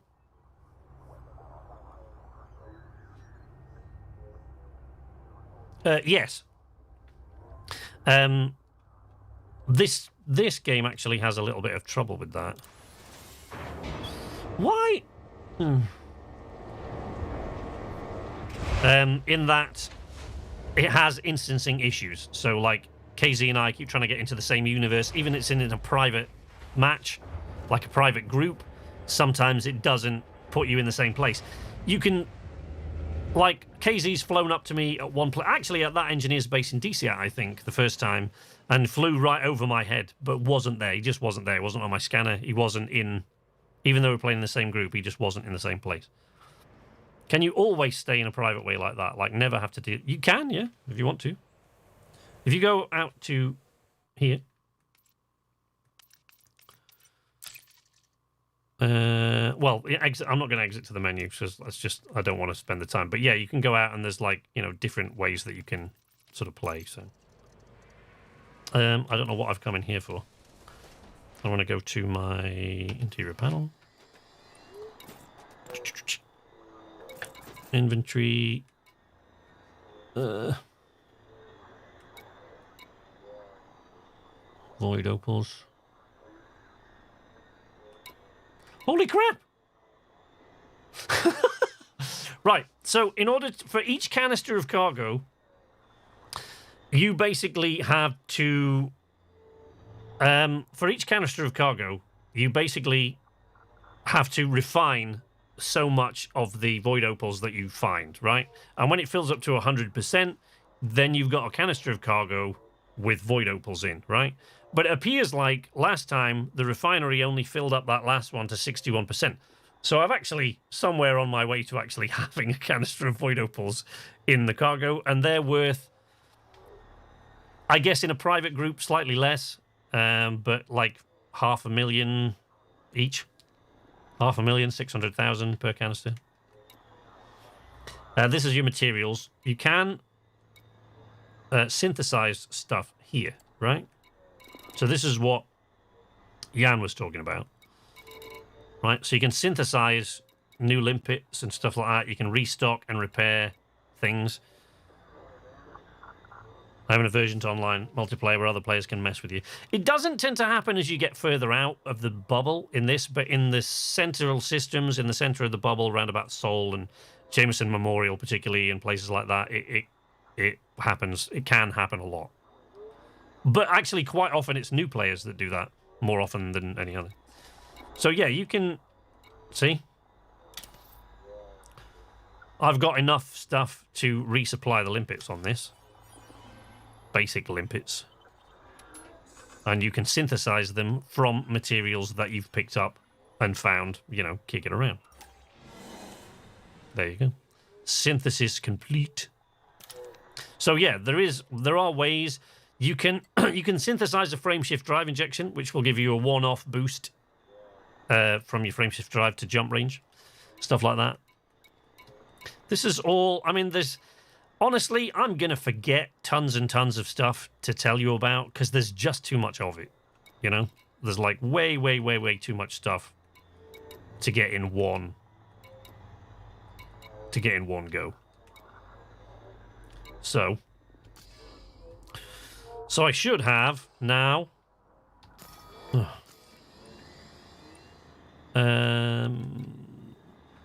hopper's empty, materials. Camera munitions, no cabins.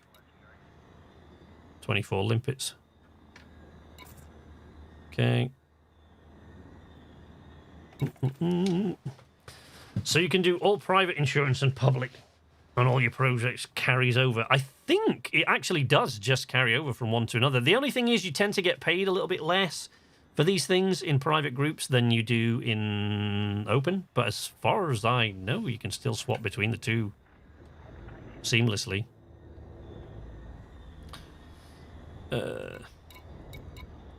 Prospector limpets, pulse wave scanner. Okay.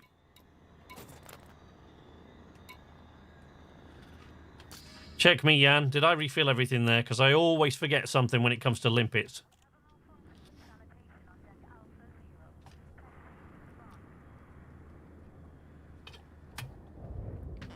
So what I was talking about before with your ship rebuy, by the way, is if you've got a ship and you think to yourself, well, that's nice. I got just enough to get this nice brand new shiny ship that I've been working my way up to all this time. This happened to me back when... No, this has definitely got a surface scanner. But I don't need one of those. That's already been... The ring's already been scanned that we're going to. 300,000, they've been nerfed. Oh, what, void opals? Yeah.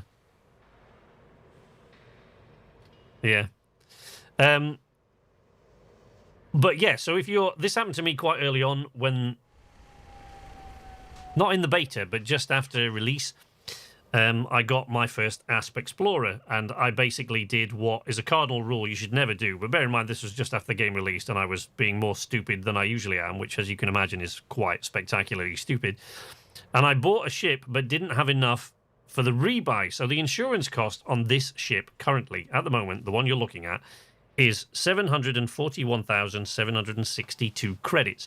Meaning, if I explode, if someone kills me, I die, or I crash into a planet, or anything, fly into the sun and cook, try and fly down a neutron star cone and, like, get completely sucked in by the gravity and unable to escape, my ship will explode, and I will get put back at the last ship I docked at if I have... At the last station I docked at, if I have enough to cover the insurance costs. So always make sure you have enough to cover the rebuy for your ship. Because if you don't, you have to go all the way back to the beginning, and they'll give you a free Sidewinder. Now, you'll still have the money that you had left in your account, but that's not likely to be a great deal if you couldn't afford the insurance. So don't do that. Never fly without considering the rebuy. Ever.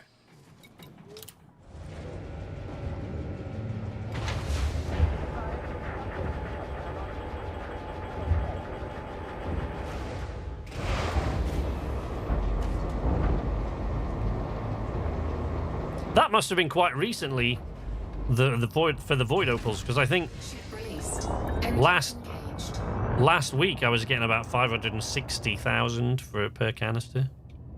There's Barnard's Loop, look, and the Witchhead Nebula you can see just underneath it. Landing gear retracted.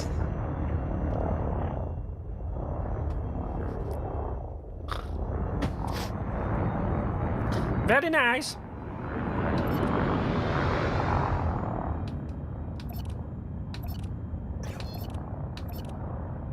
There we go. Full complement of Prospector and Collector Limbits. Done. So we are heading back out to...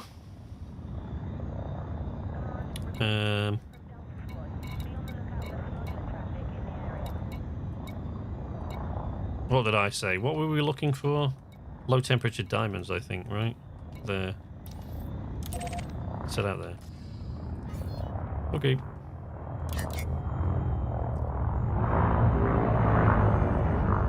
Never fly without considering the rebuy. Correct. Drive charging.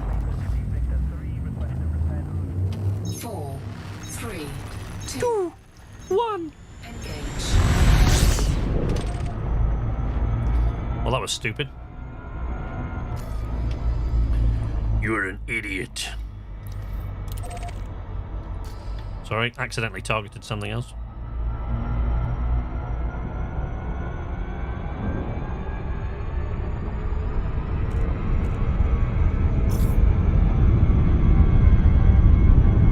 When you get that red thing on your HUD, by the way, that says slow down, that doesn't mean you should slow down. What it says is you are being slowed down by something of large mass. In that case, it was the planet. That doesn't mean... It's not warning you to slow down. It's saying that you are being slowed down. You're experiencing slowdown. Here we go. Try this again. Super Cruise Assist can actually be quite useful for this. It's one of the things it is useful for. I just don't like it taking up a module on my ship, really.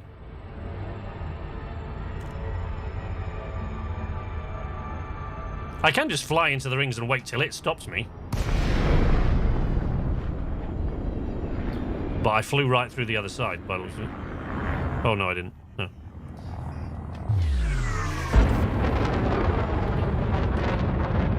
Fine, the planet is over there. Yep.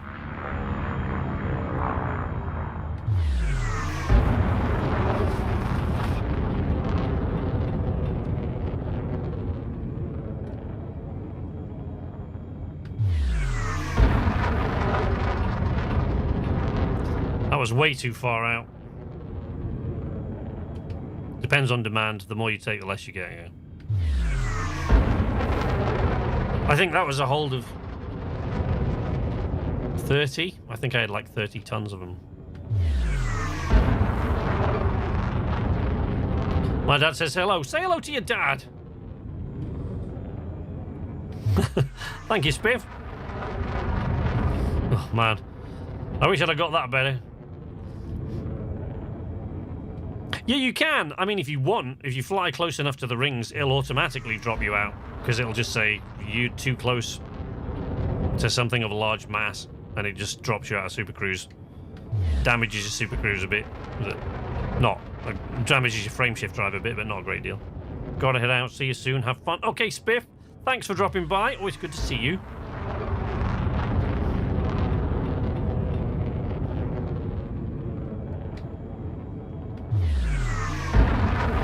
Come on. Daddy wants to shatter an asteroid. Dropped out way too far away.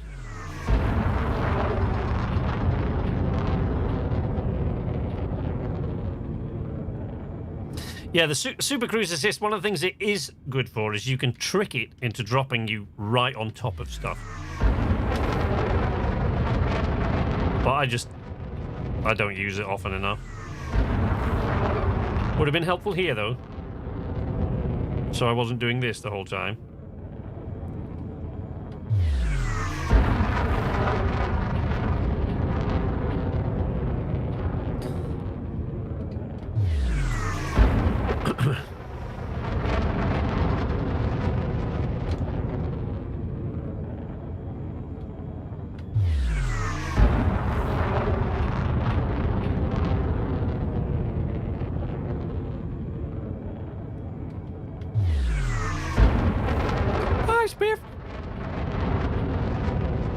Hopefully we can get together for a multiplayer sometime soon.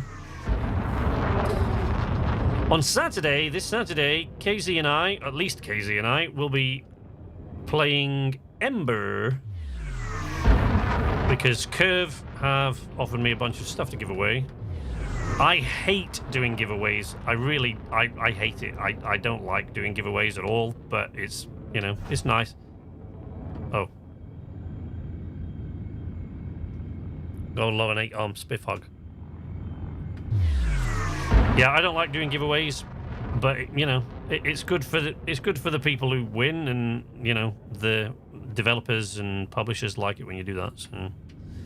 But yeah, especially this giveaway because it's extra specially weird, as most of you will know. The first prize is a step ladder. I hate winning giveaways.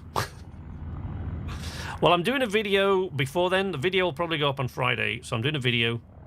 And I'm going to give away 5 of these little plushy hamster things in the video. They are the little hamsters you can find in the game. And they've given me like 10 plushies of that to give away. Right, so. Find your planet. There's the reference point. Which is behind me, of course. Why not?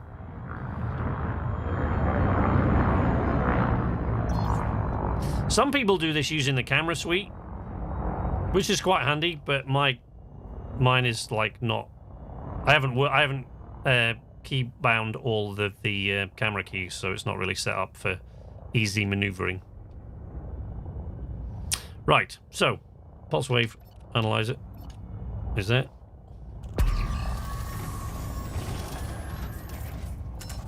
Boosh. Really?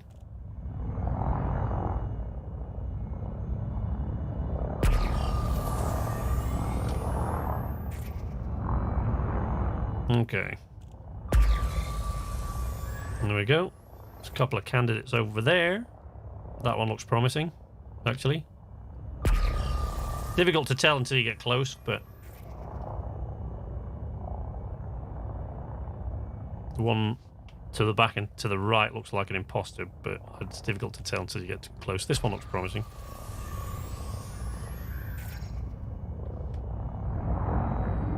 And again, that's me, look, not slowing down in time.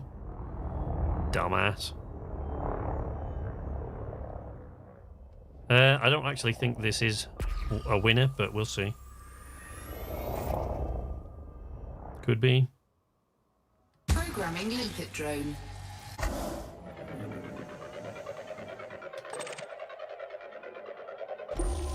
Prospector limpet engaged. Nope. Asteroid scan complete. Methane. I don't think that's... I don't think this one's promising either. Slow down, you idiot. Although that does actually seem to have... No, that's a surface deposit. I thought it was a...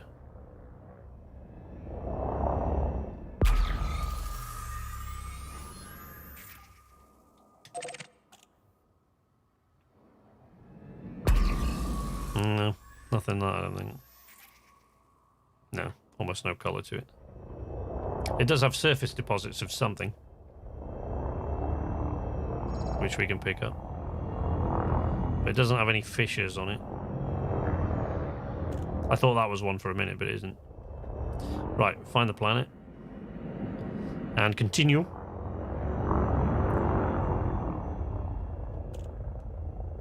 He says, having completely lost the planet.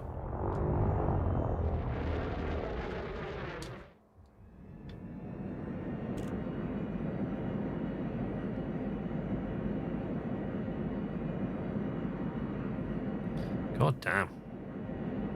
Dumbass. And this is how SK loses his way.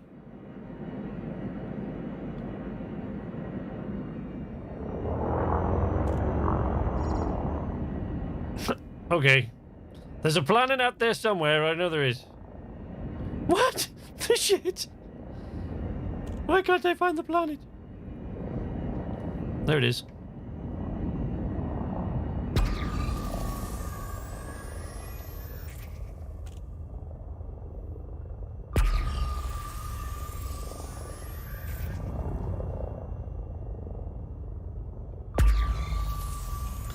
Bing!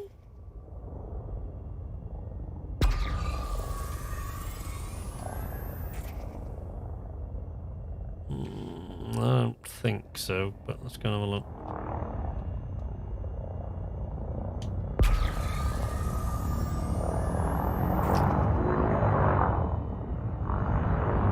I'm almost certain that's not one.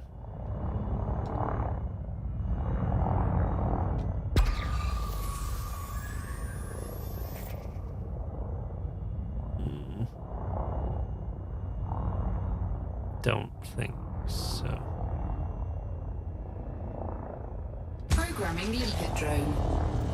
I need to head out too. Hope everyone has a good night. Okay, Eldar, thanks for stopping by. I actually knew this would take, even if I hadn't forgotten the drones on the first time, this would have probably taken forever. That's why I was kind of suggesting... Asteroid scan complete. No, surface deposits only. Although I didn't target the limpet, so... I have patience. Okay. Ooh. Oh, hello.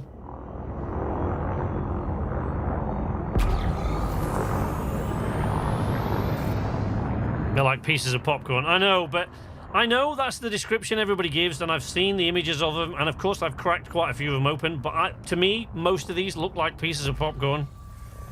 So that description has never served me any use whatsoever. This one looks maybe a bit more promising. Jesus, this thing takes forever to slow down. Back off.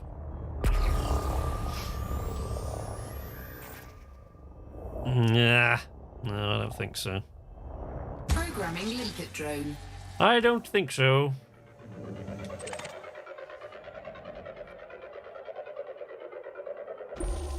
Prospector limpet engaged. It does have low temperature diamonds in it. Asteroid scan. There's like surface deposits, but there's no... Yeah, no, there's nothing there really. Chances of actually recovering enough to make a ton of cargo are 0.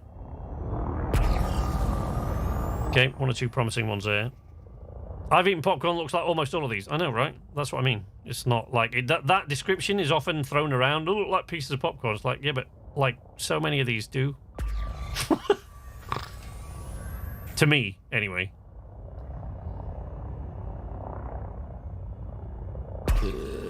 That one, see over there, like some of them are obvious. Like you see this with the sharp pointed sort of tail to it. I can tell you now that that's not one because they're always duds.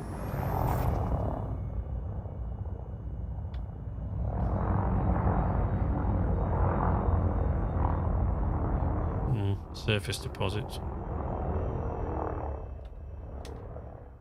Programming limpet drone.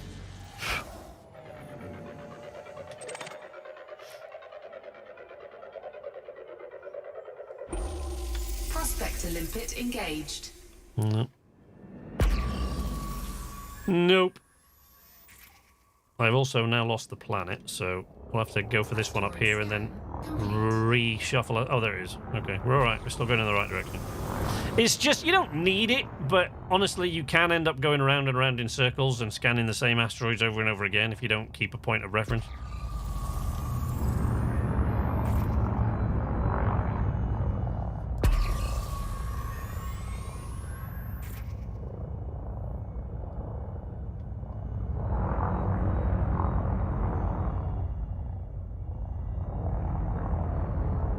Must be using them wrong. These things collect the rocks I mine. Could you explain?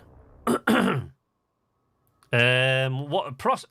limpet... Oh, hang on. Wait a second. Programming limpet drone.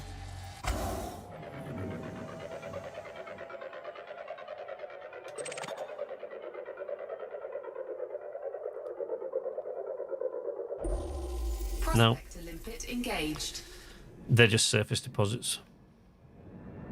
Asteroid scan. Although that's a tritium surface deposit, so that's nothing.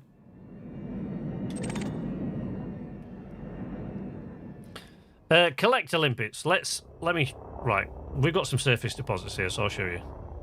So once you get surface deposits, once you crack open a rock, which we'll find, don't worry, in a minute. What you need is your abrasion blaster, which is out of range. There you go. So you need your abrasion blaster. Drop your cargo scoop open. Cargo scoop deployed.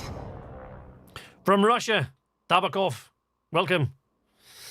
So what you need is your abrasion blaster, right, to get your surface deposits there. Boosh, there we go. Now, see there? That's a piece of tritium. So what we now need to do is fire a collector limpet, which will go out and fetch it. Now I'm on collector limpets, not prospector limpet. Limpet drone. Out it goes. Fetches the tritium. And brings it back. Watch. Whee! Into the cargo hold. Collector limpet expired. There you go.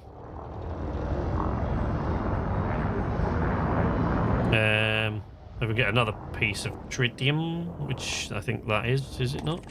No, that's oxygen. Correct. Damn thing won't fly back in. Have you got... You've got your cargo scoop thing open. I don't think you can launch it without anyway, but... Okay, so that's collector limpets, but what we've also been using is prospector limpets, which we fire... There we go. Fire a collector limpet. Drone. You want to be careful where you park. Sometimes they'll kind of smack right in. If you've finished picking everything up, it won't fly back in. It'll just sit out there. So if there's nothing for it to collect, it won't. Sometimes I forget to open it before I launch. Whee! There we go. That should now refine tritium. Depends how much there was on it. Tritium refined. There you go. No valid collection targets now, right? So it won't... We've got plenty of them, so it doesn't really matter. But we'll go back to the pulse wave analyzer. We'll find the planet so that we're heading in the right direction. And we'll scan... God, sorry about the frame rate drop. We will find you an asteroid to explode before the day is out. That's the one I checked before I came to that one. I'm pretty sure. There's one.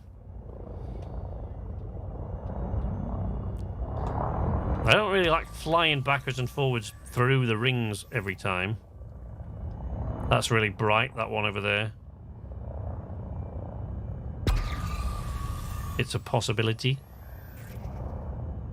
There's another one up there, so let's go and check this one out and have a look.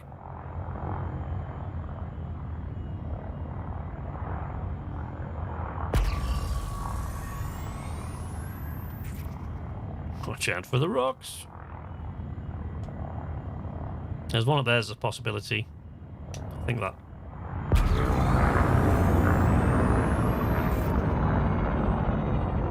Okay.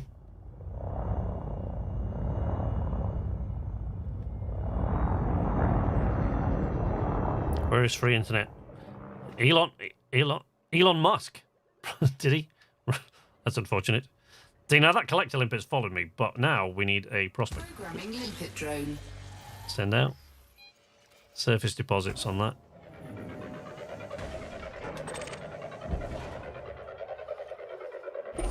Boing. Collector limpet engaged. Nope. Nope. Asteroid scan complete. There was another one up here somewhere, wasn't there? There, that's it. That's the feller.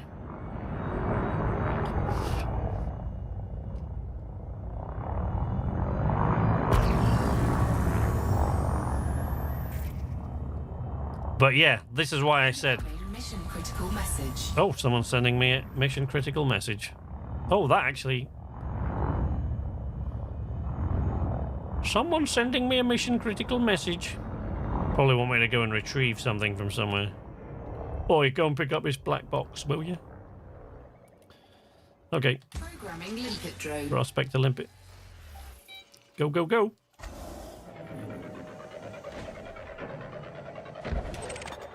Chunk.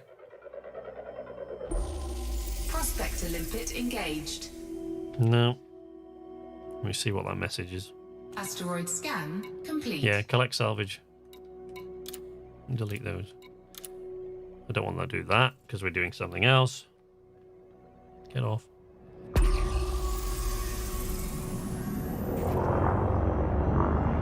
But this is the problem with core mining, core asteroid mining. It can be just very tedious looking for these things. It is tremendous fun to crack them open. And we'll find you one, but it can take a while.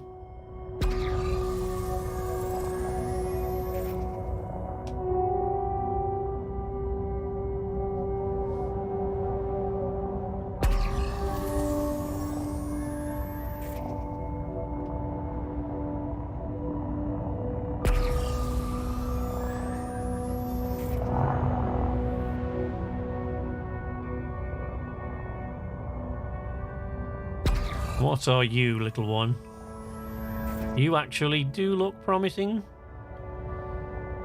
Let's hope you still are when I get there.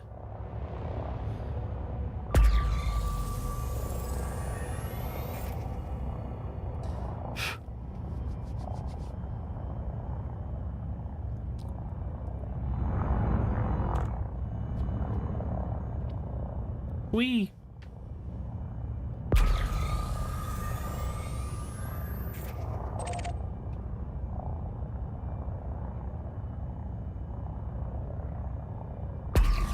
That's just that thing defaulting back to what it was before, because the prospector limpet that I had targeted expired.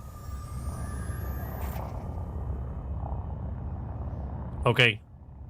This one, I would actually bet good money has, but I'm wrong all the time. So, could be wrong this time. It's also spinning very fast. Programming limpet drone. Okay. Go, go, go, little limpet drone. Find me some low temperature diamonds, baby. Boosh, no. Limpet engaged. Fair call. I was wrong. Again. Okay, there's a bunch. Asteroid scan complete. I know.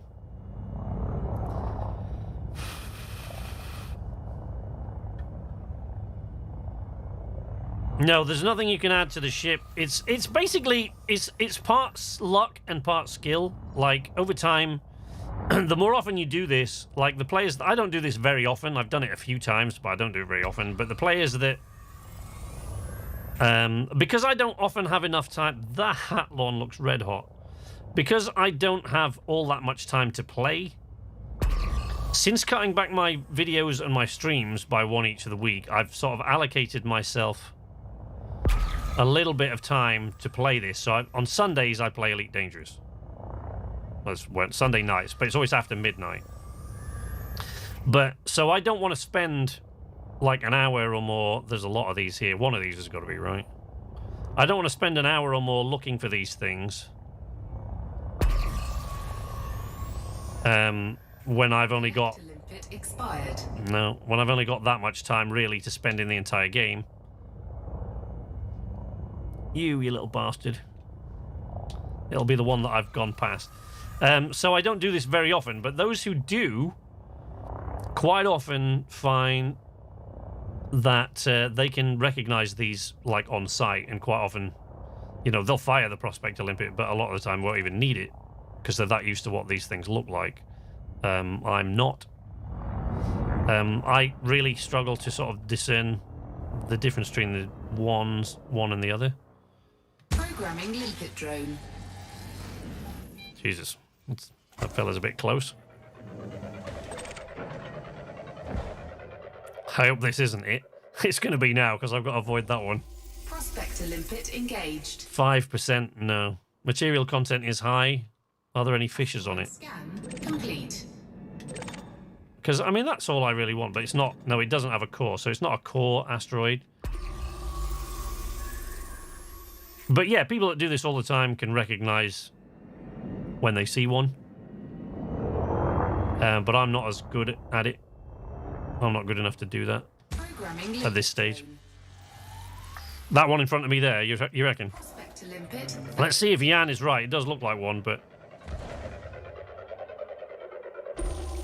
Prospector limpet shit. Engaged. No. Asteroid scan complete. No. Jan might have been talking about another one, but there's loads. That one there. See, that one that's right under my little thing there, that one isn't one. That much I can tell you, that's a dud. And I think I'm going in the wrong direction now, so I might, if I'm not careful, I'm going to end up rescanning ones that I've already done. Because I don't know where the planet is. But this is why, always keep a reference point. See, I might have scanned these already. I don't even know.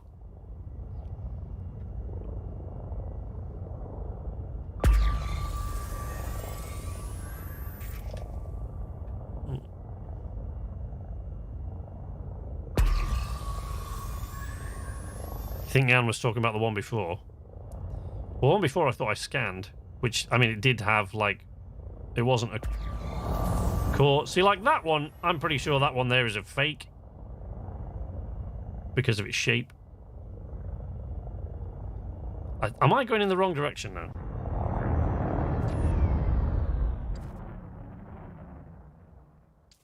Because I don't know where the planet's got to now.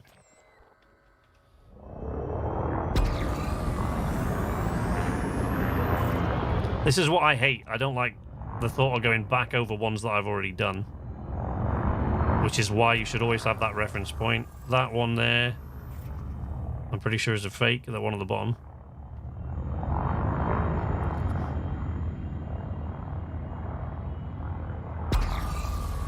Yeah, so it is mostly luck, but there's a lot of skill involved in it as well. If you do this a lot, you can tell the difference. That one on the right, I don't think is one. This one, I'm not so sure.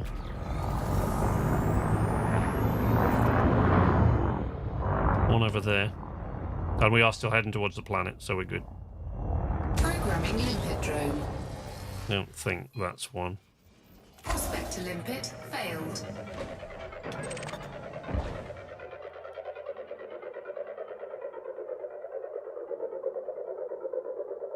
Well, that was a long way out. Prospector limpet engaged. No.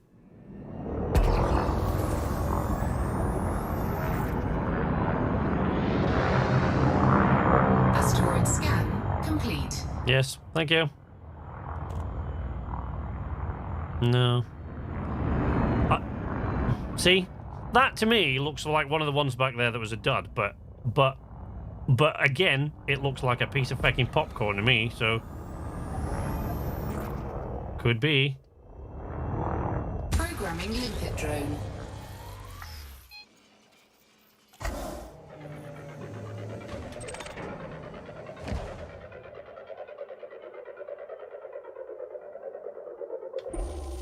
Prospector limpet engaged. I did. Don't say I didn't warn you guys. Asteroid scan. We'll find one, don't worry.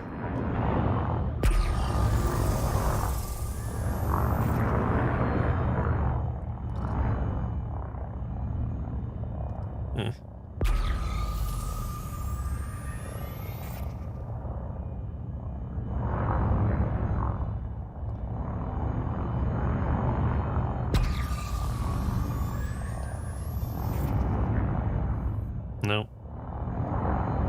That's a possibility.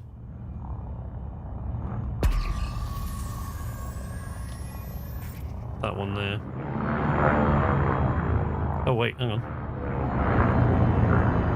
That one looks a bit different than I thought it did. Wait. No. No. Yes, no. You know what? I'm just going to waste it. No. But where was that one? Ooh. Hello. Hello. Shiny shinies.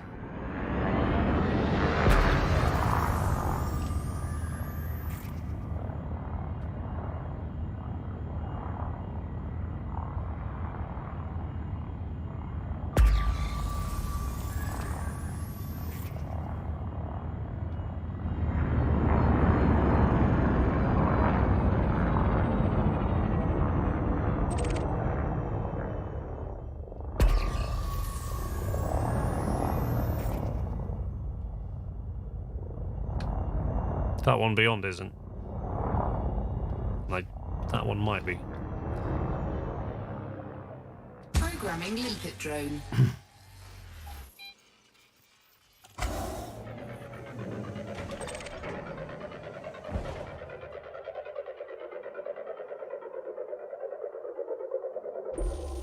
Prospector limpet engaged. Son of a bitch.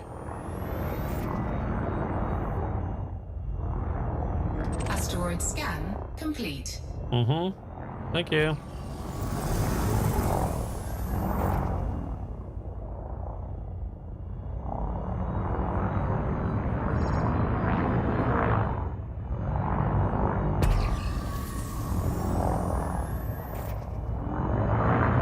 You, what are you? My fucking engine's too fast, that's what that is. That was the most popcorn looking one. Oh, I don't think.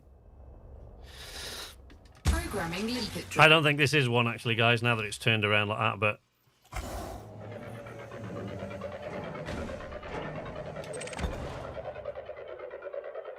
Yeah, I'm pretty sure it isn't. Prospector limpet engaged. No. Okay. Let's refocus on the planet. Asteroid scan complete. Oh, I'm not going out there for that one. That'll be the one. That'll be the one that I miss.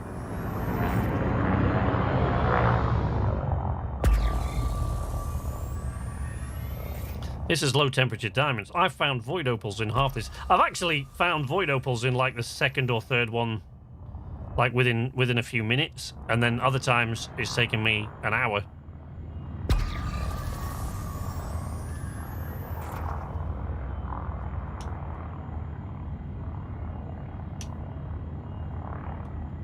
I don't think that's one.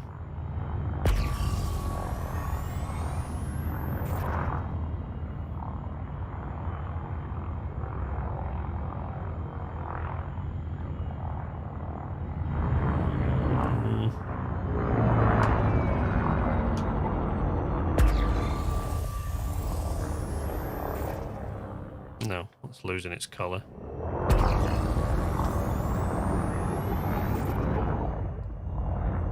As is that one.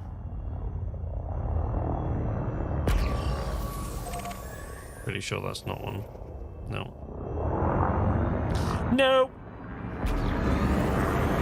So I've only got 8 prospector limpets left. So that's it. We got 8 more chances to find the damn thing. Otherwise, this has all been for nothing.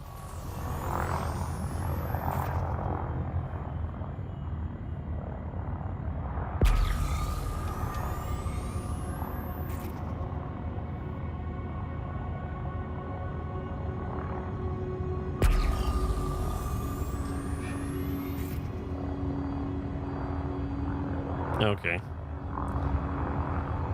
Come on, baby. Don't let me down. I'm on stream. Don't embarrass yourself.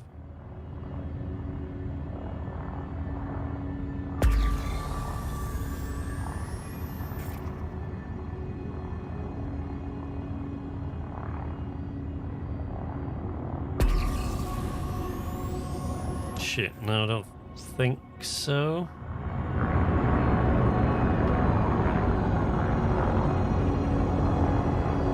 No. Don't think so.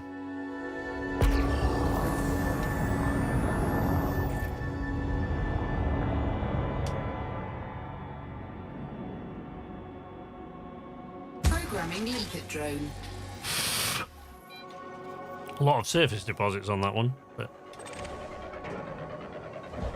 that's not what we want. Prospector limpet engaged. Nope. 7 chances remaining. Asteroid scan complete. Oh man,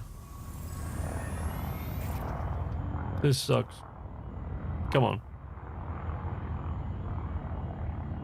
I don't think that's one on the left. I want popcorn. God damn it.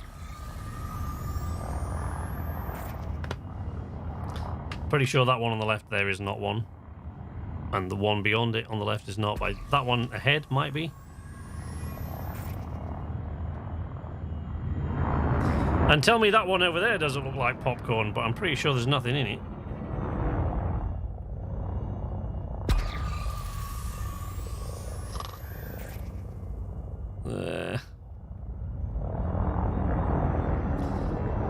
Come on. Just give me this. Will you?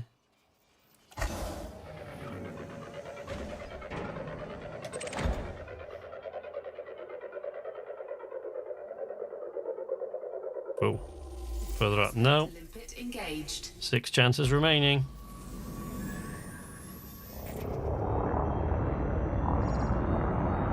Asteroid scan complete. Shit. Actually, this will be the worst. There we go. If we don't do this, this will actually be the worst I've ever done, because I have never, ever in this ship yet once emptied out an entire thing of prospector limpets without finding one. Without finding a core asteroid. Never.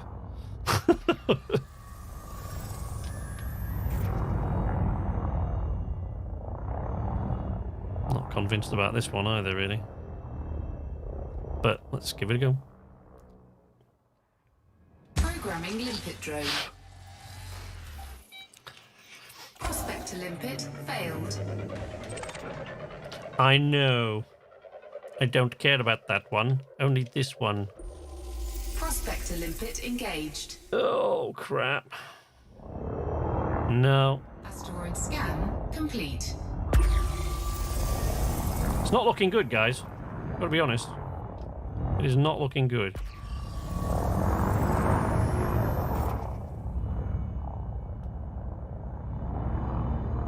Is there a northeast southwest navigation system in space, or does that only apply to planetary pole navigation? It does only apply to planets, yeah.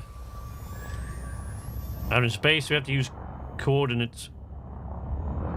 3-dimensional coordinates. To find your way. I mean, you can always, like I say, you can always find a reference point, like a planet or a star, but... But on top of that, it does also depend largely on the rotational speed of the body in question. Well, the orbital speed of the body in question, I should say, not rotational speed.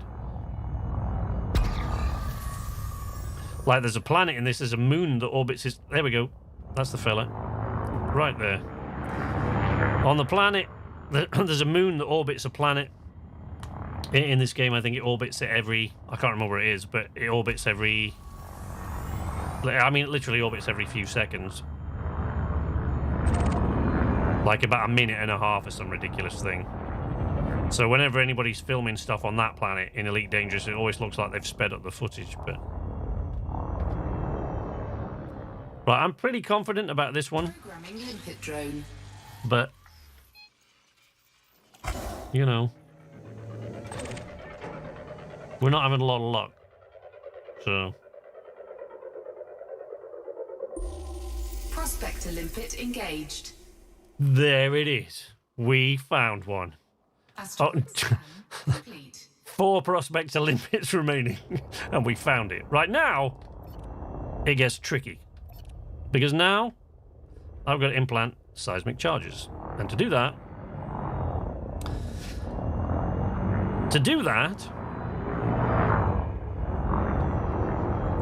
I have to fire them into the fissures on the asteroids. Like that one there. Or that one. High strength fissure. And you've got to gauge the strength. So, hang on, I'll just park it here. I can't do this while I'm talking about that, and I can't start doing this, otherwise the countdown begins. So, what you've got to do now is use the seismic charges, and you have to fire them into the fissures, right? And depending on the strength of the fissure, depends on the strength of the charge you have to fire. So if it's a high-strength fissure, like the one I had targeted there, you'd have to make sure that when you basically have to hold down your fire for the seismic charge until it charges up to the high level. And you've got to balance it right, because as soon as you fire off one, you get 120 seconds, I think it is. So you get like a 2-minute countdown, and it starts when you fired one, but one won't be enough. So you go and try and put in as many as you can. But the other thing is, you've got to look. There's a thing that will come up at the top when I start firing them. And when you're in the sort of blue mid-range, that's where you want to be. If you're too high up to the top, outside the blue range, what you'll do is it'll blow it apart, but it will destroy a lot of the deposits that are inside it. If it's too low and you haven't put enough, then it won't shatter the asteroid. And we definitely want to shatter the asteroid, because that's what we came here for, folks. We came here for a bit of asteroid shattering, and asteroid shattering is what we're going to get. Oh crap, that's the wrong button.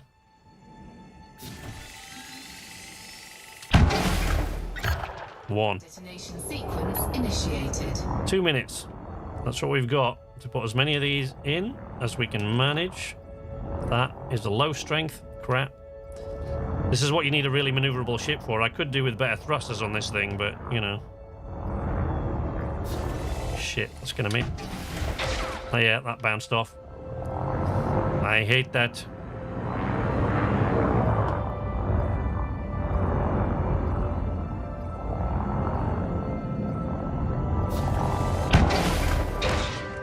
No. Pick a different fissure. And quick. There we go. Down. Low strength.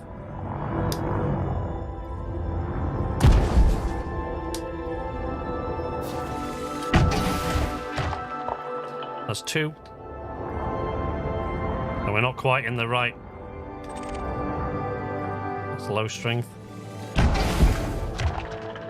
There we go. Now we're in the right yield range. So we don't want to put any more, but what we do need to do now is back the fuck away from this asteroid, because this is going to be a big boom. You need to get really at least a kilometer away, and you'll see even then the ship will react. Oh yeah. Oh, it's not simple. I'm going to get just a little bit further out here. Okay.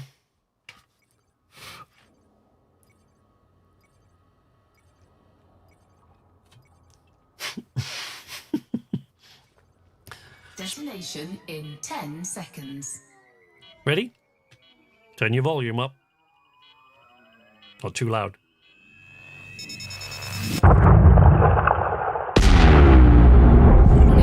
Whoa.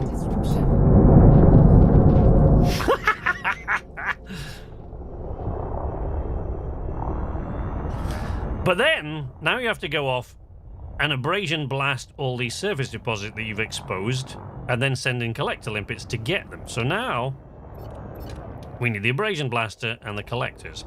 And once you get in here, you'll see ice form on the canopy, and you'll hear it, because it gets cold in these.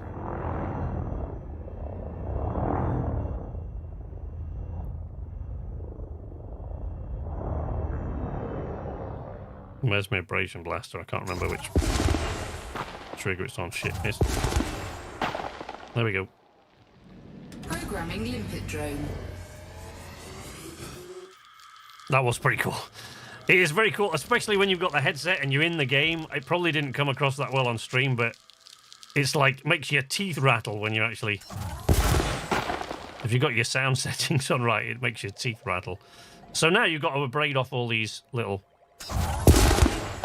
chunks. Send your limpets out to get him. Oopsie. Oh, I thought I'd missed that one. But can you see the canopy icing up? Look. You can actually hear it as well if you... Whoops. If you're not careful, you can crash into your collector limpets. Programming limpet drone. Oh, Christ. I accidentally fired another limpet there.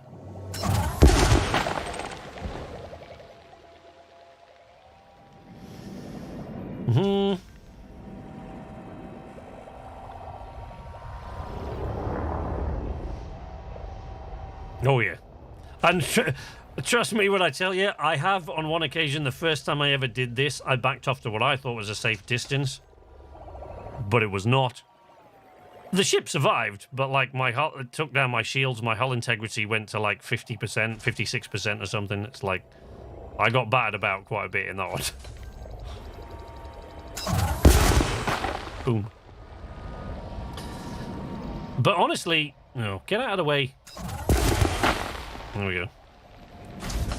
Honestly, the coolest parts of this game are discovering things while you're out and about and you're miles away from anywhere. Like, the other day, I was actually on a planet looking for sulfur deposits. And I found...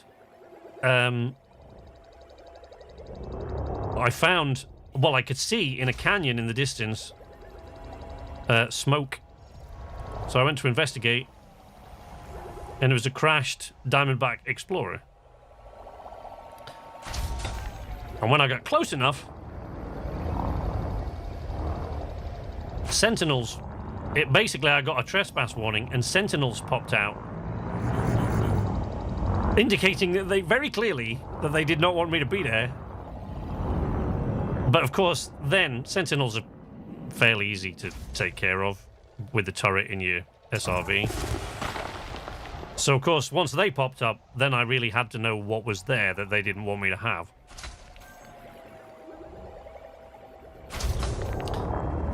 And one of them that I found the other day that really creeped me out, that I think I shared in Discord, was I found there's a crashed Anaconda, and when I was poking through the wreckage of that, I was poking through the wreckage of the Anaconda, and all of a sudden there, next to all the canisters, is a thing that says, escape pod, occupied. I'm like, I don't know why that creeped me out. It's only a game, but I was quite a long way from anybody down on this little barren planet. So, I don't know. Your old tin can pod. No valid collection targets. I think we've actually... Oh, no, there's one more there. Come on, come with me, little limpets. There's another one.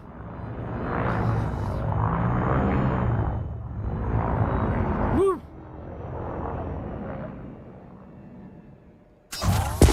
Oh, crap. That was terrible. Boom. There we go. Fetch!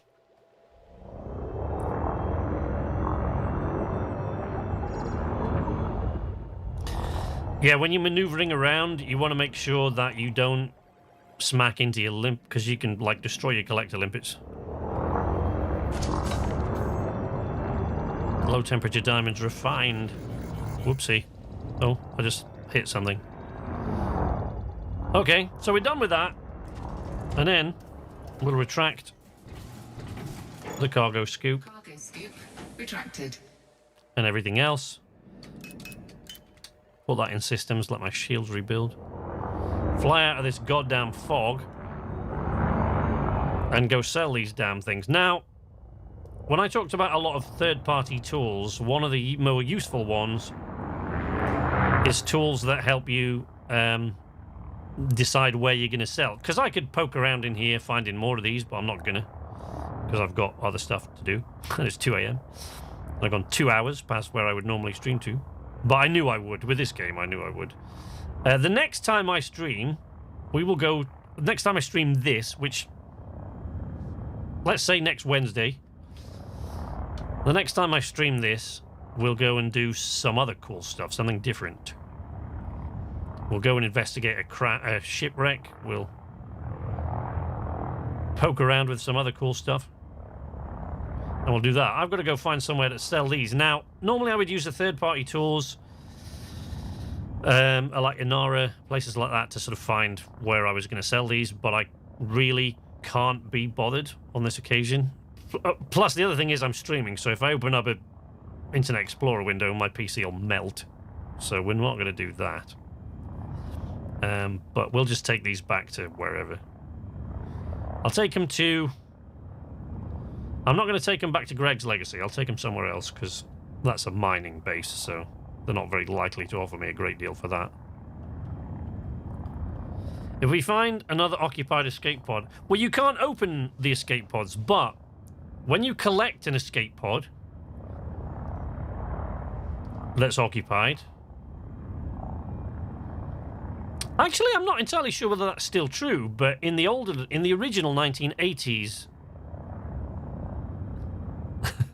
In the original 1980s Elite, if you found an occupied escape pod and picked it up, guess what you had a cargo canister of there? Have a guess.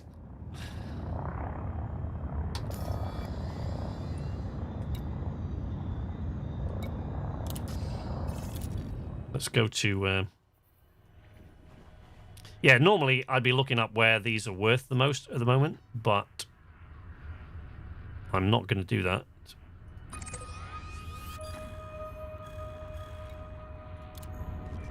Collector limpet expired. Yeah, don't worry about that. Ah. Democracy, that's a refinery. We just so, I mean, obviously, you know, you're not going to have a lot of luck at a refinery. So, like, ideally... And there's a lot of refineries around here. Independent Democracy Colony.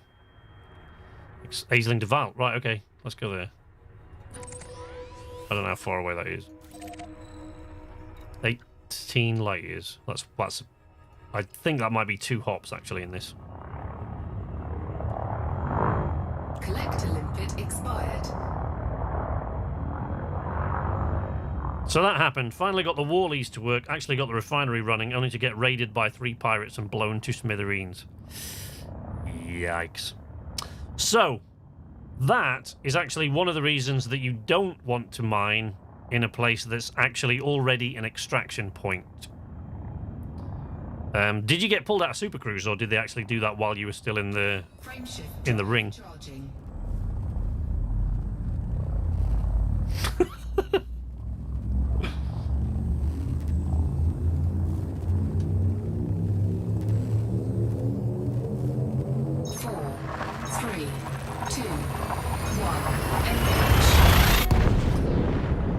Still in the ring, yeah. Lockpicks. No, that is not what you have. If you so basically, if you pick up, it used to be. I don't think it is actually anymore. I think you've actually got to trade them probably, but it used to be. Mission critical message. What do you want? Skimmer components. I just came from Shenzhen. What the hell's the matter with you? Mission giver the Shadow Navy.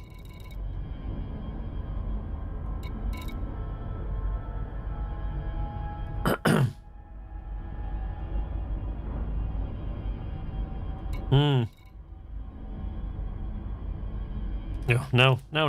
I'm gonna trade these diamonds in. Just forget it. Forget it. My new ship. Oh no. Sorry, dude. Oh man. Did you have the buyback? I mean, you obviously lost all your cargo and all the money it takes to buy back the ship, but Coleman Mine. Oh no, I want to. Is there an actual station here rather than just 2 outposts? Feck. That'll do. No, it's an extraction economy. What? How did I manage that?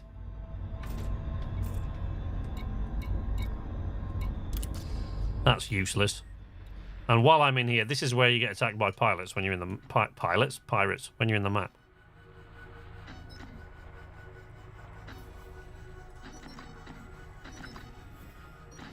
Oh, they're out there. Okay. Osmir. Bidiono. Oh, what the hell? I'm just taking him here. I got some spare after doing courier runs for 3 days. Right, so I'm not going to get probably a lot for these diamonds here, to be honest, because this is like they mine here. I don't know what they mine, but so it won't be a great. Oh shit! How far away was that? Oh, that's okay. That's close. That's pretty close.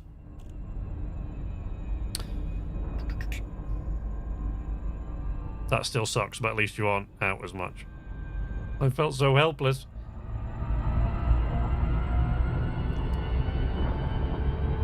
It can be a bit shit when that sort of thing happens. Like, I'm fairly certain someone's going to try to pull me out of Super Cruise on the way out to this settlement.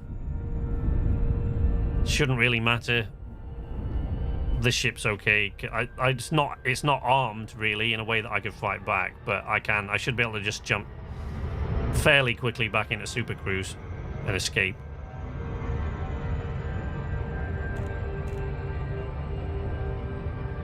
NPCs aren't generally great at repeatedly interdicting you.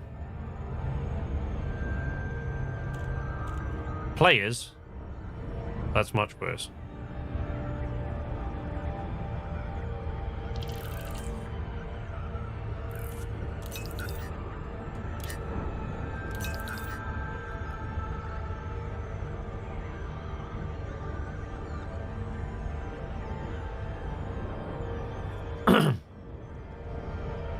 So, I mean, the place I'm coming to sell these, you know, this is a mining economy, really, this. So it's probably about the worst place to come to sell these. To get really decent prices on stuff like low temperature diamonds and void opals, if you head over to Inara, you can usually find, on their site, you can usually find the best place to sell them. But it will usually mean traveling about 100 light years or more to get there. Boom. Hello, Melina Settlement.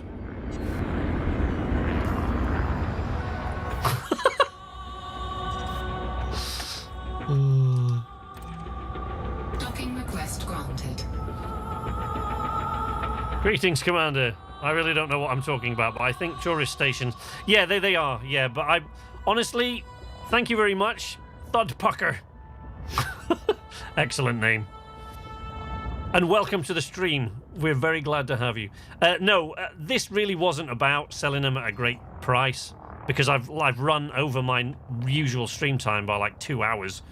I only mined them to show these guys what it was like when you crack open a core asteroid.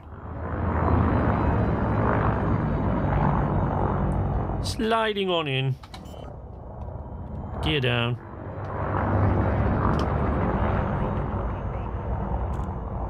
Landing gear deployed.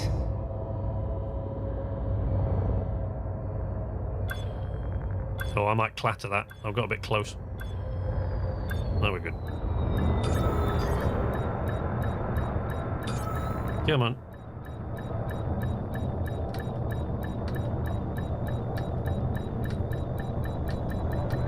Correct. Docking successful. Engines disengaged. Clunk. Pew.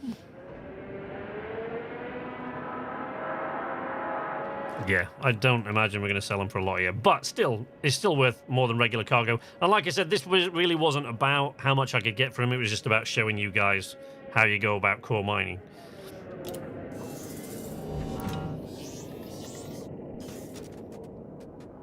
Oh, dude, yeah. There we go. Because it's an extraction economy here, so, like, I mean, they'll be worth... Oh, I forgot we had tritium on board. I forgot all about that when we found that when I was doing the surface abrasion.